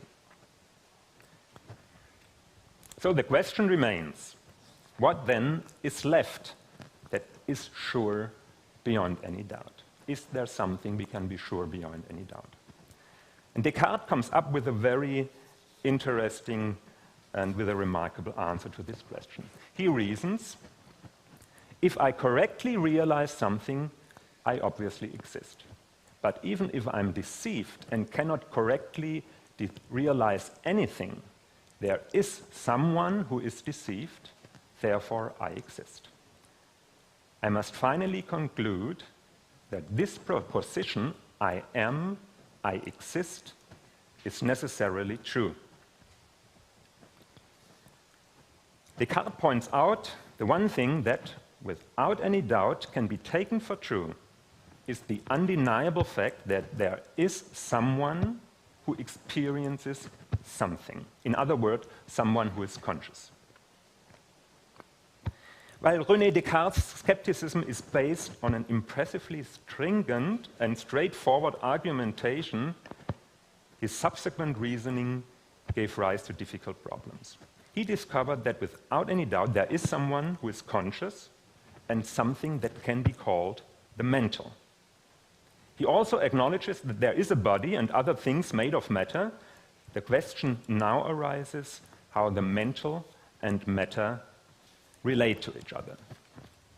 According to Descartes, all conscious activities happen in the mind, whereas the body, including the brain, is limited to unconscious processing, and vice versa, whereas the body is ruled by the laws of physics, these do not apply to the mind. Thus, Descartes proposed that mind and matter are separate realms with specific, non-overlapping properties. Reality consists of two separate substances, mind and matter, which cannot be reduced to each other. This point of view has been termed substance dualism. Now, modern natural science does not accept substance dualism. Rather, most modern scientists believe that the physical world is the foundation of everything there is. According to this position, mental phenomena are derived from the physical. Only matter is fundamental and non-reducible. This position has been termed materialist or physicalist monism. It has become the mainstream position of modern natural science. Because of the outstanding importance of science in our time, materialist monism is also the dominant interpretation of reality in the modern world. Now, what are the characteristics of natural science? The first principle of natural science is the assumption that there is an objective reality that is governed by physical laws. This paradigm represents the very foundation of natural science. Without an objective reality shared by all beings, natural sciences would not make any sense. The mission of natural science is to explore objective reality by objective means, such as systemic observation, experimentation, logical thinking, and mathematics. Because the physical reality is thought to exist independently from subjective experience, there is no place for subjectivity in natural science. Using objective means, natural science tries to explain phenomena of high complexity by reducing them to the mechanistic interplay of lower complexity component. This kind of reductionism is the essence of causality as described by natural science. The same principles are also applied by the science of consciousness. In short, neuroscience tries to reduce consciousness to the electrochemical activity of the brain. So what are the methods that scientists use to understand what goes on within this 1.3 kilogram of gray and white matter called the brain? Modern neurosciences have developed an impressive arsenal of sophisticated methods to explore the architecture and activity of the brain. The most important are imaging techniques such as MRI and measurement of electrical activity such as EEG and combination of these with external stimulation of brain activity.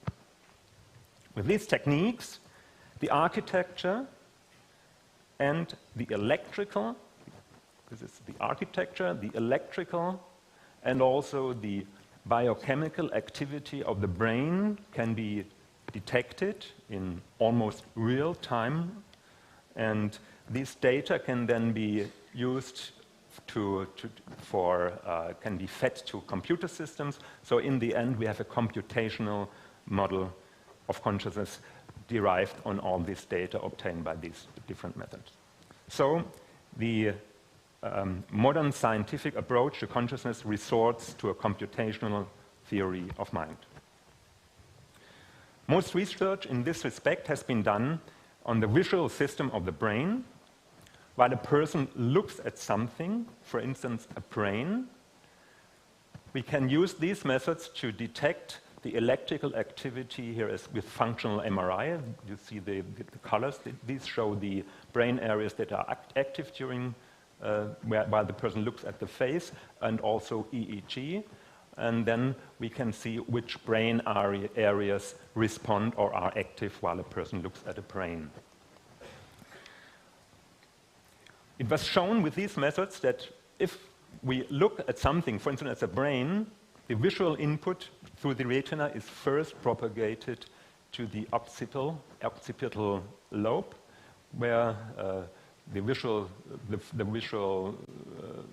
first receptors for the visual system are resided, and from there they are propagated in many different brain areas where further processing takes place, such as perception of face features, face emotion interpretation, comparison with memory, and so forth.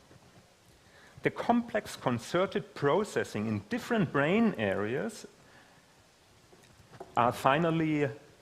produce finally the unified perception of a brain in the mind. This is very interesting. We have different brain areas that are activated, but in the end, our perception is always unified. And this is something really interesting. In this way, neurosciences regard the brain as an information processor similar to a computer. The basic functioning of a computer can be described in 3 steps: take in input, process the input, and produce output based on this processing. The same scheme can be applied for the brain. If we see something in the outside world, for example, a dog, the particular visual input is processed into a complex pattern of brain activity that can be detected by functional MRI or EEG. And this complex pattern of brain activity has also been termed NCC, or neural correlate of consciousness. And this specific pattern, NCC, finally produces what we in the mind perceive as a dog. This is the scheme that neurosciences have developed to describe how consciousness takes place in our brain. Now, neuroscientists claim that for every experience we have, there is an NCC. Inducing the NCC will automatically induce the experience. Altering the NCC will change the experience. Inactivating the NCC will eliminate the experience. For example, if we use the example we just showed, if we inactivated the NCC in this example, the perception of a dog would also be eliminated at the same time. And this is exactly what happens when a person suffers a generalized epileptic seizure. During the electrical storm of the seizure, the mental content is eliminated, the person is unconscious and will have no memory of the event. These arguments seem to imply that conscious experience can indeed be reduced to patterns of brain activity. In this case, one could argue that fundamentally consciousness is nothing else than brain activity. And this would be in perfect agreement with the principles of materialist monism we have described before. However, scientists arguing in this way may have overlooked something fundamental. As I have outlined before, natural sciences explore objective reality with objective means. Now a problem arises. Consciousness is not objective. Quite the contrary. Subjectivity is the essence of every conscious experience. Without any exception, all experiences are made from a subjective point of view. Experience without someone making the experience does not make any sense. Therefore, every conscious experience is subjective. For example, if you take a sip of coffee in the morning before you go to work, the perception of the smell and taste of the coffee combine with your emotions and thoughts at this particular moment to a rich and unique subjective experience. At a deep level, you may feel you are alive in this moment. And we cannot find that quality in a pattern of brain activity. An explanatory gap becomes evident. As we have seen, experience is essentially bound to a subjective point of view. In contrast, the objective methods of natural science, by definition, abandon that subjective point of view. Therefore, experience cannot be explained by the objective methods of science. Scientific methods, such as functional MRI or EEG, can give an account of brain activity, and we can correlate patterns of brain activity with observable output, such as behavior or reportable mental content. However, neuroscience has absolutely nothing to offer as to how subjective experience arises in the first place. This dilemma, first recognized by Leibniz, has been brought to great attention as the hard problem of consciousness by Australian philosopher David Chalmers. The hard problem of consciousness clearly delineates the limitations of natural science that cannot reach into the territory of experience. As Descartes has discovered, there is, without any doubt, a subjective agent that has experiences. Undoubtedly, we live our lives from the perspective of this subjective agent. Our subjective perspective implies that in every single moment of our lives, we are the center of our world. Every single experience we have arises from this center of subjectivity. This center of subjectivity is commonly called I, or such as in I am doing this, I am doing that, I am seeing, I am talking, I am living, and so forth. So what is this I, this center of subjectivity? Often the word I is used to denote identification with one's body, one's biography, or one's social role. My body is who I am. My personal history is who I am, or my social role is who I am.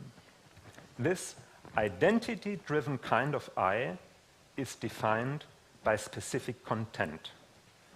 Therefore, it changes with time and circumstances.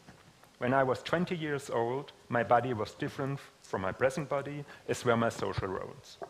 And my personal history between the age of 20 and now hopefully has changed my personality for the better. Thus, the identity-driven kind of I changes all the time. Daehaeng has often used the example of family roles to illustrate that point. When my wife calls me, I'm answering as a husband. If I talk to my daughter, I'm speaking as a father. And when I visit my parents in my hometown, I become a son. However, although my roles may change from one moment to the next, there is something that does not change. Whether I'm a husband, a father, or a son, invariably, I'm always the center of my world. All my social roles and the experiences associated with them are only possible because the unchanging center of my being is always present. This unchanging center of my being is something else than the ever-changing I arising from identification with body, biography, or social role. This insight is expressed in the words of the Dharma song we heard at the concert the day before yesterday. The one who is truly doing Nuga Hanen Gayo, who is the one that enables me to see, who is the one that enables me to hear, who is the one that enables me to speak, who is the one that enables me to live. Observe, observe, and observe again. You, the one observing, is the true self. In our lives, we see, hear, and do all kinds of things, yet we can only see, hear, speak, and do all these things because the foundation of our consciousness enables us to do it. In this Dharma song, the foundation of our consciousness, the center of our being, is called true self. In contrast to the many things we see, hear, speak, or do in our lives, the true self is not defined by content. Rather, it is the foundation from which all content arises. Whereas the various contents of our consciousness can, at least to some extent, be described in words, this is not the case for the content-free true self. Therefore, the true self must elude the objective third-person perspective of science. If you want to know more about the true self, we have to apply an introspective first-person approach, something that can be called observing, Gwan, or meditation. Our consciousness comprises both content and the content-free foundation that enables the content to arise. The image of a wheel nicely illustrates these two aspects. We clearly see the rim and the spokes that make up the wheel. they represent form, or, in other words, content. But there is also the formless hub, the empty center, and the space between the spokes. If you look at this image of a wheel, you can easily acknowledge that the whole consists of both form and emptiness. Without emptiness, there is no form, and without form, there is no emptiness. Form and emptiness are mutually dependent on each other. Owing to its objective, third-person approach, natural science can only discern the rim and the spokes of the wheel, but they are completely blind as to the formless aspects of the image. Only if we integrate the first-person perspective into our understanding, we can arrive at a complete comprehension of consciousness and reality. As I have stated before, we live our lives completely from a first-person perspective. There's nothing else but our experience in this very moment. The past, the future, everything we perceive, feel, and think, the social roles we identify with, all these are present in our momentary consciousness and only there. The only reality we ever have is the unique experience that unfolds in each moment of our life. Before I will end my talk with some conclusions, I would like to briefly expand a little bit more on the meaningful symbol of the wheel. In this photo, taken at Bulguksa, you can recognize the swastika, the ancient Buddhist symbol that can be interpreted as an abstraction of a rotating wheel. According to this interpretation, the incessant motion of the wheel signifies the impermanence of all phenomena. Like a wheel that is ceaselessly turning round and round, all phenomena of reality, visible or invisible, material or non-material, are changing all the time. Thus, the rotating wheel is a symbol of reality itself, a symbol of the whole universe. If you look at the photo, you also see 3 circles. Oops. 1, 2, 3. And within the 2 circles beside the swastika, there are another 3 circles. These represent, of course, the 3 jewels, Buddha, Dharma, and Sangha. Thus, together with the rotating wheel, there's a strong emphasis on the figure 3. And I have the impression that this arrangement refers to the basic functioning of reality, particularly to the question, how do the phenomena of reality come into being? We can find an answer to these difficult questions in the teaching of Daehaeng Kunsunim. Here's a quote from one of her regular Dharma talks. The mind, prior to the production of the one thought, is colorless and invisible. It is called Buddha nature, eternal source, or root. This is what we have called the true self, or the center of consciousness in this talk. The production of the one thought is called Dharmakaya. Moving the body following this one thought is called Nirmanakaya. This means transforming and manifesting as form. This view of reality overcomes the problem of dualism. The formless, empty center of our being, our Buddha nature, brings out thoughts, which are equated with Dharmakaya by Daehaeng Kunsunim, that manifest into form or Nirmanakaya. At the same time, with the automatic functioning of our senses, the center of our being takes in all the forms that have been generated. This bringing out and taking in is happening in a continual circular flow from moment to moment. Thus, everything is rotating just like a wheel. Yet the unmoving center, our Buddha nature, is the one place that gives out and takes in everything. In this one place of emptiness, we are connected with all beings as one. I would like to summarize some key messages of my presentation. With consistent logical thinking, it can be shown that our being is rooted in the center of our consciousness. In a slight variation of Descartes' famous insight, this truth could be put into the simple phrase, I am conscious, therefore I am. While our consciousness is full of content, its center, our true self, is not defined by content. The true self cannot be described by words and therefore cannot be grasped from a third-person perspective. It can only be accessed from an introspective, first-person perspective, such as Gwan. Only if we combine the third-person approach of natural science with the first-person approach of Gwan, we can fully grasp both the material and the immaterial aspects of reality and realize that each and everything in the whole universe circles endlessly around that ever-peaceful center of our mind. Thank you very much.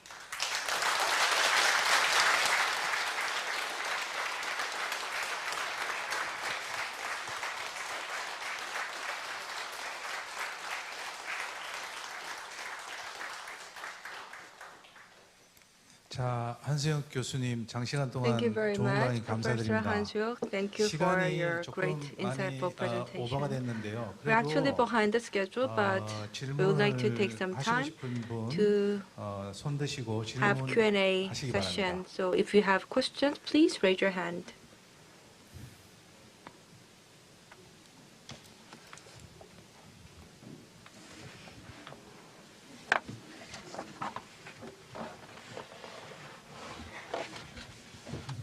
네, 한수혁 교수님.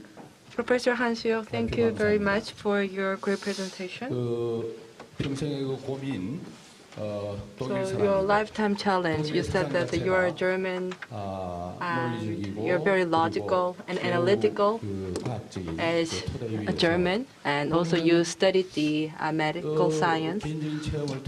But through your personal experiences, you somehow struggle for this reconciliation with the Master Daehaeng's teachings. And while sharing your experience,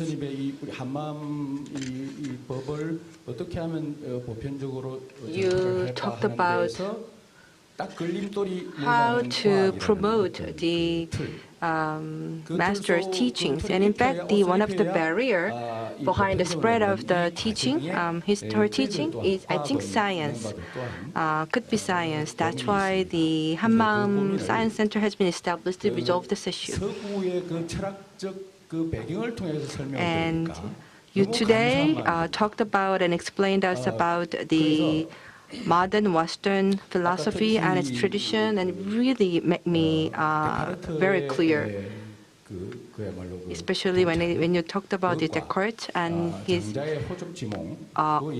book, as well as the illusion, dreamlike illusion, and you somehow linked them together. And it really deepened my understanding. So thank you very much for your presentation. Basically, the René Descartes, his philosophy, 비판적으로 이야기하고 싶었는데 그걸 갖다 감싸 안아서 somehow, so he mentioned 나는 의식하기 때문에 that 나는 의심한다. I exist because of the consciousness, 나는 의식이 있다. and I am consciousness. So somehow I think you expressed it in a more euphemistic way. So I am conscious, therefore I am. That was, I think, what you said. And I think it's a sort of the generous expression about the Descartes thought. 그런데 어떤 그 학문적으로는 But academically speaking, I think that we have to be more straightforward, let's say. So the Descartes in the 17th century, in his time, and if you compare that to the 400 years after today, or 500 years after, 그렇다면 지금의 어떤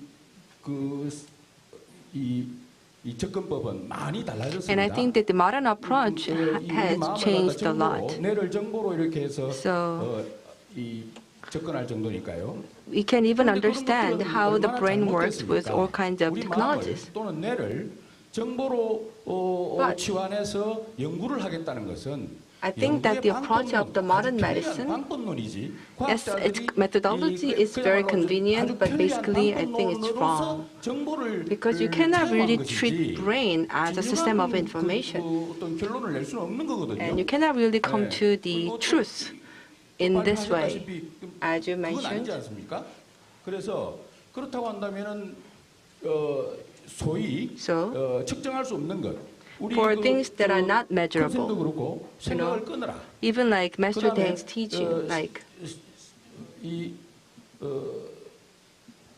예를 들어서 후슬 같은 그 철학자도 and also the other philosophers. Some of them said that we have to stop thinking or stop consideration. And these are the areas we cannot really measure. So the fundamental self that we want to have enlightenment, you cannot really measure that, and you cannot find the exact location of the true self.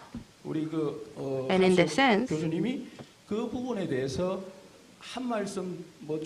if you could make some comment on that or elaborate more on that, then I will appreciate that. Yeah, thank you very much for this really very good questions you're asking. I think it's really, I would 100% agree with the methods we have and with the understanding of natural science we have at this present time, the mainstream understanding, I must add. It's absolutely not possible to measure or to analyze what we call true self. On the other hand, it is absolutely a part of reality. So this is the dilemma. I was really, when we started the first day of our conference, we heard a quote of Daehaeng in which she said that it is important that the scientists leave behind their narrow, kind of rigid set of assumptions or rules they have and find a new way of doing sciences. And I think this is what the whole Hanmaeum is about. We heard this wonderful talk by Dr. Chung, and you can see how step by step, little steps, one after the other, we move into this direction. Although we don't know, it's unknown, uncharted territory. So we cannot provide something, put it here and say, this is it, and we describe, because this is the old thinking that natural science is limited to until now. We really have to find a new way to somehow incorporate the invisible things into science, and this cannot be the rules that have been applied to science until now. They have to change. Also, something that is really mysterious for me, I showed these three things with Buddha, Dharmakaya, Nirmanakaya. And Kunsenim, as we all know, says Dharmakaya is our thoughts. And this is such a powerful teaching. And I think if we really want to develop our science, our Hanmaeum science, we should try to incorporate this somehow into a future framework of science. Maybe we should leave behind a little bit this dogma of objectivity. I mean, it's good for many things. We should not discard it totally, but we should acknowledge it's limited. And it's good for some questions, and it's good if we have it, but it's not the whole story. So let's try to find a more whole framework we can work with. But I cannot say how it looks in detail, because we only have to develop it. Thank you.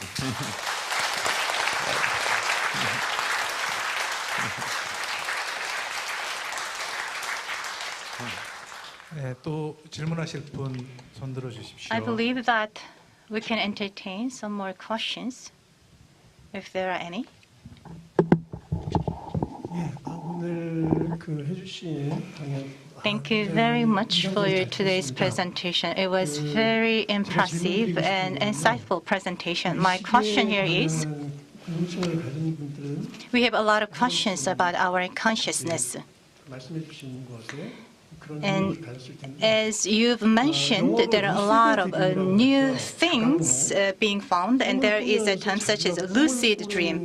So people are dreaming, and while they are dreaming, they are conscious of the fact that they are dreaming. 꿈을 꾸면서 아 내가 꿈을 So when we dream, 꾸고 있구나라고 느끼는 순간 particularly in a lucid dream, we realize that there is us who are dreaming. And it means that even though we are conscious and we know that we are dreaming, but we are still there in the dream.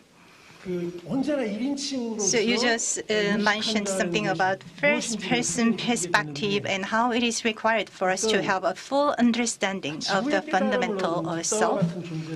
But even Buddha, who has a great enlightenment, 내 의식의 낮춤이구나라고 느끼는 그런 순간에 had some difficulties in having the perspectives that are totally combined between the third-person perspective and first-person perspective. You said that when it comes to the human consciousness, I am always the center of our experiences. So it means that once we actually free ourselves, free from the first perspective, there is no us. Is it correct? I think that what you summarized it very, very nicely, I think. And I have the feeling that if you say we are always the center of our being, or the consciousness is the center of our being, it's the same as Daehaeng Kunsunim's teaching, because I am, the whole world exists. It's the same. For me, it's the same. So I am, therefore the whole world exists. And also with the dream, I thought it's really not easy to differentiate. What is the difference if I experience something in my dream or if I experience this in real? I mean, you could also argue dreams are just as real. Why not? We experience it and there's something happening. I think still there is a difference.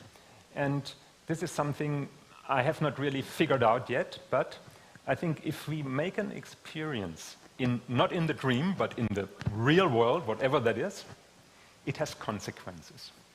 It is a difference. If we are dreaming, some things happen. Maybe we fall down very deep. So we wake up and, oh, it was a dream. But if we really fall down, it has consequences. So I would say it's maybe reality, what we call reality. We can relate that to the idea of consequences, which would be, in Buddhist terms, to the idea of karma. If what we do has consequences to us, it's karma. And so I think if we are awake, this is why it's so, the time we have during being in this body, it's so precious, because what we do has consequences. It is karma, and so we can make a difference. We can change something. We cannot really change something in our dreams.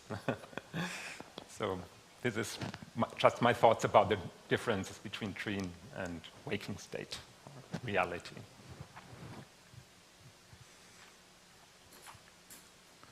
네, 질문 답변. So thank you very much for the great answer. 교수님 마지막으로 제가 One last 개인적으로 question. 제가 So this 질문 is 하나 my personal 올리겠습니다. question.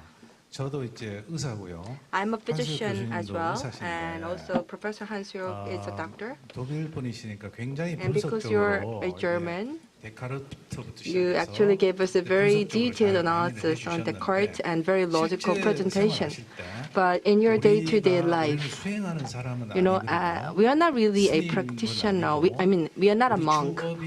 And we do have our main occupation. we take care of the patient. And I know that because you work in the university hospital, you meet a lot of people with serious diseases. So the reality that we face every day is that we always have urgent tasks to deal with, something that we have to do right now. Because we have to take care of a lot of patients. This is our day-to-day life. However, what Master Daehaeng says that we have to practice the Dharma in our day-to-day life. But the doctors are so busy and physicians are so busy. But she said that we can do it. And so with our own occupation, we can again do the practice and the meditation. So I think that this is the gist of the Master Daehaeng's teaching. So in the day-to-day life, as a physician, when you meet the patient and in your extremely busy schedule, how do you practice meditation or the Master Daehaeng's teachings? Thank you very much for that question. I ask myself this question every day. But, working as a physician, of course, I'm relying to the craft I learned. So I do what I've learned. I try to apply the knowledge and to the best of my knowledge for the benefit of the patient. I have the feeling the biggest difference I realized from my being a doctor after trying to apply the Gwan technique Gwan in daily life is that I can somehow, and not with every patient, but sometimes somehow with some patients, I can connect on a much deeper level as I could before. So I'm doing the normal stuff I just learned, all those things related to studies and evidence and so forth. But I try at the same time to do it with from inside and with the thought, I want to do something good for the patient. And this is very, for me, something, if I wouldn't do that, I realized I lose a lot of inner strength. But when I have the connection to this kind of thinking, it's much easier being a doctor because, as you rightly put it, we see many very difficult cases. We see cancer patients and stuff, and it's not easy to deal with all these cases because many people obviously will die and have many problems while dying. So it's really at the moment when I feel this connection with the patient on a level I cannot really describe very well, it's much better and somehow something happens. That's all I can say. 네, 감사드립니다. So thank you very much for your answer. 한수혁 교수님 감사드립니다. Thank you, Professor Han-seok. And with that, we will conclude the last session. Thank you very much for your time and attention. We have had a long agenda. Thank you very much for remaining with us till the very end of the session.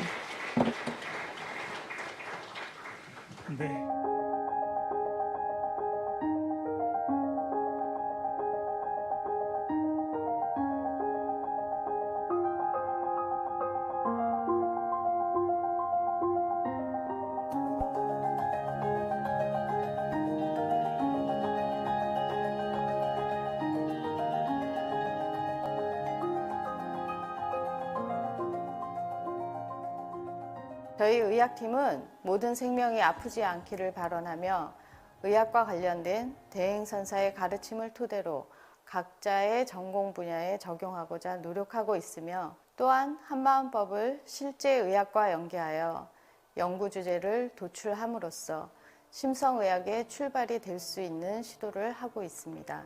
의학팀의 구성원은 청감 스님을 멘토 스님으로 모시고 강원대학교 간호학과 명예교수이신 김주연 선생님, 김종훈 치과의원 원장이신 김종훈 선생님, 한마음 한의원 원장인 저 김미지, 약산의 한방병원 원장인 이준엽 선생님, 연세대학교 의생명과학부 연구원 장미란 박사님, 이렇게 6명이 현재 활동 중에 있습니다. 의학팀의 최근 활동을 말씀드리면 2018년부터 2021년까지 한마음 선언 대행 큰 스님이 주창하신 주인공 관법을 했을 때 나타나는 변화를 증명하기 위해 뇌파를 측정해보기로 연구과제를 정하고 2019년에는 하한거 신도 23명의 뇌파를 측정하고 자료를 수집하여 2020년에 뇌파 분석 및 결과를 정리하였습니다.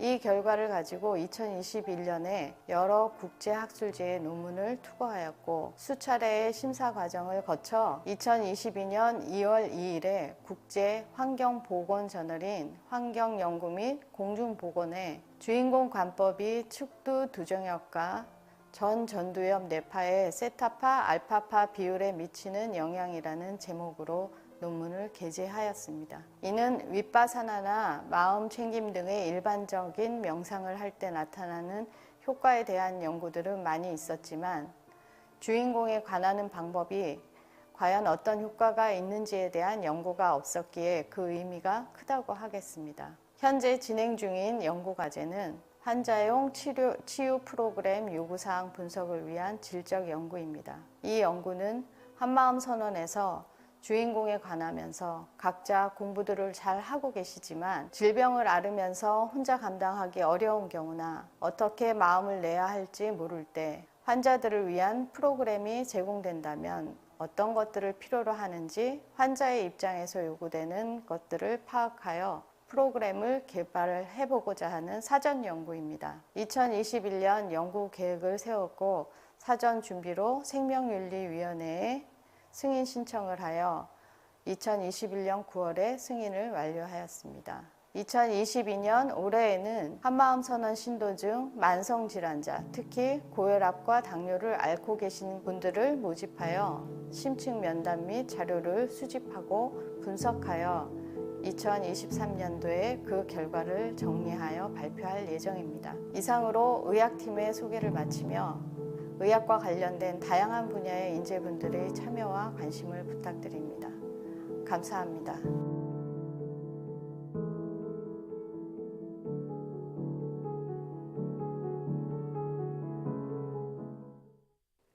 한마음선언 과학원 의학팀이 한거에 참가한 신도들을 대상으로 한 뇌파 연구 성과가 국제학술저널에 게재됐습니다. 주인공 관법 수행 시 알파파가 증대해 불안과 스트레스가 감소하는 것으로 나타났습니다. 정준호 기자입니다.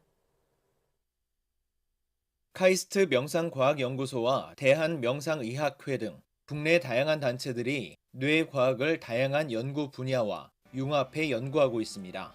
한마음과학원도 오랜 기간 주인공 관법이 뇌에 어떤 영향을 미치는지 연구를 해왔는데 최근 주목할 만한 성과가 나왔습니다.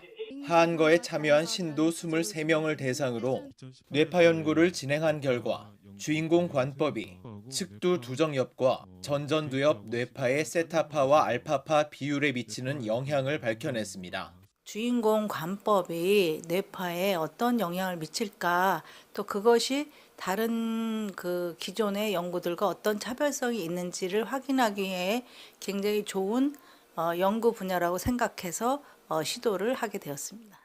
연구팀은 실험군과 대조군을 주인공 관법을 했을 때와 안 했을 때로 나눠 진행했습니다. 한마음과학원 의학팀에 따르면 뇌파 측정 결과 주인공 관법 수행 시 알파파가 세타파보다 상대적으로 많이 증가했고 특히 관자놀이 윗부분인 측두 두정엽에서 변화가 크게 나타났습니다. 알파파는 뇌파의 한 종류로 휴식 이완 상태에서 지배적으로 나타나며 불안과 스트레스를 낮추는 역할을 하고 뇌 손상이나 질병 시 감소하게 됩니다. 한마음선언 의학팀은 주인공 관법을 통해 자신이 주도적으로 뇌파에 영향을 미칠 수 있다는 사실이 확인된 것이라고 설명했습니다. 집중을 한다든지 기도를 한다든지 하시면 이게 내가 언제 이루어질까 이렇게 막막하게 생각하시는 분이 있는데 저희 주인공 관법 같은 경우는 내가 하겠다고 마음을 먹으면 즉시 그게 뇌파에서 나타나더라고요.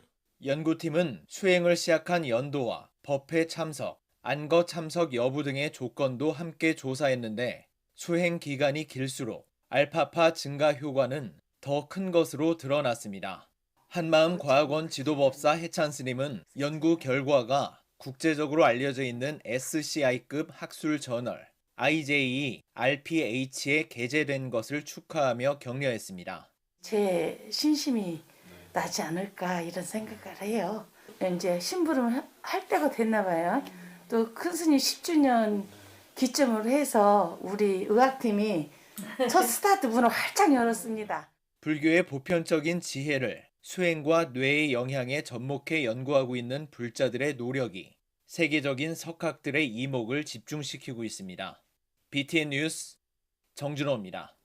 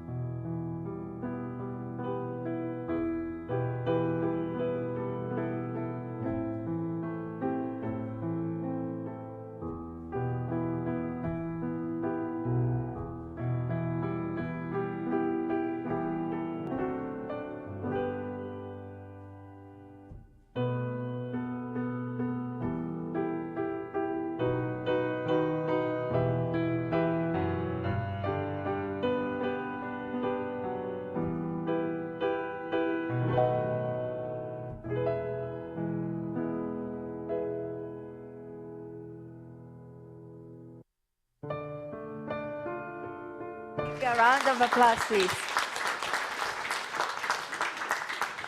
김재훈 교수님 잠깐 간단히 말씀 소개 올리겠습니다. I will introduce briefly about Professor Daehaeng Kim. 김재훈 교수님은 현재 서강대학교 종교학과 교수님으로 재직 중이십니다. He is currently serving as the professor of the religious studies at Seogang University in 그리고 Korea. 한국 종교학회 회장 역임하셨습니다. He has served the president for Korean Religious Association. 김재훈 교수님께서는 종교 심리학이나 종교적 경험, 죽음과 임종 등 죽음학에 대한 연구를 진행 중이십니다.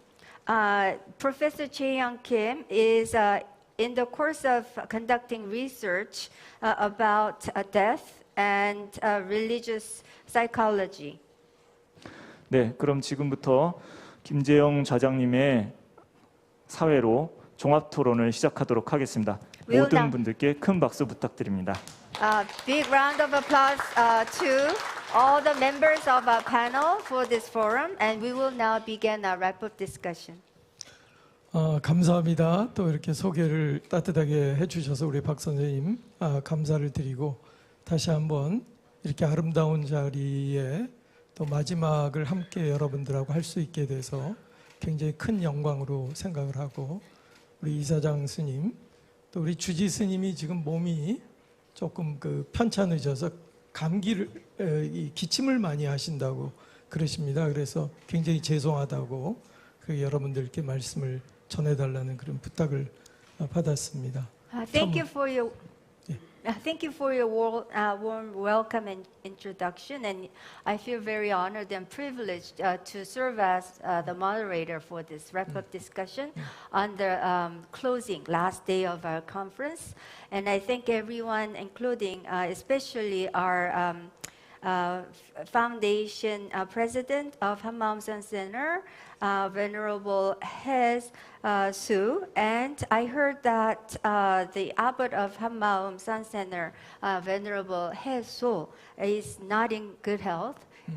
She kept coughing, so she wanted me to convey a sincere apology for not being able to attend.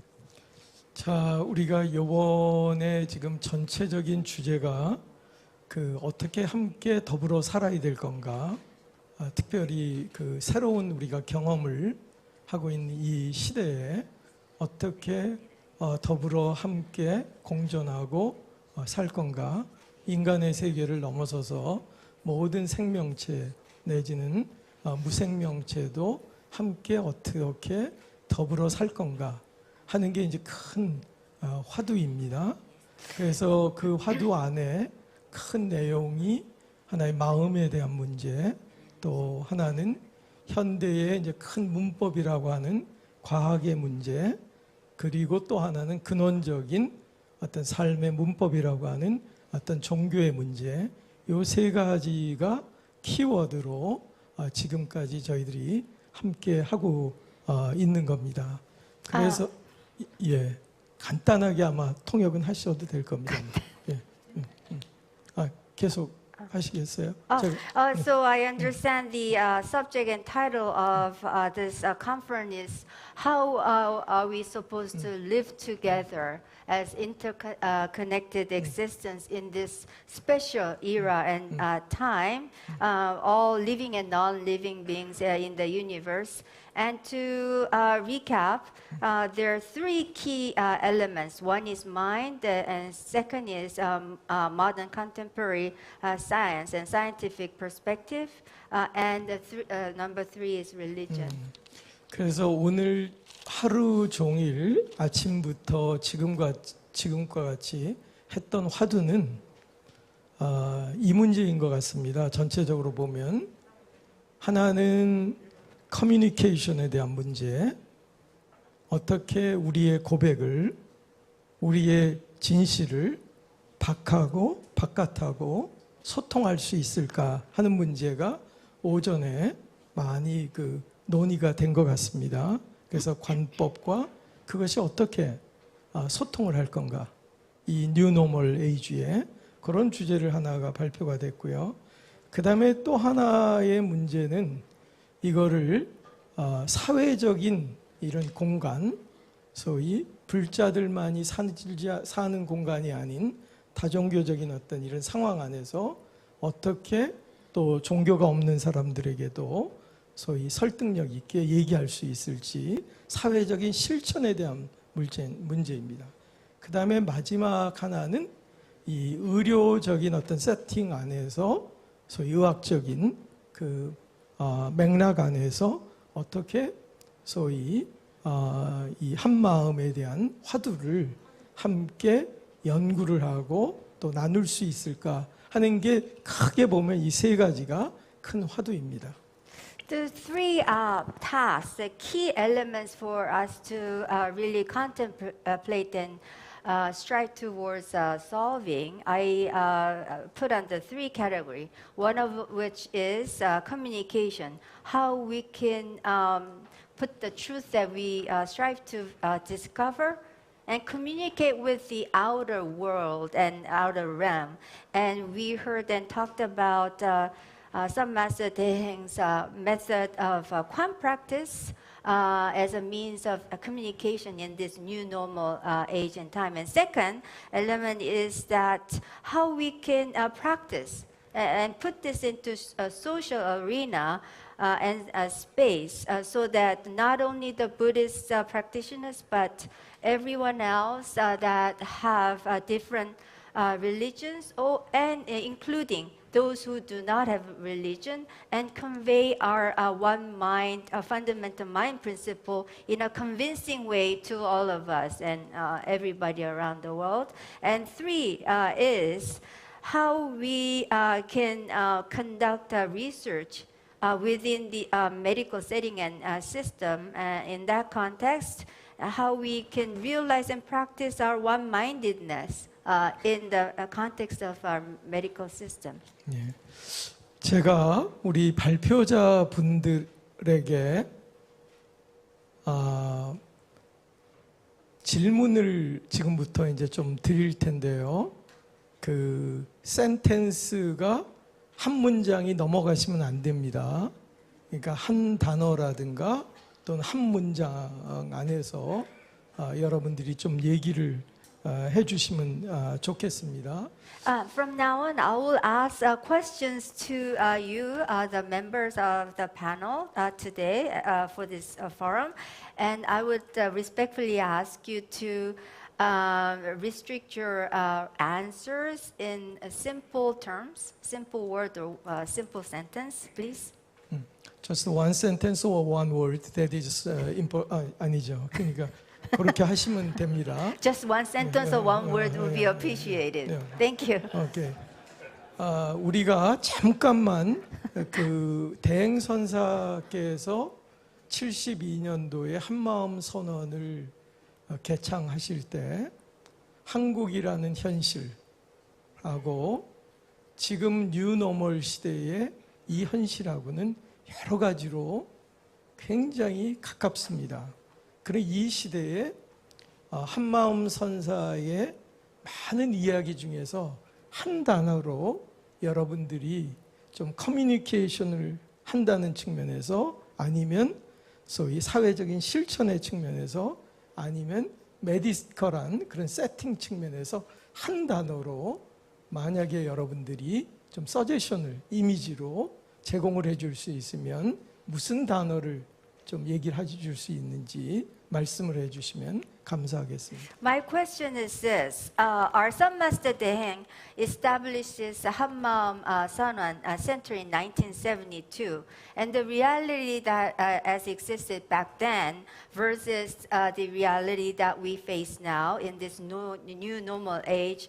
Although there are various elements existing, very close to each other, I would put it. And if you could put your opinions or suggestions in or image in one word or one sentence as to how we could practice that in terms of the elements, the three elements that I mentioned. One, communication, and how we could put that into social practice, and how we can put together into medical situation or medical system.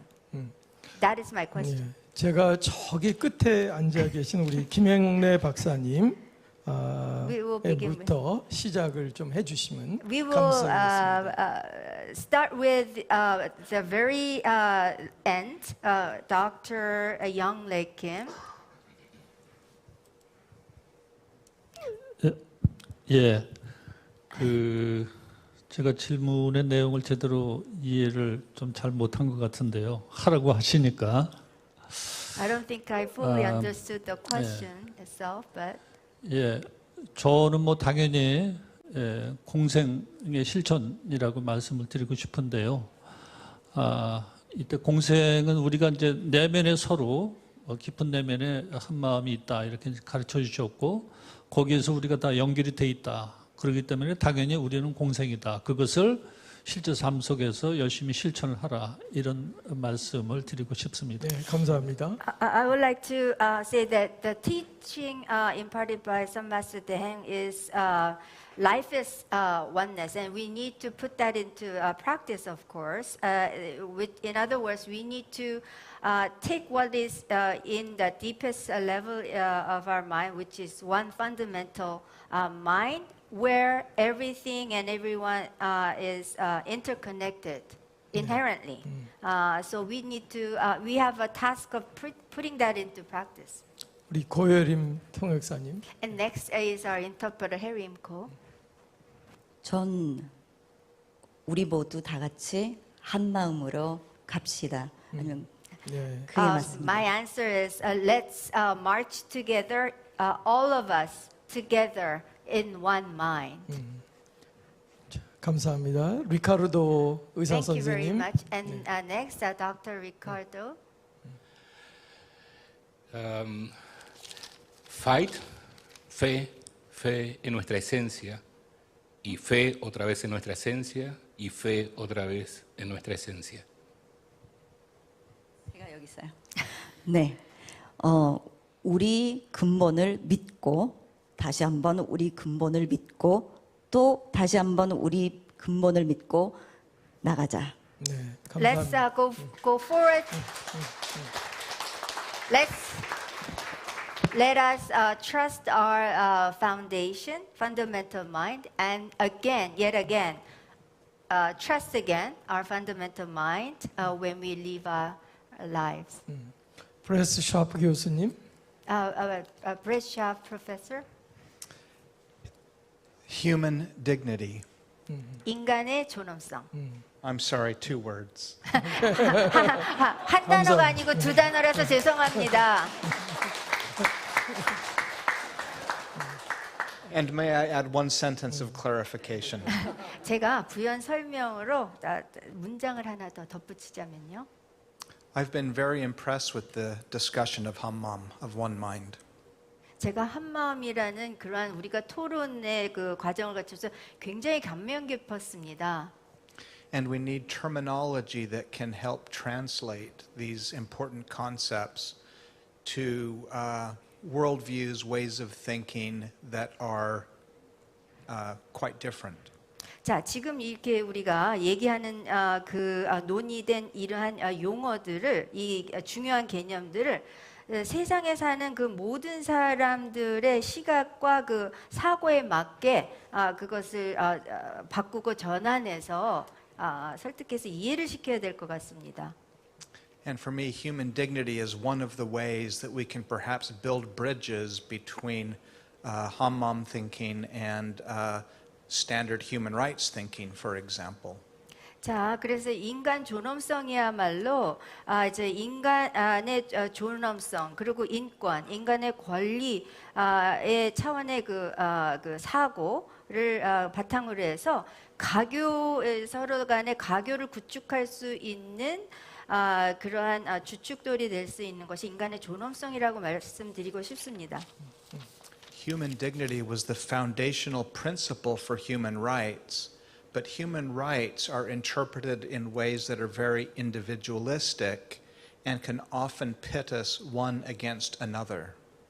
자, 인간의 존엄성이야말로 인간의 권리, 인권의 근간이 되는 것인데 인간의 권리, 인권을 해석하는 것이 개인주의적인 해석이 많이 되고 있어서 그러한 인간의 권리의 해석이야말로 개인의 간의 권리를 많이 저촉했다라고 할 수 있습니다. Human dignity, in contrast, begs us to think of the other, to think of each other, and to think of all humanity. 인간의 존엄성은 그와는 반대로 인권의 잘못된 해석과는 반대로 상대방 모든 타인을 생각을 하고 배려하게끔 하는 근간이 되는 개념입니다. 네, 감사. Next year is the 75th anniversary of the Universal Declaration of Human Rights. And our center will be leading a number of projects on global visions of dignity. And I would invite Hanmaeum Center, Venerable Haesu, to have some of your scholars think about what your unique way of thinking about humanity can contribute to global understanding of this universal concept of human dignity. 자, 내년에 우리가 인권에 대해서 선언을 한 75주년을 맞게 되는데 우리가 센터에서 어떤 프로젝트를 하냐면 인간의 존엄성에 대한 전 세계적인 비전이라는 프로젝트를 하고 있는데 해수 스님, 이사장 스님, 한마음 선언 해수 스님과 한마음 선언이 이런 한마음 선언적인 대행 선사의 가르침적인 차원에서 그러한 학자 석학들로 하여금 이 불교 쪽에서는 그러한 인류애와 이 인권 인간의 존엄성이 어떻게 표현될 수 있는지 좀 사고를 하게 만들어 주셨으면 좋겠습니다. 그 얘기는 제가 조금 첨부를 하겠습니다, 통역사님. 네. Mr. Interpreter, I would like to add a little bit to what our professor stated. 지금 하시는 저분이 이제 종교와 법 지금 센터장이시고 지금 유엔에서 휴먼 디그니티 디클레레이션이 있는데 내년에 그 센터에서 이제 큰 행사를 하는데 그때 이제 이사장 스님하고 주지 스님하고 한마음 과학원 분들을 좀 초대를 해서 좀 이 한마음에 대해서 인권이라는 차원에서 좀 이 발표하는 자리를 자기가 초대를 하고 싶다. 그런 말씀을 지금 하신 겁니다. So what Professor just stated is that this UN center will hold a huge event next year on the 75th anniversary on human dignity, and he's basically asking this Hanmaeum masters, our foundation president and the abbot of Hanmaeum Sun Center and scholars to come and make presentation about one mind in connection with human rights. Thank you very much, the Professor Brashov. One sentence more. Okay, please. I'm sorry to say this conference will be in Hawaii. Okay, Hawaii. So we need someone to volunteer for hardship duty. Okay. 자, 지금 이게 너무 멀리 하와이에서 열릴 거거든요. 내년 행사가. 그래서 자원에서 이렇게 해주시는 마음을 내주셨으면 좋겠습니다. 네. 자, 청 교수님. Venerable By any 청고. chance, is it in the winter? 겨울에 있습니까 혹시 행사가? We have to evolve our consciousness and the problems we encounter through our fundamental mind. We have to use this fundamental mind to evolve ourselves and to deal with the problems we face. Korea in 1972 was essentially a third world country. And I mean, there was a lot of desperation. There was a lot of hard times for people. And the only way forward really was to evolve their consciousness and to use this fundamental mind to work with the problems they face. Now Korea itself has evolved incredibly, but the problems we still face as part of the world are a whole nother realm, and we have to use this awareness both to help ourselves, to help the people around us, and to help the world at large. 자, 의식을 통해서 의식을 사용해서 우리가 반드시 진화를 해야 됩니다. 그래서 이제 그 진화를 해야 됐는데 이 한마음이라는 그 근원을 우리 주인공 한마음을 통해서 진화하는 데 있어서 여러 가지 문제를 우리가 해결을 해야 됐는데 1972년 한마음 선언이 창립될 그 배경으로 보자면 그때는 소위 제3세계의 수준이었다고 할 수 있습니다. 한국이 여러 가지 궁핍과 결핍이 만연한 그러한 형국이었는데요.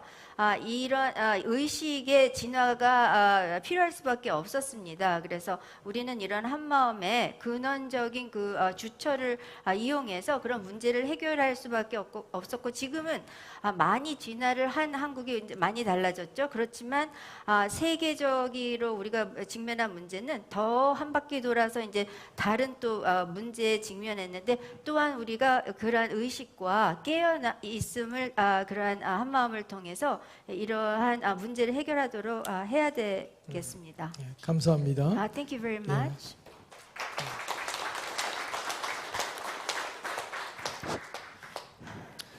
I have really a short answer. I think for all the three fields, communication, practitioning, and medicine, we have to start with ourselves. That would be my answer for each one of them. 자, 굉장히 간략하게 하겠어요. 아까 말씀하신 세 개의 범주로 말씀하신 소통과 사회적 실천과 의료 체계에서의 그 협력인데 그런 것을 다 이루자면은 우리 자신을부터 시작해야 된다라고 생각합니다. 자신을 알아서 나가자. 감사합니다. Thank you very much. 우리 장미랑. 네, 저는 제 프레젠테이션 첫 장에 있었던 큰 스님 책 제목 내 안에 의사가 있다로 하겠습니다. I will answer the question with the title that's on the very first page of the book that was authored by Sun Master Daehaeng, and I misinterpreted. That is on the first page of my presentation. That is, seek doctor within yourself. 여정호 박사님. There is medical doctor within you. In other words. 네, 저는 그 한 단어로 하자면 한 구멍이고요. 그 한 문장으로 하자면 문제. 삶의 모든 순간을 준 주인공이 답, 지혜도 준다로 하겠습니다. If I put my answer into one word, I would say the answer is one whole, H-O-L-E. And in one sentence, our fundamental mind, the foundation, Juingong, will give our wisdom for us to deal with everything that we encounter with in our day-to-day life.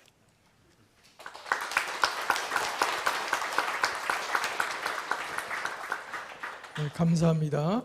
그러면 우리가 그 대행선사의 이제 그 가르침을 갖고 지금 한 단어씩 또 풀어서 이제 말씀을 해주셨는데 그 단어를 갖고 한국 사회와 또 지금 글로벌한 이 뉴노멀 시대에 가장 큰 이슈들이 뭔지 그 대답을 갖고 그 단어를 갖고 지금 우리가 해결해야 될 그런 이슈들이 무엇인지 한 단어씩만 조금 해볼 수 있도록 그걸 한번 하는데 그 전에 제가 아름다운 이야기를 하나 여러분들에게 또 나누고 싶습니다.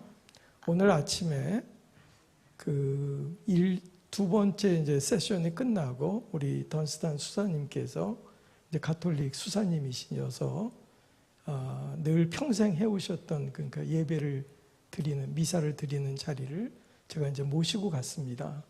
갔는데 참 아름다운 일이 일어났습니다.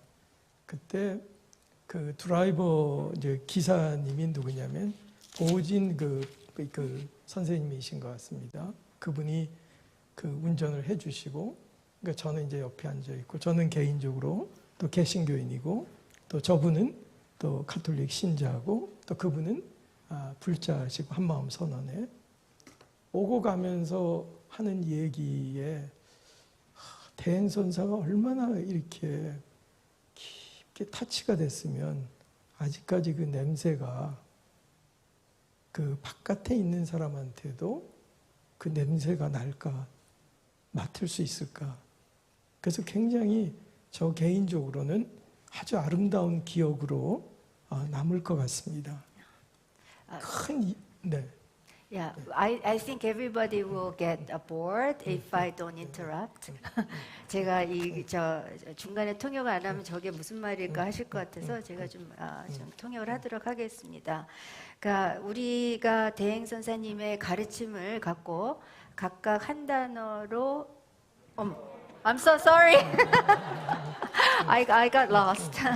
We've been each of the panel members have been providing your answers in one word or elaborated as a sentence on the basis of our Sun Master Daehaeng's teaching, and from now on. I would respectfully ask each one of you to give one word answer in describing what you think would be the biggest issues that the world kind and the mankind is facing now, whether within Korean society or be globally in this new normal age. And before we get to hear your answer, I would like to share a beautiful story of what I experienced this morning.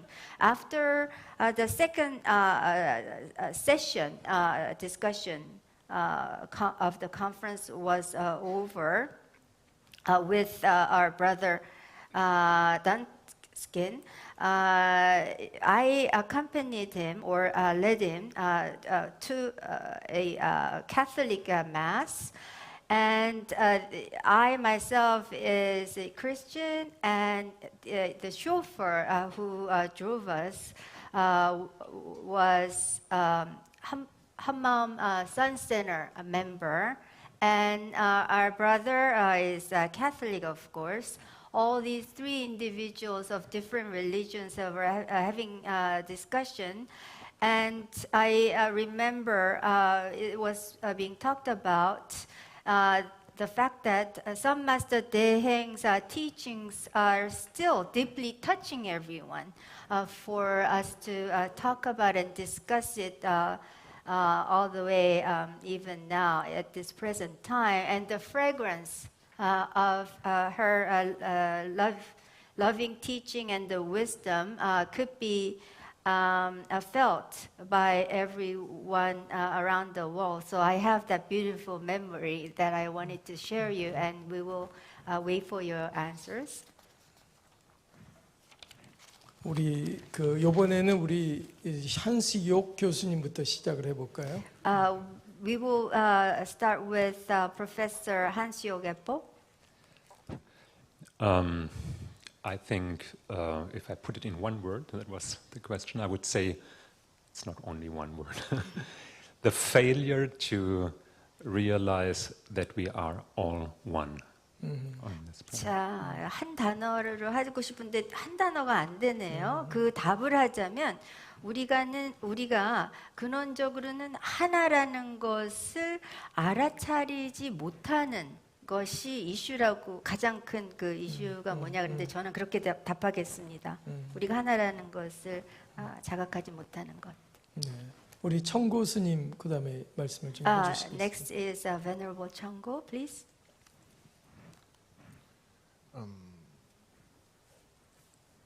Well, I agree with so much with Hans-Jörg that I'm having trouble thinking of something else. 한시옥 애플 교수님하고 똑같은, 너무나 동의를 해서 다른 단어를 지금 찾고 있습니다, 머리에서. It's really a question of evolution. We each have to evolve the level of our spirituality, the level of our awareness. And I think a lack of that is what's causing a lot of the problems we're facing today. 자, 우리가 그 진화를 해야 된다는 화두가 있는데 각 개인적인 차원에서 진화를 해야 되는데 영적으로 그 인지적으로 그 진화하고 할 수 있는 그 의식이 결여된 것에 를 토대로 우리가 직면하는 모든 문제가 거기서 나오는 것 같습니다. 네, 감사합니다. Thank you very much. 그다음에 샤프 교수님. Next is Professor Schaff. Polarization. 다원화라고 하고 싶습니다. 한 단어. Polarization. 예, 다원화. 너무 각기 다른 다원화죠. 한 단어. Polarization. 극단적으로 양극단으로 나누어져 있다. 양극으로 나눠지는 거죠. 감사합니다. 그다음에 우리 리카르도 의사 선생님. Next is Dr. Ricardo. Sí. Comprender que el yo no existe. 나가 없다는 것을 이해하지 못한 점이라 그럴까요? I would put it as a lack of understanding of the fact that there is no I that really exists. 저는 disconnection이라고 생각됩니다. 그게 가장 큰 문제고 저희가 그래서 그 내면 한마음 주인공과 연결을 할 수 있다면 모두와 자기 자신과 정말 연결되고 모두와 연결이 돼서 훨씬 더 좋은 세상이 되고 진화도 할 수도 있고 그 polarization도 없어질 거라고 생각합니다. In one word, I would put it as this connection and separation from that connection, which we inherently have. So I believe that once we connect ourselves and have the connectivity that exists, then we will be able to erase and get rid of the polarization. 우리 김영래 박사님. Dr. 제가 Youngrae Kim. 이해력이 좀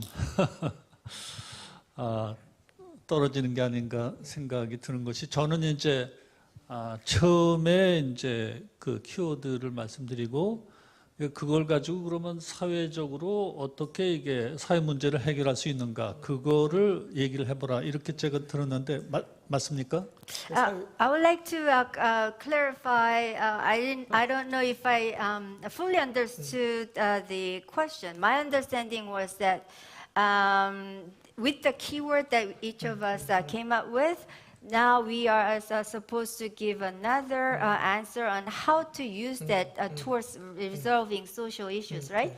김영래 박사님이 굉장히 그 인텔렉츄얼하셔서 빨리 이제 답을 하셨는데 그건 이제 세 번째 질문이고. I think you are just going in advance of my question. That was going to be my third question because Dr. Youngrae Kim is a very intellectual person.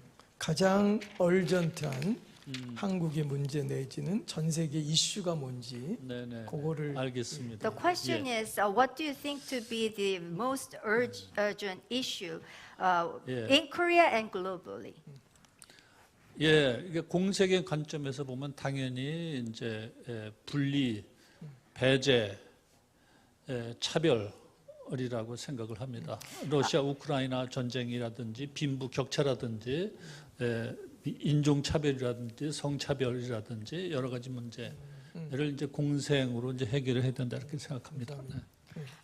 Speaking from the symbiotic perspective, how we should live together harmoniously, in order to find answers to isolation, separation, exclusion of one another, and discrimination, to solve all these issues and Russia's intrusion of Ukraine, the war that's outbreaking there, and the social disparity of between the poor and the rich, racial and gender discrimination. I think if we 그 정도로 하시면 될 것 같습니다.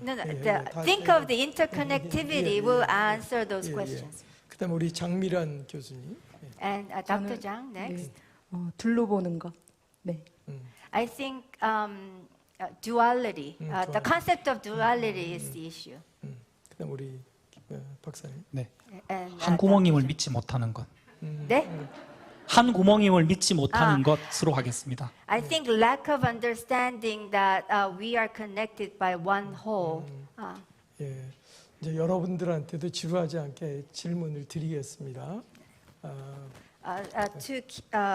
Not to make you so bored, I will ask my question next. 우리 그 청중에 계시는 뭐 스님들 또는 우리 신도님들 또 학장님들 혹시 가장 지금 시급한 이슈가 뭔지 센텐스가 길면 이제 교양이 없죠. 그래서 센텐스가 간단하게 좀 한 문장 내지 그렇게 해주시면. I will address this same question to the people on the floor.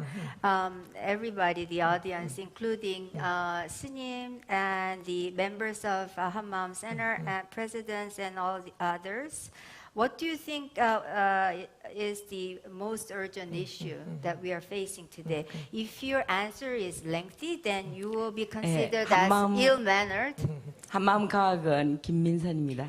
My name is Min-sun Kim from Hanmaeum Science 저는 Center. 문제를 문제로 보기 때문이다. 암을 암으로 보고 불이 왜 일어나는 줄 아느냐. 우리를 진화시키는 원동력인데 그걸 문제로 보고 해결하려고 하기 때문이다. 문제를 문제로 보는 것이 문제라고 생각합니다. I think the urgent issue is regarding issue as an issue and regarding answer as just a limited view of cancer. And the fire was the motive power, driving power of evolution.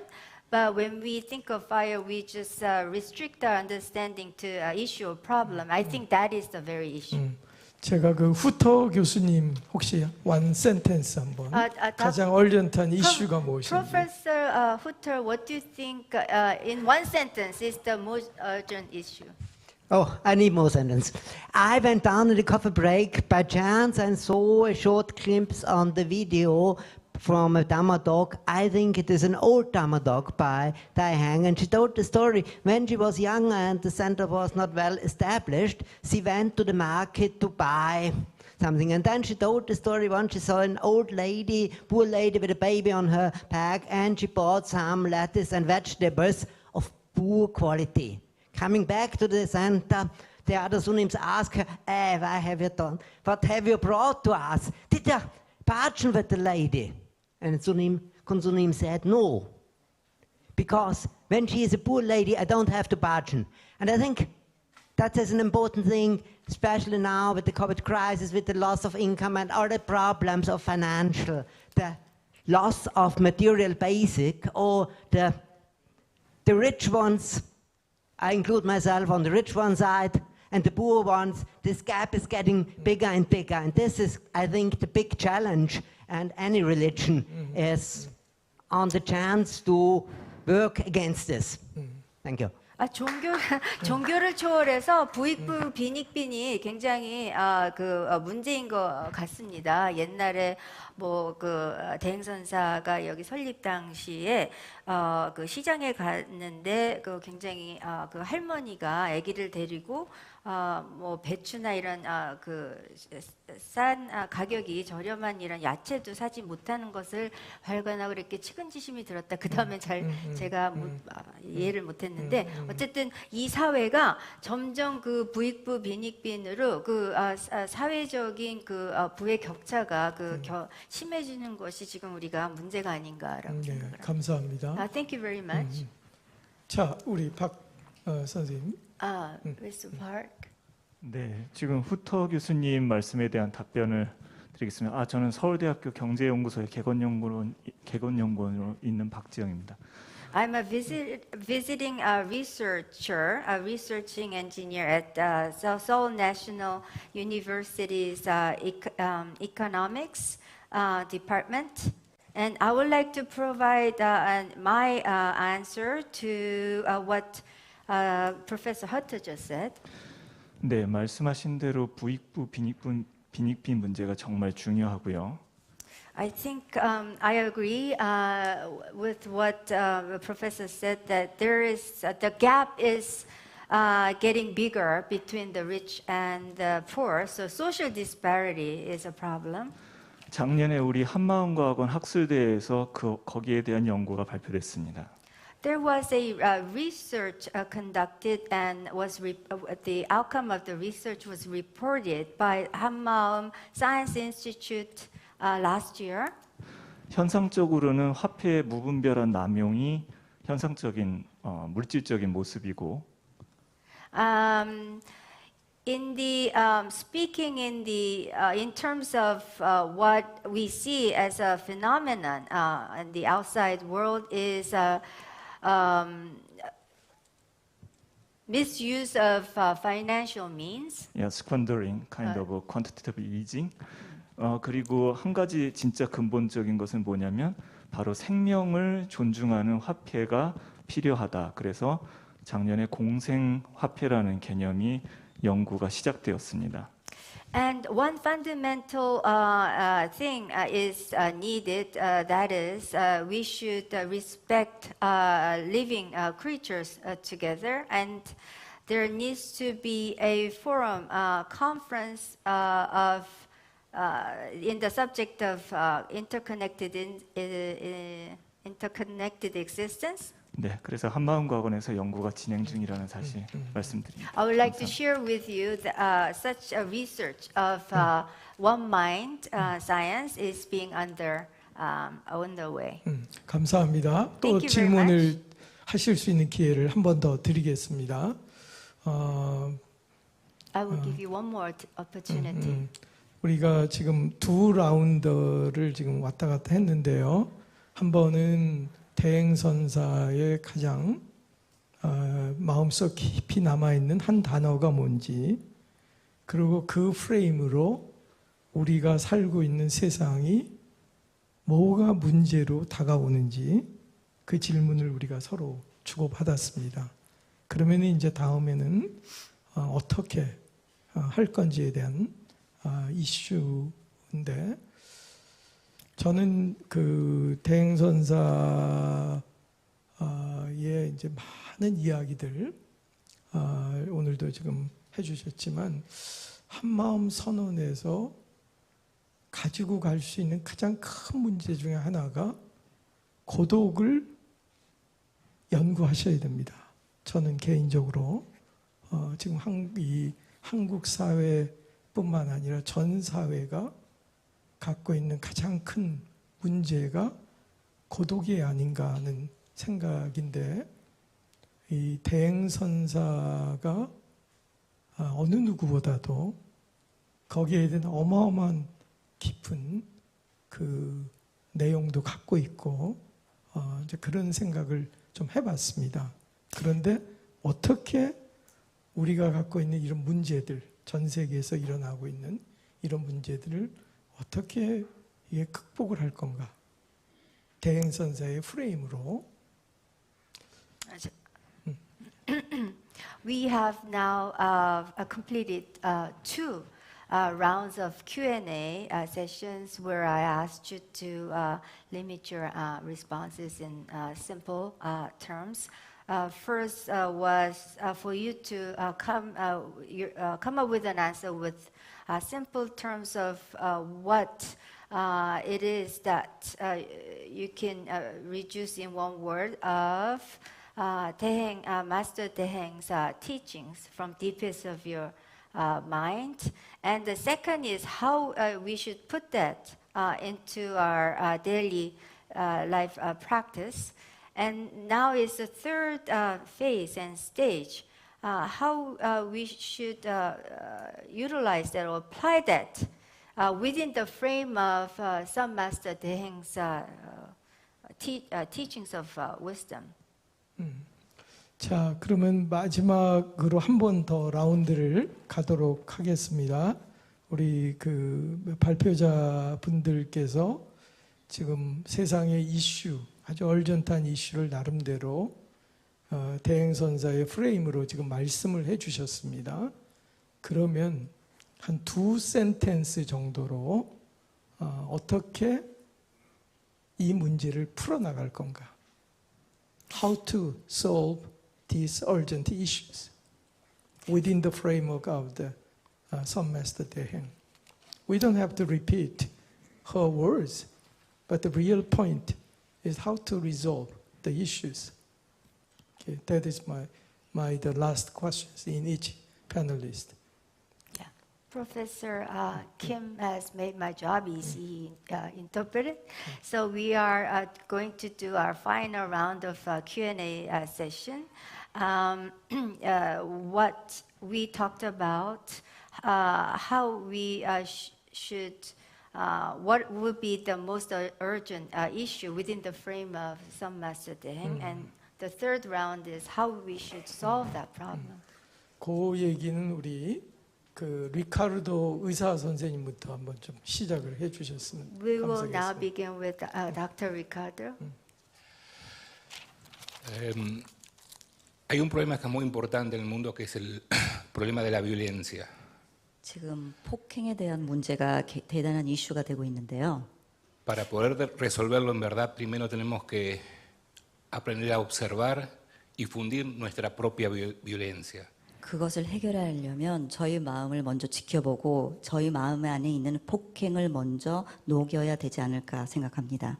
A partir de allí recién vamos a poder generar el maún correcto y la acción correcta para la solución a la violencia. 그래야 올바른 마음을 낼 수 있고 올바른 행을 할 수 있고 그 문제를 해결할 수 있다고 봅니다. Si no hacemos eso y queremos o pretendemos desde el ego resolver el problema de la violencia, 그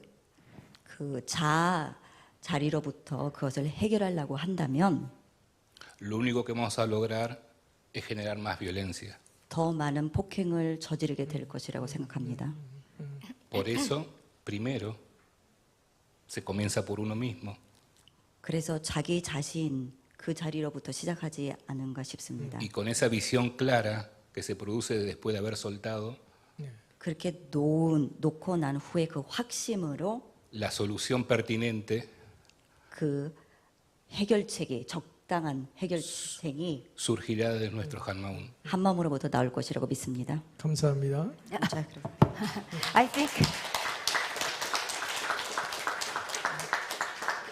think one of the urgent issues around the world is violence. And in order to solve the problem of violence, what we need to do, in my opinion, is to observe our mind first.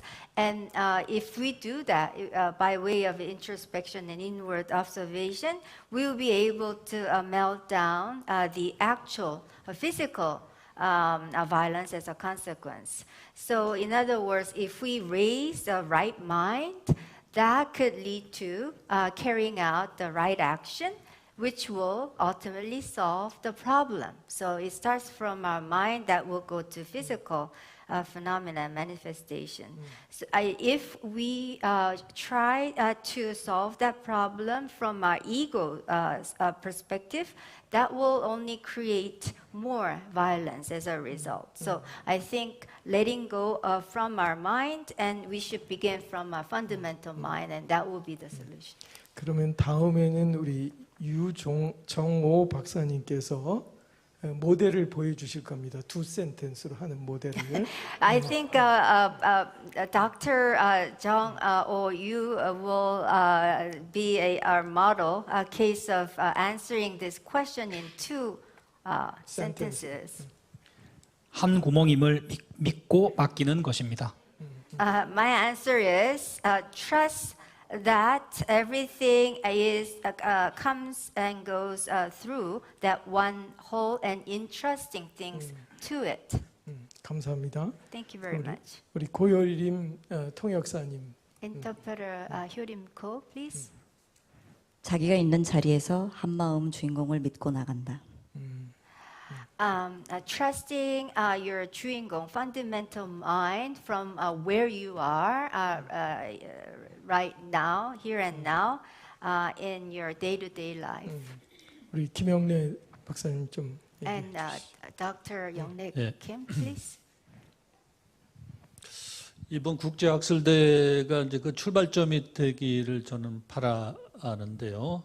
그러니까 이 공생의 이 원리를 우리 큰 스님만 말씀하신 것이 아니고 세계 곳곳에 동서고금의 많은 분들이 이제 말씀을 하셨기 때문에 그런 것을 연결시켜서 깊이 연구를 해서 이게 국내뿐만이 아니고 지구적인 패러다임으로 발전을 시켜 나가야 된다라고 생각을 하고, 그리고 그에 따라서 삶의 모든 면에서 이게 예를 들어서 공생의 문화 또는 뭐 공생의 사업이라든지 이런 여러 분야로 확산을 시켜 나갈 수 있고 그렇게 되어야 된다 이렇게 생각을 합니다. 예. I sincerely hope that holding this international academic conference will be a starting point to achieve what we are talking about today. And the principle of interconnected existence, symbiotic life, has not only been talked about by our Sun Master Daehaeng, that is what has been talked about in the Western world, Eastern world, in the past and the present, all around. So if we utilize that principle and lead that into conducting profound level of research, I think we could achieve that goal of living all together interconnectedly, not only in Korea but globally. I hope that will, and I hope and trust that that will expand to achieving symbiotic culture, symbiotic society, and interconnected everything everywhere. Now, Venerable Chunggo, please.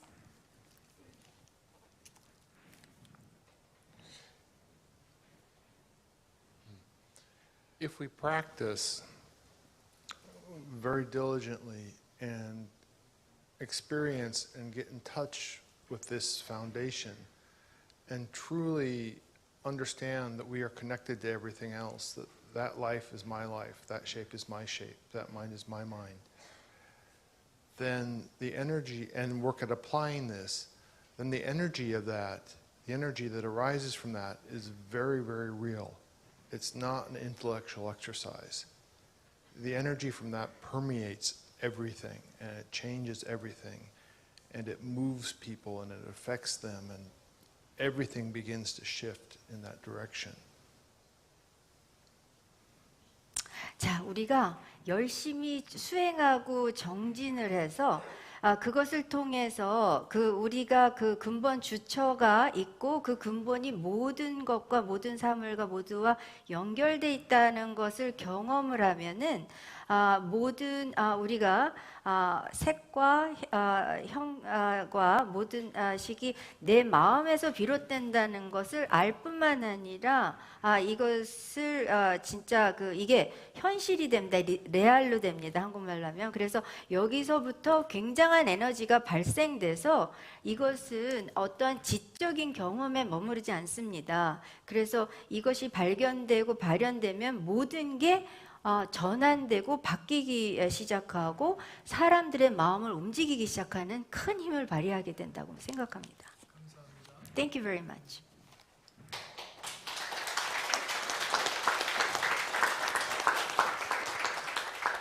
우리 브레스 샤프 교수님 한마디 해주시죠. One simple word or words from Professor Schaff, please. So I'd like to echo something that Dr. Hans-Georg Eppel and both Mir and Young said. 자, 한시옥 애플 박사님하고 장 박사님이 말씀하신 것을 제가 어떤 메아리 치는 그런 그 개념으로 다시 반복해서 강조하고 싶은 마음이 있습니다. About 10 years ago, I was at a meeting at the United Nations, and there was a panel discussion with a rabbi, a priest, and an imam. And they were discussing a very important world problem. I can't remember what it was. 자, 10년 전에 그 유엔에서 어떤 회의가 있었는데 그 연사들이 그 연단에서 그 연사들이 이렇게 토의가 있었는데 거기에 어떤 수도승도 있었고 그 레바이 랍비 지도자도 있었습니다. 근데 세 개 문제를 가지고 논의했는데 그 세 개 문제가 뭐였는지 지금 정확하게 기억이 안 나네요. But the old imam said this. 자, When I was, I'm sorry, go. No, I'm so sorry. When I was 20 years old, I wanted to change the world. 자, 그 이만 그 아랍계의 그 지도자 이렇게 말씀했습니다. 내가 20세 때는 세상을 바꾸고 싶어 했었다. When I was 40, I wanted to change my nation. 제가 40살이 됐을 때는 내가 국가를 바꾸고 싶어 했다. When I was 60, I wanted to change my family. 62세가 이르러서야 내 가족을 바꾸고 싶어졌었다. Today, I am an old man. I am 80. And I want to change myself. 나는 지금 현재 80살 그 노인이 되었는데 이제 와서 나는 내 자신을 바꾸고 싶다라고 했습니다.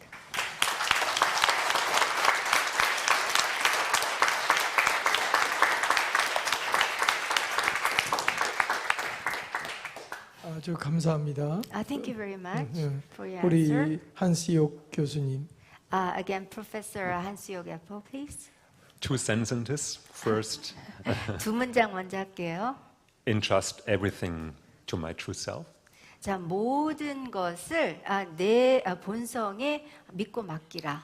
Second sentence, 두 번째 문장. it connects to what Professor Scharf just said. Only if I'm able to transform myself, or if we are able to transform ourselves, we can transform the world.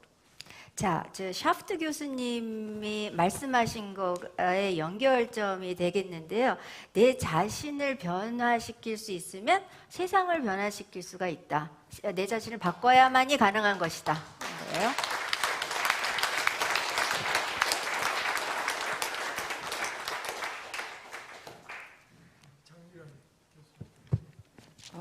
제가 질문을 이해 못했는지 모르지만 처음에 고독에 대한 해결책이었던 것 같은데 어쨌든 고독이라는 건 외롭다는 거기 때문에 내가 따로 있고 너가 따로 있다고 생각하니까 외롭다는 느낌이 있을 것 같고요.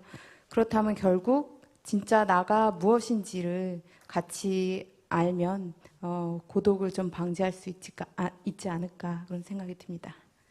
I think the question was for us to seek and solve the issue of isolation and loneliness.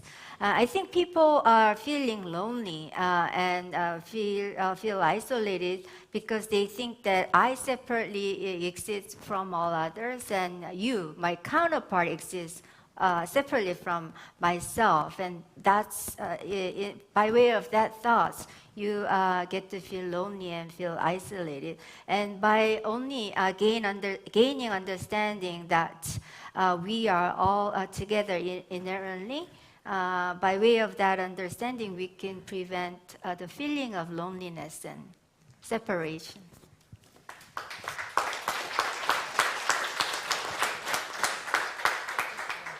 우리 청중에 계신 분들한테 한 2분 정도만 우리가 시간이 한 5, 6분 정도 남아 있는 것 같습니다. 그래서 한 2분 정도 받고 전체적으로 받고 질문을. We will now entertain only 2 questions from the floor because we only have 5 to 6 minutes remaining for our session. Any questions?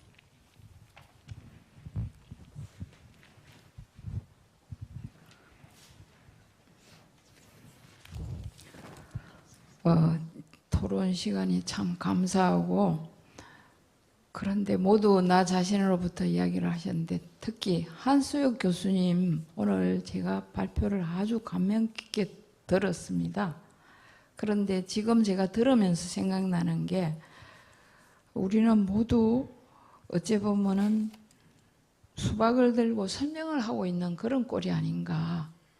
그래서 수박은 쪼개가 먹어봐야 맛을 아는데 과연 이것을 쪼개서 먹어볼 수 있는 힘이 나한테 있는가? 그리고 이게 맛있는 거를 어떻게 전달할 수 있는가가 가장 중요한 문제가 아닌가 싶고, 아까 그 한수혁 교수님이 1인称 관점이라는 게 같은 말 아닌가 싶습니다. 아무리 설명해도 내가 1인称 관점으로 봐야지 제3자 관점에서 보면 이걸 알 수가 없지 않습니까? 지금 여기도 마찬가지 아닌가 싶어서 이 자리가 저는 참 감명스럽거든요. 스님께서 늘 관 속에 들어가는 놈이 말이 많어. 그러니까 자기부터고 또 이것도 수박을 쪼개어서 맛을 봐야 맛을 알지. 스님께서는 또 돈은 목이 말라 죽겠는데 설명하지 말고 물을 떴어. 내가 먹고 남을 줄 수 있는 힘이란데 그것은 나로부터 나오는 거 아닌가 하는데, 그러면 이 세상이 참 조용하고 좋을 건데 우리는 이 오간육식을 갖고 있다 보면 그게 잘 안 됩니다. 그런데 이 자리에서 한마음에서 비롯돼서 아마 내년에 그 문제도 한마음 선언하는데 우리는 앉아갖고 공동관이라는 걸 하면서 같이 더불어가는 걸 하고 있는데 이런 자리가 자주 마련돼서 우리가 의식을 하루아침에 뚝딱 변화시킬 수가 없는 것 같습니다. 그런데 여기 계시는 분들이 다 철학자 같고, 특히 한수혁 교수님은 저는 의사인지 철학자인지 아까 들으면서 좀 헷갈릴 정도였습니다. 제가 많이 부족하다는 생각을 했는데 가장 중요한 거는 모두 다 우리가 수박을 쪼개서 맛을 볼 수 있는 힘이 있고, 그 다음에 그 맛을 나눠줄 수 있는 전달하는 방법이 무엇인가, 거기에 대한 큰 고민을 하면 더 더불어 살 수 있지 않나 하는 생각을 말씀드리고 싶습니다. 감사합니다. First, I would like to deeply appreciate everyone who gave us your respective presentations. Everyone, on behalf of everyone, we really enjoyed the discussion, and especially I was deeply impressed by Professor Han-Seok Epo's presentation. But I thought to myself while I was listening to all these presentations, in a way, I think we are doing this, and discussing about these theories is equivalent to talking about what a watermelon would taste like without cutting it open and tasting it in theory. So our Master Daehaeng said, only if you really taste, get to experience the taste by cutting open, splitting the watermelon in half, you will really get the experience. And the second inquiry you need to make to your own self is that, do we have the power to split it open to get the real taste? We need to ask that question. And some Master Daehaeng would give a joke by saying, why do you just talk in words? You will end up in a coffin. So we are limited beings, finite beings. I think what Master Daehaeng was suggesting by those words. And only if we are able to give water to the thirsty and give food to the starved, we will be really practicing the principle. And although we have that understanding, I know it is really not easy to really put the interconnected existence concept into real practice.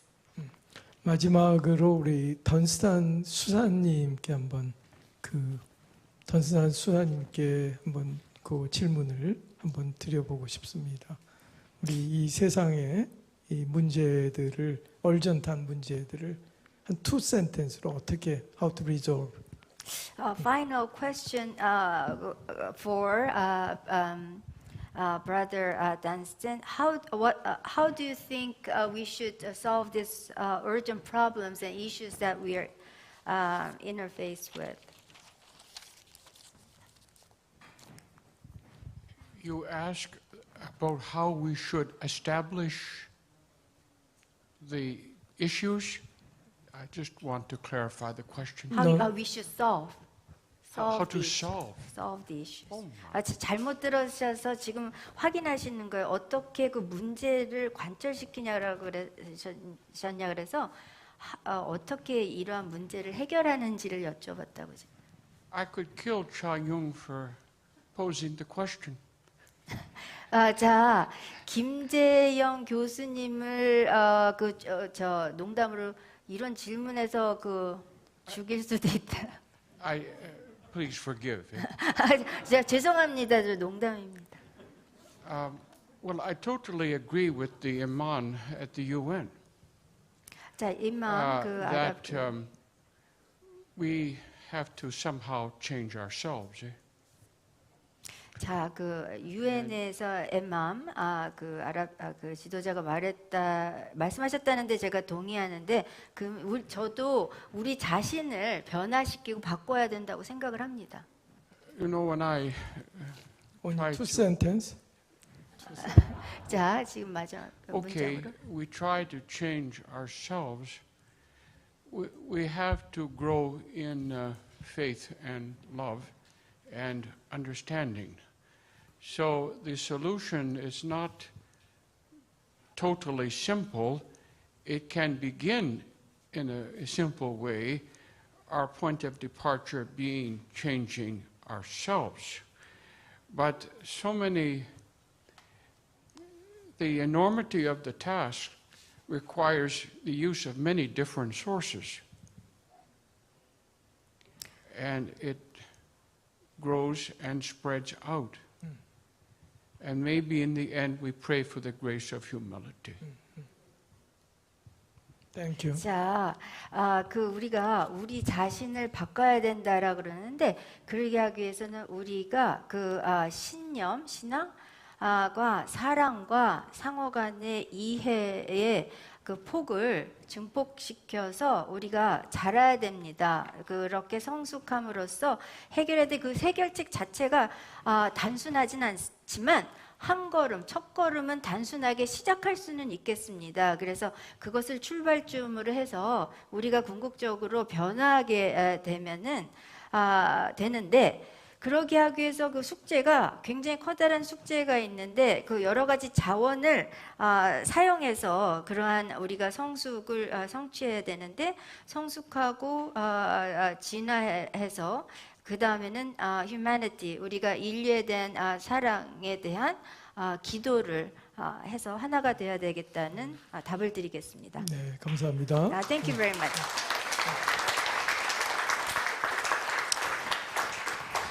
우리가 이제 종합 토론을 말씀을 하려고 제가 그랬습니다. 말씀. I was going to let him speak actually. I think Professor Hansyok Apple has one more to add.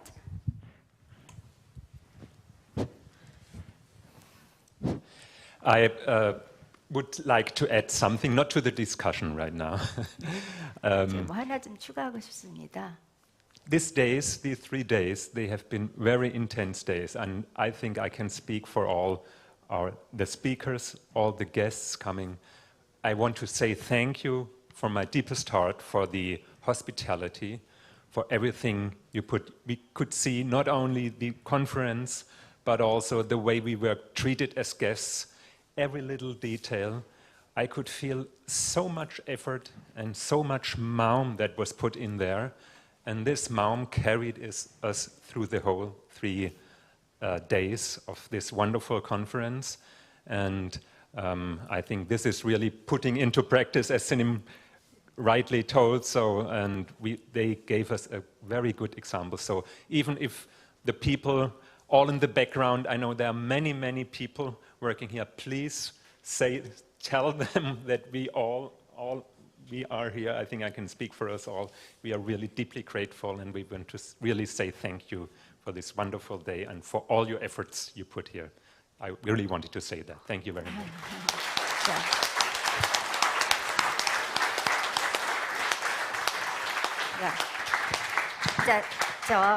제가 지금 이 말씀을 드리는 것은 아마 우리 지금 패널뿐 아니라 모든 스님들뿐만 아니라 우리 게스트들 모든 사람들이 하고 싶은 말씀이었는데 제가 대표적으로 드리겠습니다.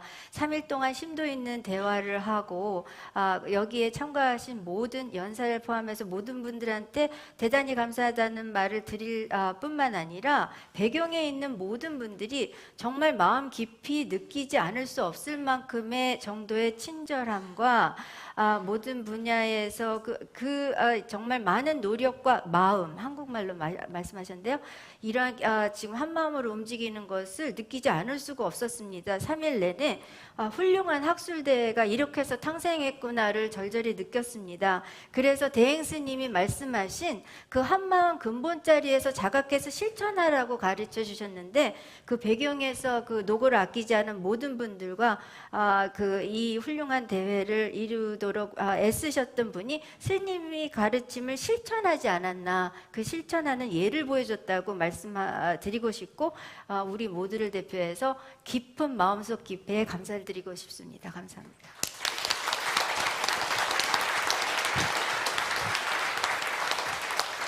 I would also like to add that I want to thank all the Sinims from Hanmaeum, Hesu Sinim, Hesol Sinim, Hechan Sinim, and all the Sinims for giving their deep maum and really supporting this conference. Really, thank you very much for this.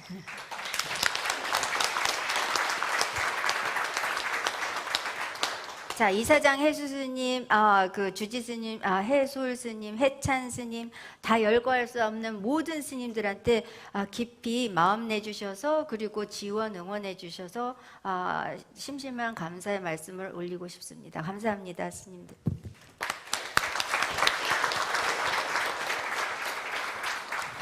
그러면은 요 정도로 그 종합 토론은 그 매듭을 짓고 우리 그 해수 스님께서 이제 나오셔서 회양식을 하면서 그 3일간의 일정을 매듭을 짓는 거로 하겠습니다. 모두들 수고하셨습니다.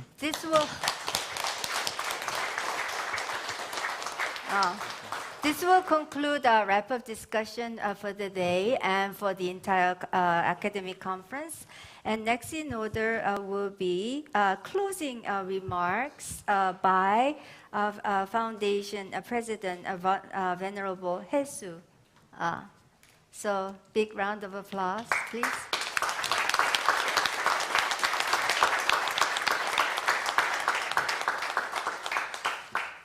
네, 바쁘신 와중에도 귀한 시간을 내어 함께해 주신 모든 분들께 다시 한번 감사드리며 이번 국제학술대회를 통해 삶의 지혜와 밝은 마음을 발견하는 시간이 되셨으면 합니다. I would like to really thank every one of you on behalf of everyone else for sparing your busy schedule in order to both attend and participate this wonderful event of International Academic Conference. And by way of this 3 days conference, I hope and trust that you have gained the great wisdom for your life and brightness in your mind as well. 그러면 한마음 선원 이사장 스님이신 해수 스님의 회양 인사 말씀. 예, 죄송합니다. Before Foundation President Venerable Hesu comes to the front stage, we will ask all the panel members to return to your seats, please.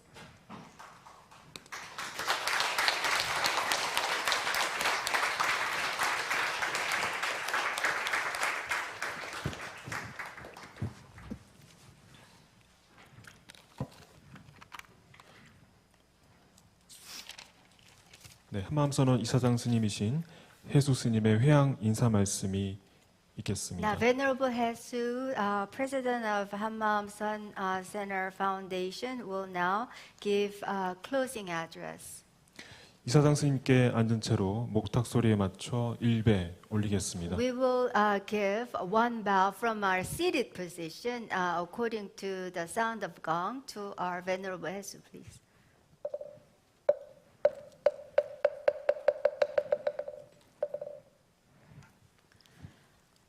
예, 3일간 학술대회에 함께해 주신 여러분 감사합니다. 이번 학술대회는 성문에서 열린 그 어느 학술대회보다 뜻깊고 보람있고 한마음으로 이루어진 학술대회라고 볼 수 있습니다. Thank you, every one of you, for participating this international academic conference for the past 3 days. And I believe that this international conference was more significantly meaningful and rewarding, and more than anything else, everything I believe was carried out in one mind. 지구촌 공생의 삶이라는 주제가 인류가 모두 겪고 있는 아픔이기에 함께 풀어가고자 하는 마음들이 모여 종교도 나라도 관계없이 다양한 나라에서 다양한 종교임에도 그냥 무조건 한 마음이 된 것 같습니다.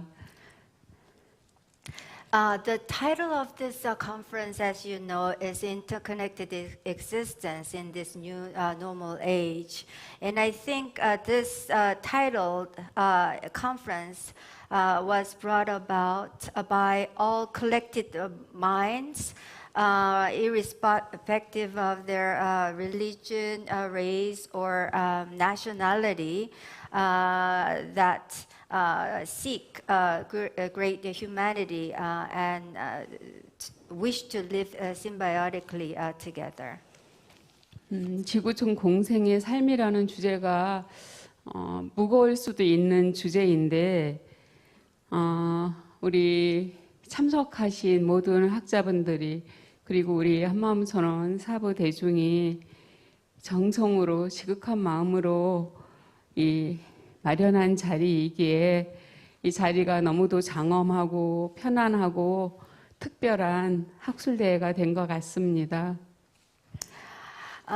This interconnected existence, which is the title of this international academic conference, could perhaps become a heavy subject to talk about and deal with, but through the wholehearted sincerity and devotion of the attending esteemed scholars and every one of the attendees, I think that those minds and wishes made this event very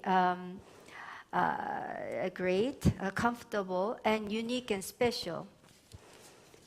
학술대회 기간 동안 우리 가학원 회원들이 그리고 우리 해외 지원의 브레이노스 독일 지원의 신도님들이 발표한 논문이 큰 스님의 가르침에 대한 거를 많이 전해드렸습니다. 그런데 사실 선사에 대한 그 가르침의 10분의 1도 못 전해드린 것 같습니다. 그렇다고 그래서 가학원 회원들이나 해외 신도님들이 논문이 절대 부족하다는 얘기는 아닙니다.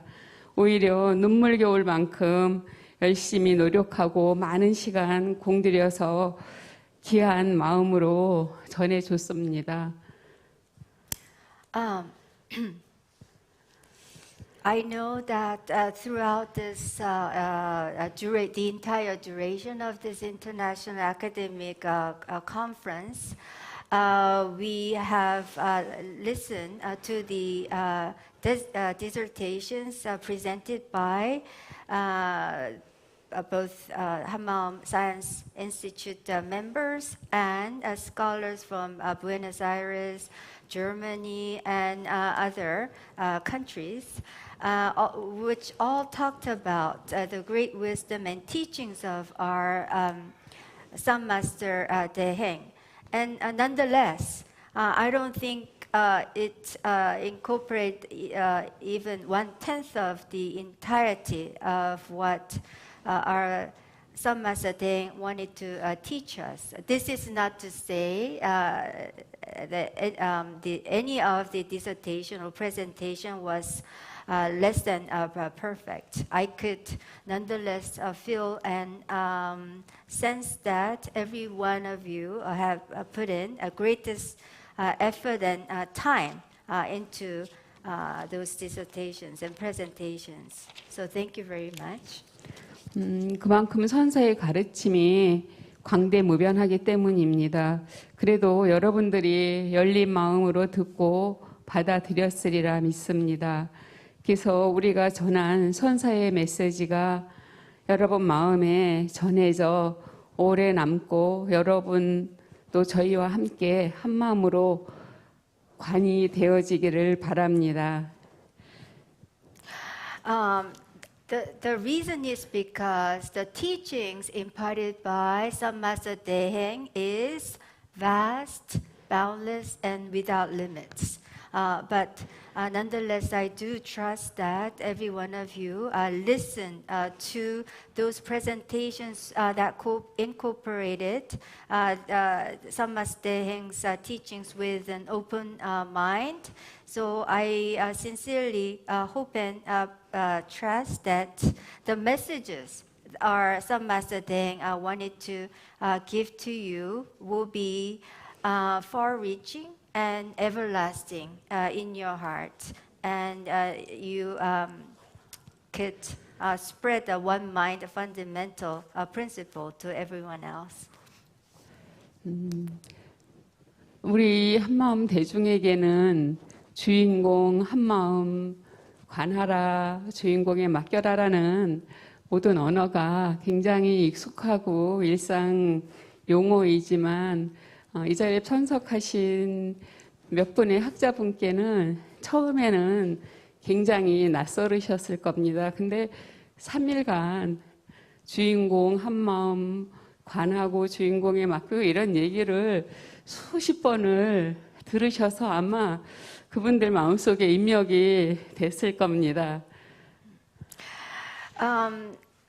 To our Hanmaeum Sun Center members, the words and terminologies such as Juingong, one mind, inwardly observe your inner nature, all those will be very familiar to every one of Hanmaeum Center people, but I think these scholars who participated in this conference would be unfamiliar, and those would feel somewhat strange to you initially, but I believe over the 3-day duration, those words have been inputted into your heart. 사실 그분들께 몇 분의 학자분들께 이 언어들이 어떻게 다가갔을지 궁금했었습니다. 근데 3일간 지켜보면서 또 오늘 종합토론 시간을 통해서 정말 이분들이 한마음 주인공 관하는 거, 주인공에 맡기는 거를 잘 받아들인 것 같다는 생각이 들었습니다. 사실 그동안 우리가 이제 학술대회를 해오면서 한국의 다른 외부 학자들도 선원에 오게 되면은 학술대 한번 다녀가면 그게 이렇게 주인공 한마음이 입력이 돼서 저절로 이렇게 맡겨지기도 하고 뭐 그런다고 합니다.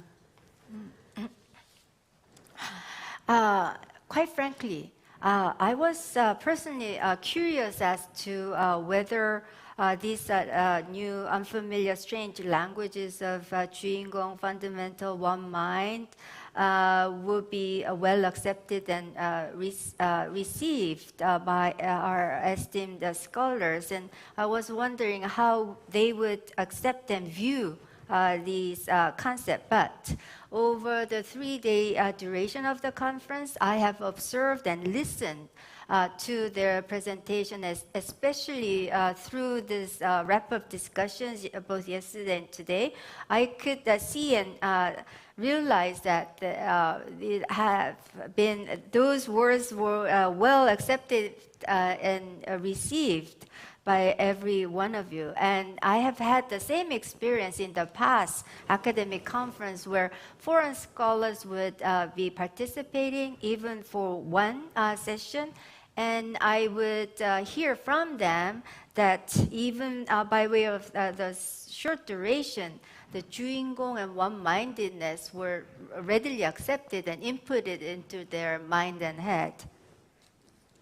그래서 여러분들도 어느 순간 이제 고국에 돌아가셔서 어느 순간 경계에 부닥쳤을 때 한 번쯤은 주인공에 무심코 주인공에 이렇게 맡기게 되기를 그럴 거라 믿어지고 또 그렇게 기대도 해봅니다. 그렇게 한마음 주인공 관하는 거를 한 번쯤은 마음에 새겨 보시기 바랍니다.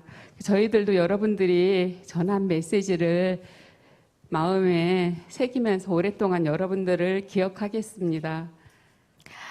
So I truly and sincerely hope and actually trust that when you return to your respective countries and when you are encountered with issues or problems in your daily life, I trust and also anticipate that you will let go of those troubles and boundaries to your fundamental mind, even unconsciously. And I hope and trust that one mind, Juingong, this concept is now inputted and engraved in your heart. And on the other hand, we will say to you that we will be remembering all your presentations into our deepest level of our heart and remember what you taught us throughout the 3-day conference. 우리가 3일간 나눈 얘기가 지구가 겪고 있는 고통을 한순간에 해결할 수는 없지만 종교 지도자들이, 수행자들이 수행의 힘으로 완화되어지게 할 수 있다고 얘기를 나눈 것으로 기억됩니다.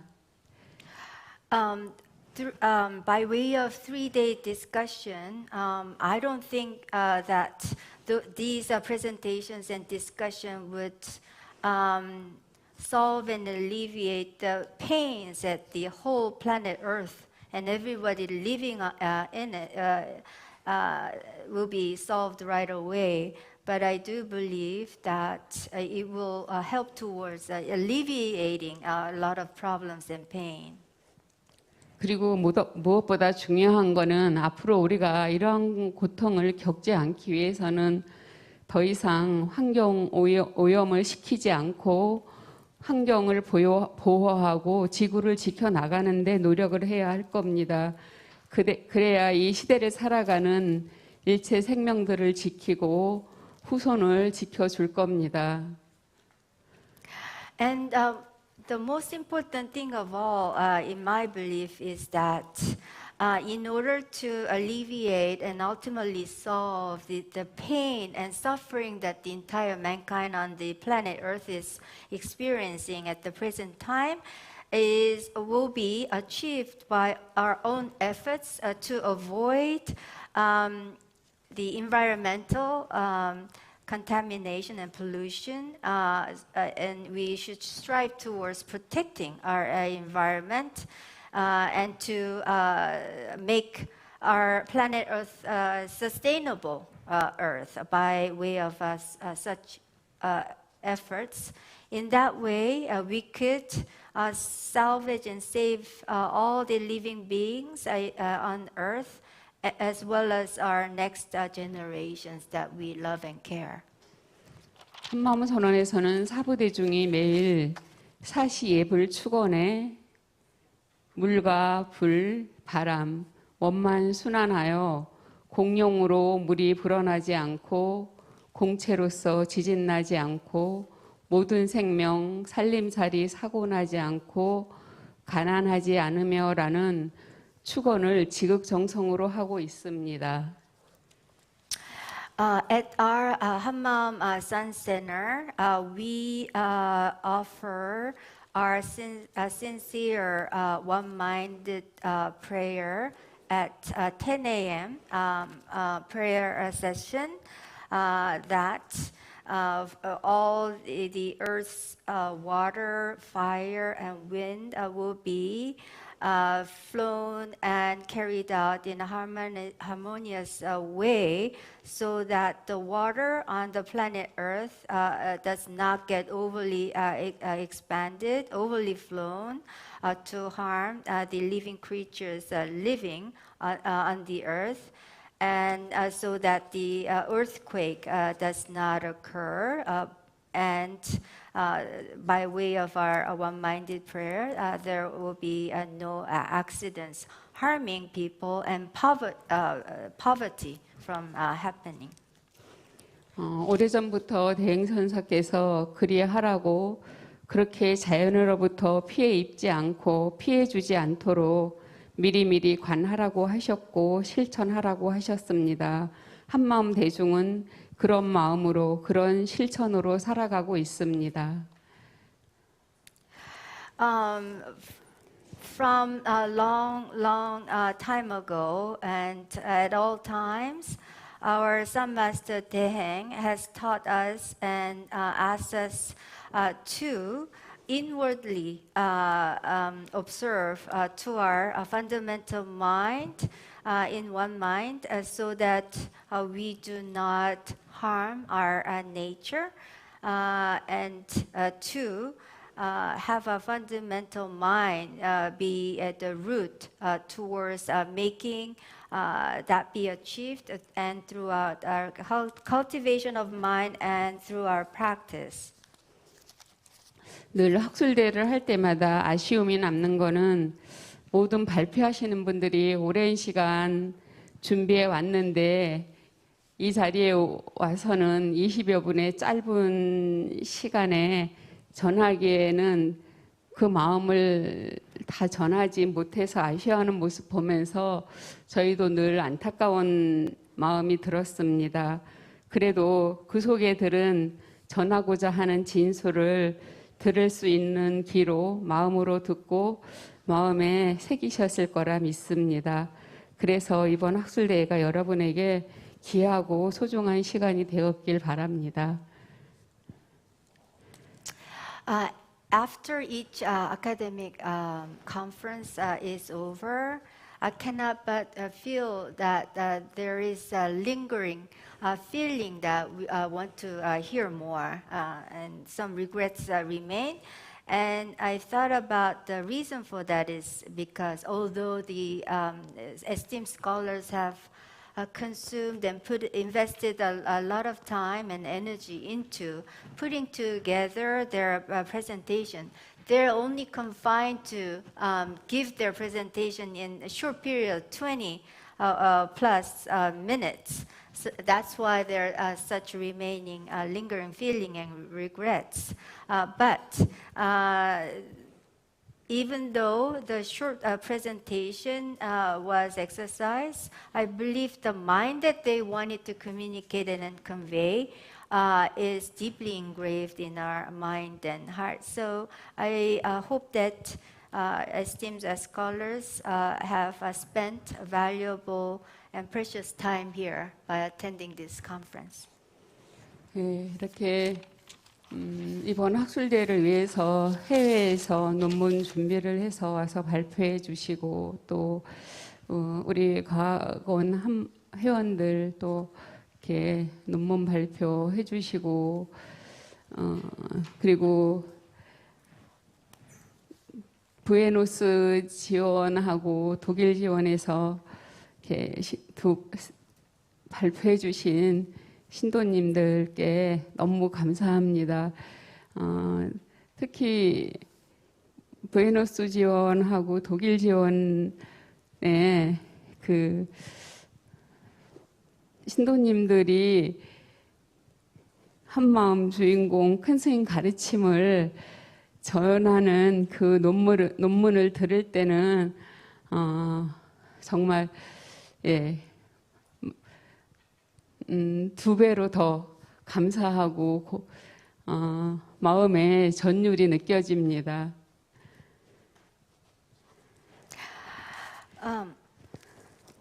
I thank and appreciate all the presentations and scholars who prepared and put this together coming from abroad. And I also appreciate Hanmaeum Science Institute, the members who put together their presentations for this conference as well.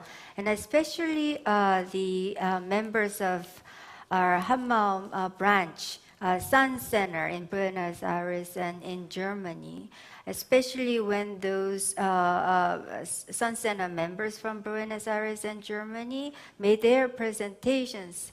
I was all the more touched and moved when I was hearing their concepts of Hanmaeum Juingong and the teachings that some Master Daehaeng was trying to impart to us.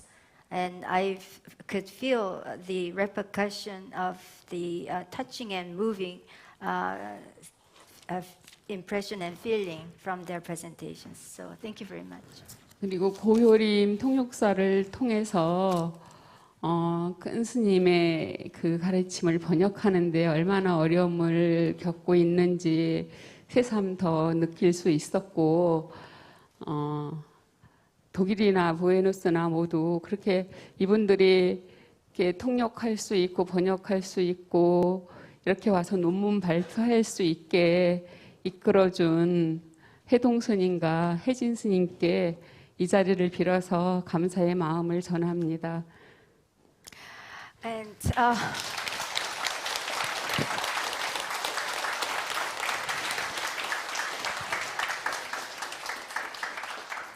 when I heard our Buenos Aires interpreter, Hyo Lim Ko's presentation, which presented her efforts of translating and interpreting Master Daehaeng's teachings and Dharma words, I could realize how difficult a job that she is undergoing. So I was ever more thankful for her efforts.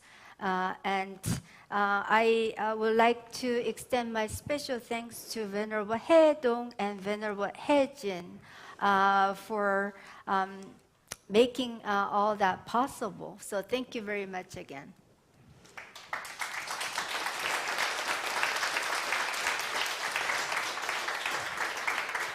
네, 그리고 아까 한수요기 미리 또 감사의 말씀을 전해 주셨는데요.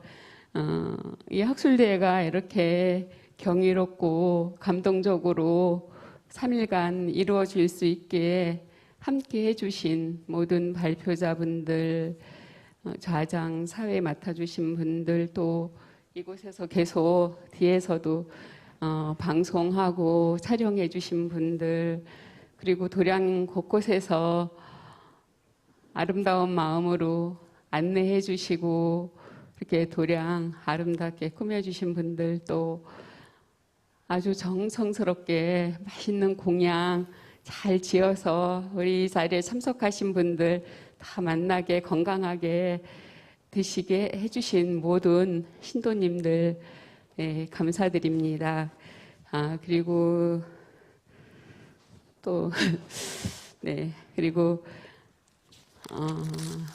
큰 스님의 가르침을 진짜 널리 펴기 위해서 뭐 우리 과학원 회원들이랑은 모두 너무도 말할 것도 없지만 그러기에 너무 노력해 주시고 정열적으로 펼치기를 바라시는 김재영 교수님, 그리고 이 학술대회 준비하는데 많은 도움 주신 김재영 교수님 감사드립니다.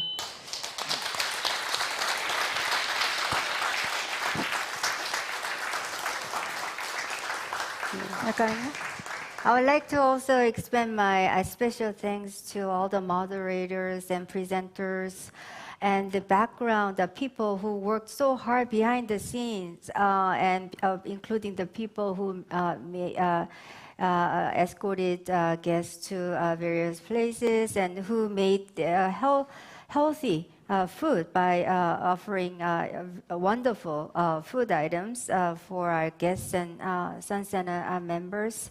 And not to speak of our Hanmaeum Science Institute members who always try to expand the teachings of Sun Master Daehaeng. And I would like to also especially thank Professor Jaeyoung Kim for your wonderful support as well.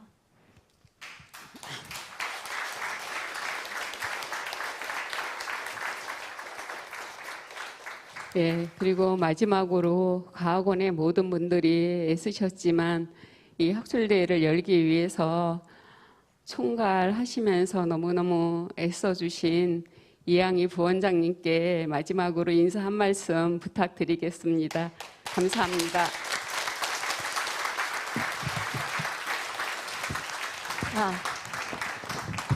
감사합니다. Although every one of the Hanmaeum Science Center members put their greatest effort, I would like to invite the Vice Chair, Ms. Yang-hee Lee, to the stand. 예, 아유 감사합니다. Thank you so very much. 정말 저희가 맨 처음에 그 대행선사 열반 10주기를 맞아 국제 학술 대회를 개최하겠다고 이사장 스님과 그 과학원 담당 스님이신 해찬 스님께 겁없이 말씀드렸습니다. 그리고 나서 가만히 생각해 보니까 이걸 어떻게 감당해내야 할지 모르겠더라고요. 이게 막막하더라고요. When we thought about holding this international academic conference in commemoration of our Sun Master Daehaeng's 10th year memorial, initially we talked about that idea to our foundation president, Venerable Haesu, and Venerable Hae-chan, who is the head of the Hanmaeum Science Institute. We so courageously came up with that idea and talked about it to our masters. But I thought to myself, there was no vision inside as to how we should carry this out. 그런데 그때 문득 청백 스님께서 불사를 하신 체험을 전에 한번 들었거든요. 그때 내가 한다고 하니까 걸려가지고 일이 안 되더라. 근데 나를 내려놓으니까 그때 비로소 일이 되더라 라고 말씀이 그때 생각이 났습니다. 그래가지고 그때 내가 한다는 생각을 하지 말고 해야겠구나 이런 생각을 먹고 그냥 하는데 우리 스님들께서 이사장 스님, 주지 스님, 우리 법사 스님, 담당 스님 그리고 모든 스님들께서 마음을 내주시니까 그때 비로소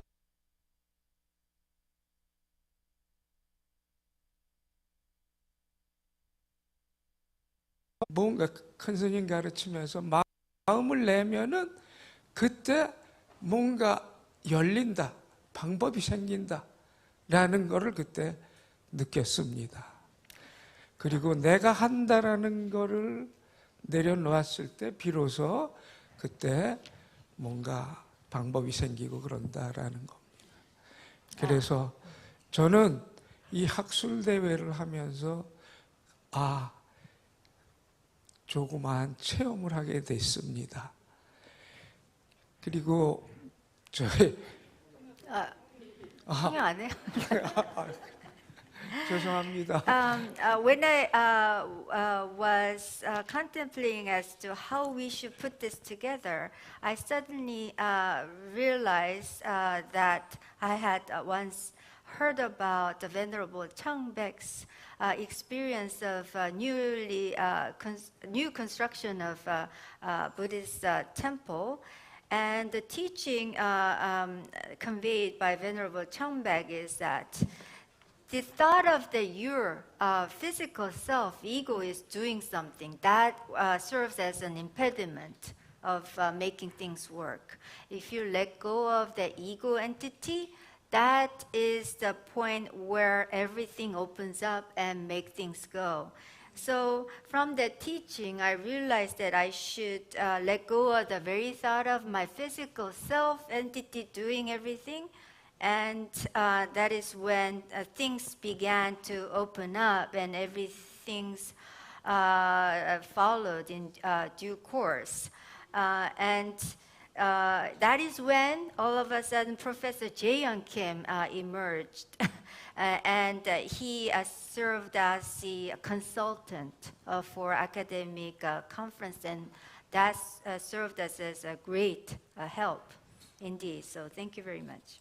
그러면서 훌륭한 분들이 초대되고 그다음 독일 지원도 또 이렇게 참가하시게 되고 그다음 아르헨티나 지원도 이렇게 참가를 하셔가지고 그게 내려놓으니까 그게 되더라고요. 그래가지고 이렇게 아주 훌륭한 분들을 모시게 됐습니다.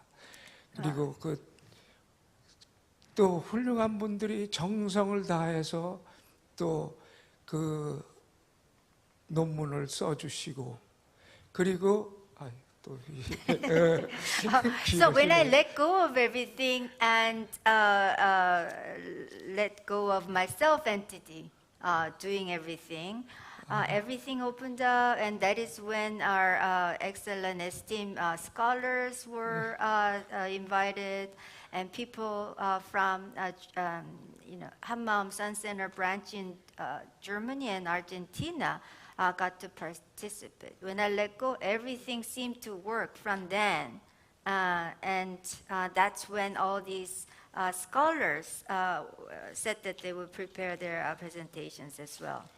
그리고 우리 과학원 회원님들도 열심히 정성을 다해서 그 논문을 준비해 주시고 그렇기 때문에 이 자리가 이제 마련이 되지 않았나.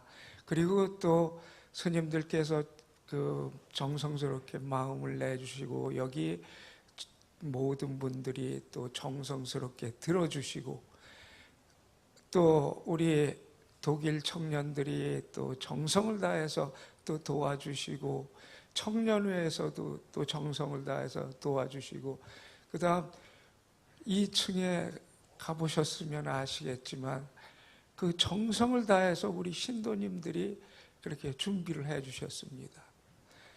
그 덕분에 So thanks to all one-mindedness, I thank all members of Hanmaeum Science Institute members who, with wholeheartedness and sincerity, prepare their thesis.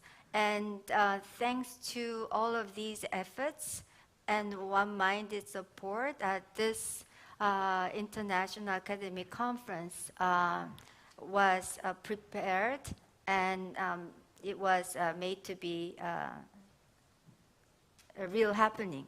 And all the senims, masters, wholeheartedly supported this, and I think everyone who participated and listened to the discourse and presentations. And German branches youth group members and the Korean youth group members gave great assistance too. And if you went to the second floor, you would all probably have seen the great, excellent food that every members of the Hanmaeum Sun Center prepared. 예, 그리고 우리 저기 한마음 선언의 신도가 아니신 초청자분들은 특별하게 저기 그 거론을 하겠습니다. 수사님, 던스턴 수사님, 그리고 샤프스 교수님, 그리고 후토 교수님, 감사합니다. 초청에 응해 주셔가지고 감사합니다.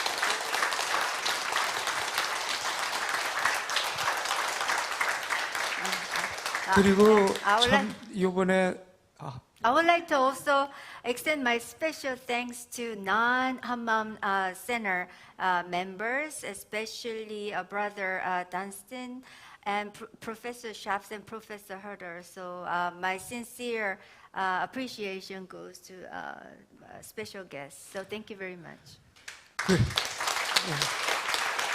그리고 이번에 발표하신 논문들이 너무 훌륭해가지고 그 논문들을 어떠한 방법으로 좀 출간을 하고 싶은 마음을 내고 있습니다. 좀 응해 주셨으면 감사하다라고 생각이 되고요. I believe your presentation and the thesis that you presented were so excellent and impressive. So I'm raising this mind that using some type of methods, I wish that those would be published for general public to get a chance to hear and see. So I would appreciate it deeply if you would agree to that eventually. 그리고 저희 국제학술대회가 금년에 대행선사 열반 10주기를 맞아가지고 이제 시작을 했는데 앞으로는 한 3년 정도 간격으로 정기적인 국제학술대회를 개최하면 좋지 않을까 이렇게 생각하고 있습니다. This international academic conference was held this year in commemoration of Sun Master Daehaeng's 10th year memorial. This is the beginning, so I hope and desire that it will become a regular, periodic international conference every 3 years. That is my sincere hope. 초청 발표하신 분들과 한마음과학원과 그 유대 관계를 유지하기 위해서 공동 연구도 좀 추진하면 어떨까 이렇게 생각해 보고 있습니다. I also am thinking to myself that it will be such a wonderful thing if we carry out the joint research in order to enhance our relationships between Hanmaeum Science Institute members and those who gave presentations. 예, 정말 모든 분들께서 정성을 들여 주신 덕분에 이 학술 대회가 원만하게 회양되지 않았나 생각합니다. 정말 감사합니다.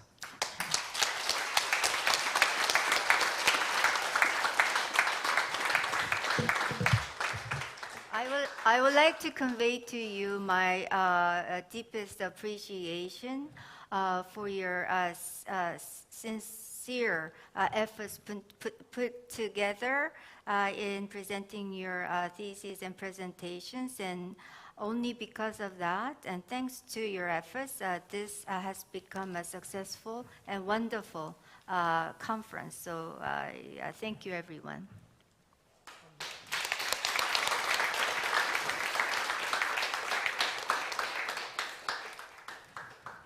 네, 그러면 사홍소원을 끝으로 한마음과학 국제학술대회를 모두 마치겠습니다. 오늘 동참해주신 사부대중 여러분들께 다시 한번 감사드립니다. 모두 자리에서 일어나 주시기 바랍니다. I would ask that you stand up as we will conclude with the four great vows. So I deeply thank every attendee. So thank you very much.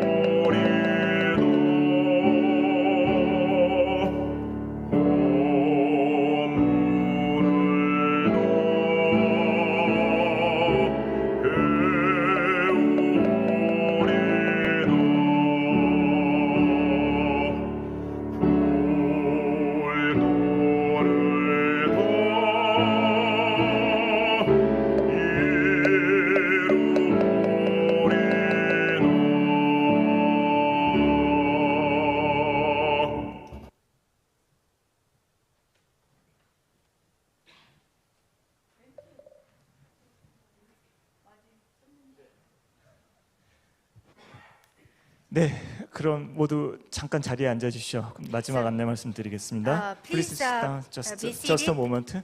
예. 네, 2022년 한마음과학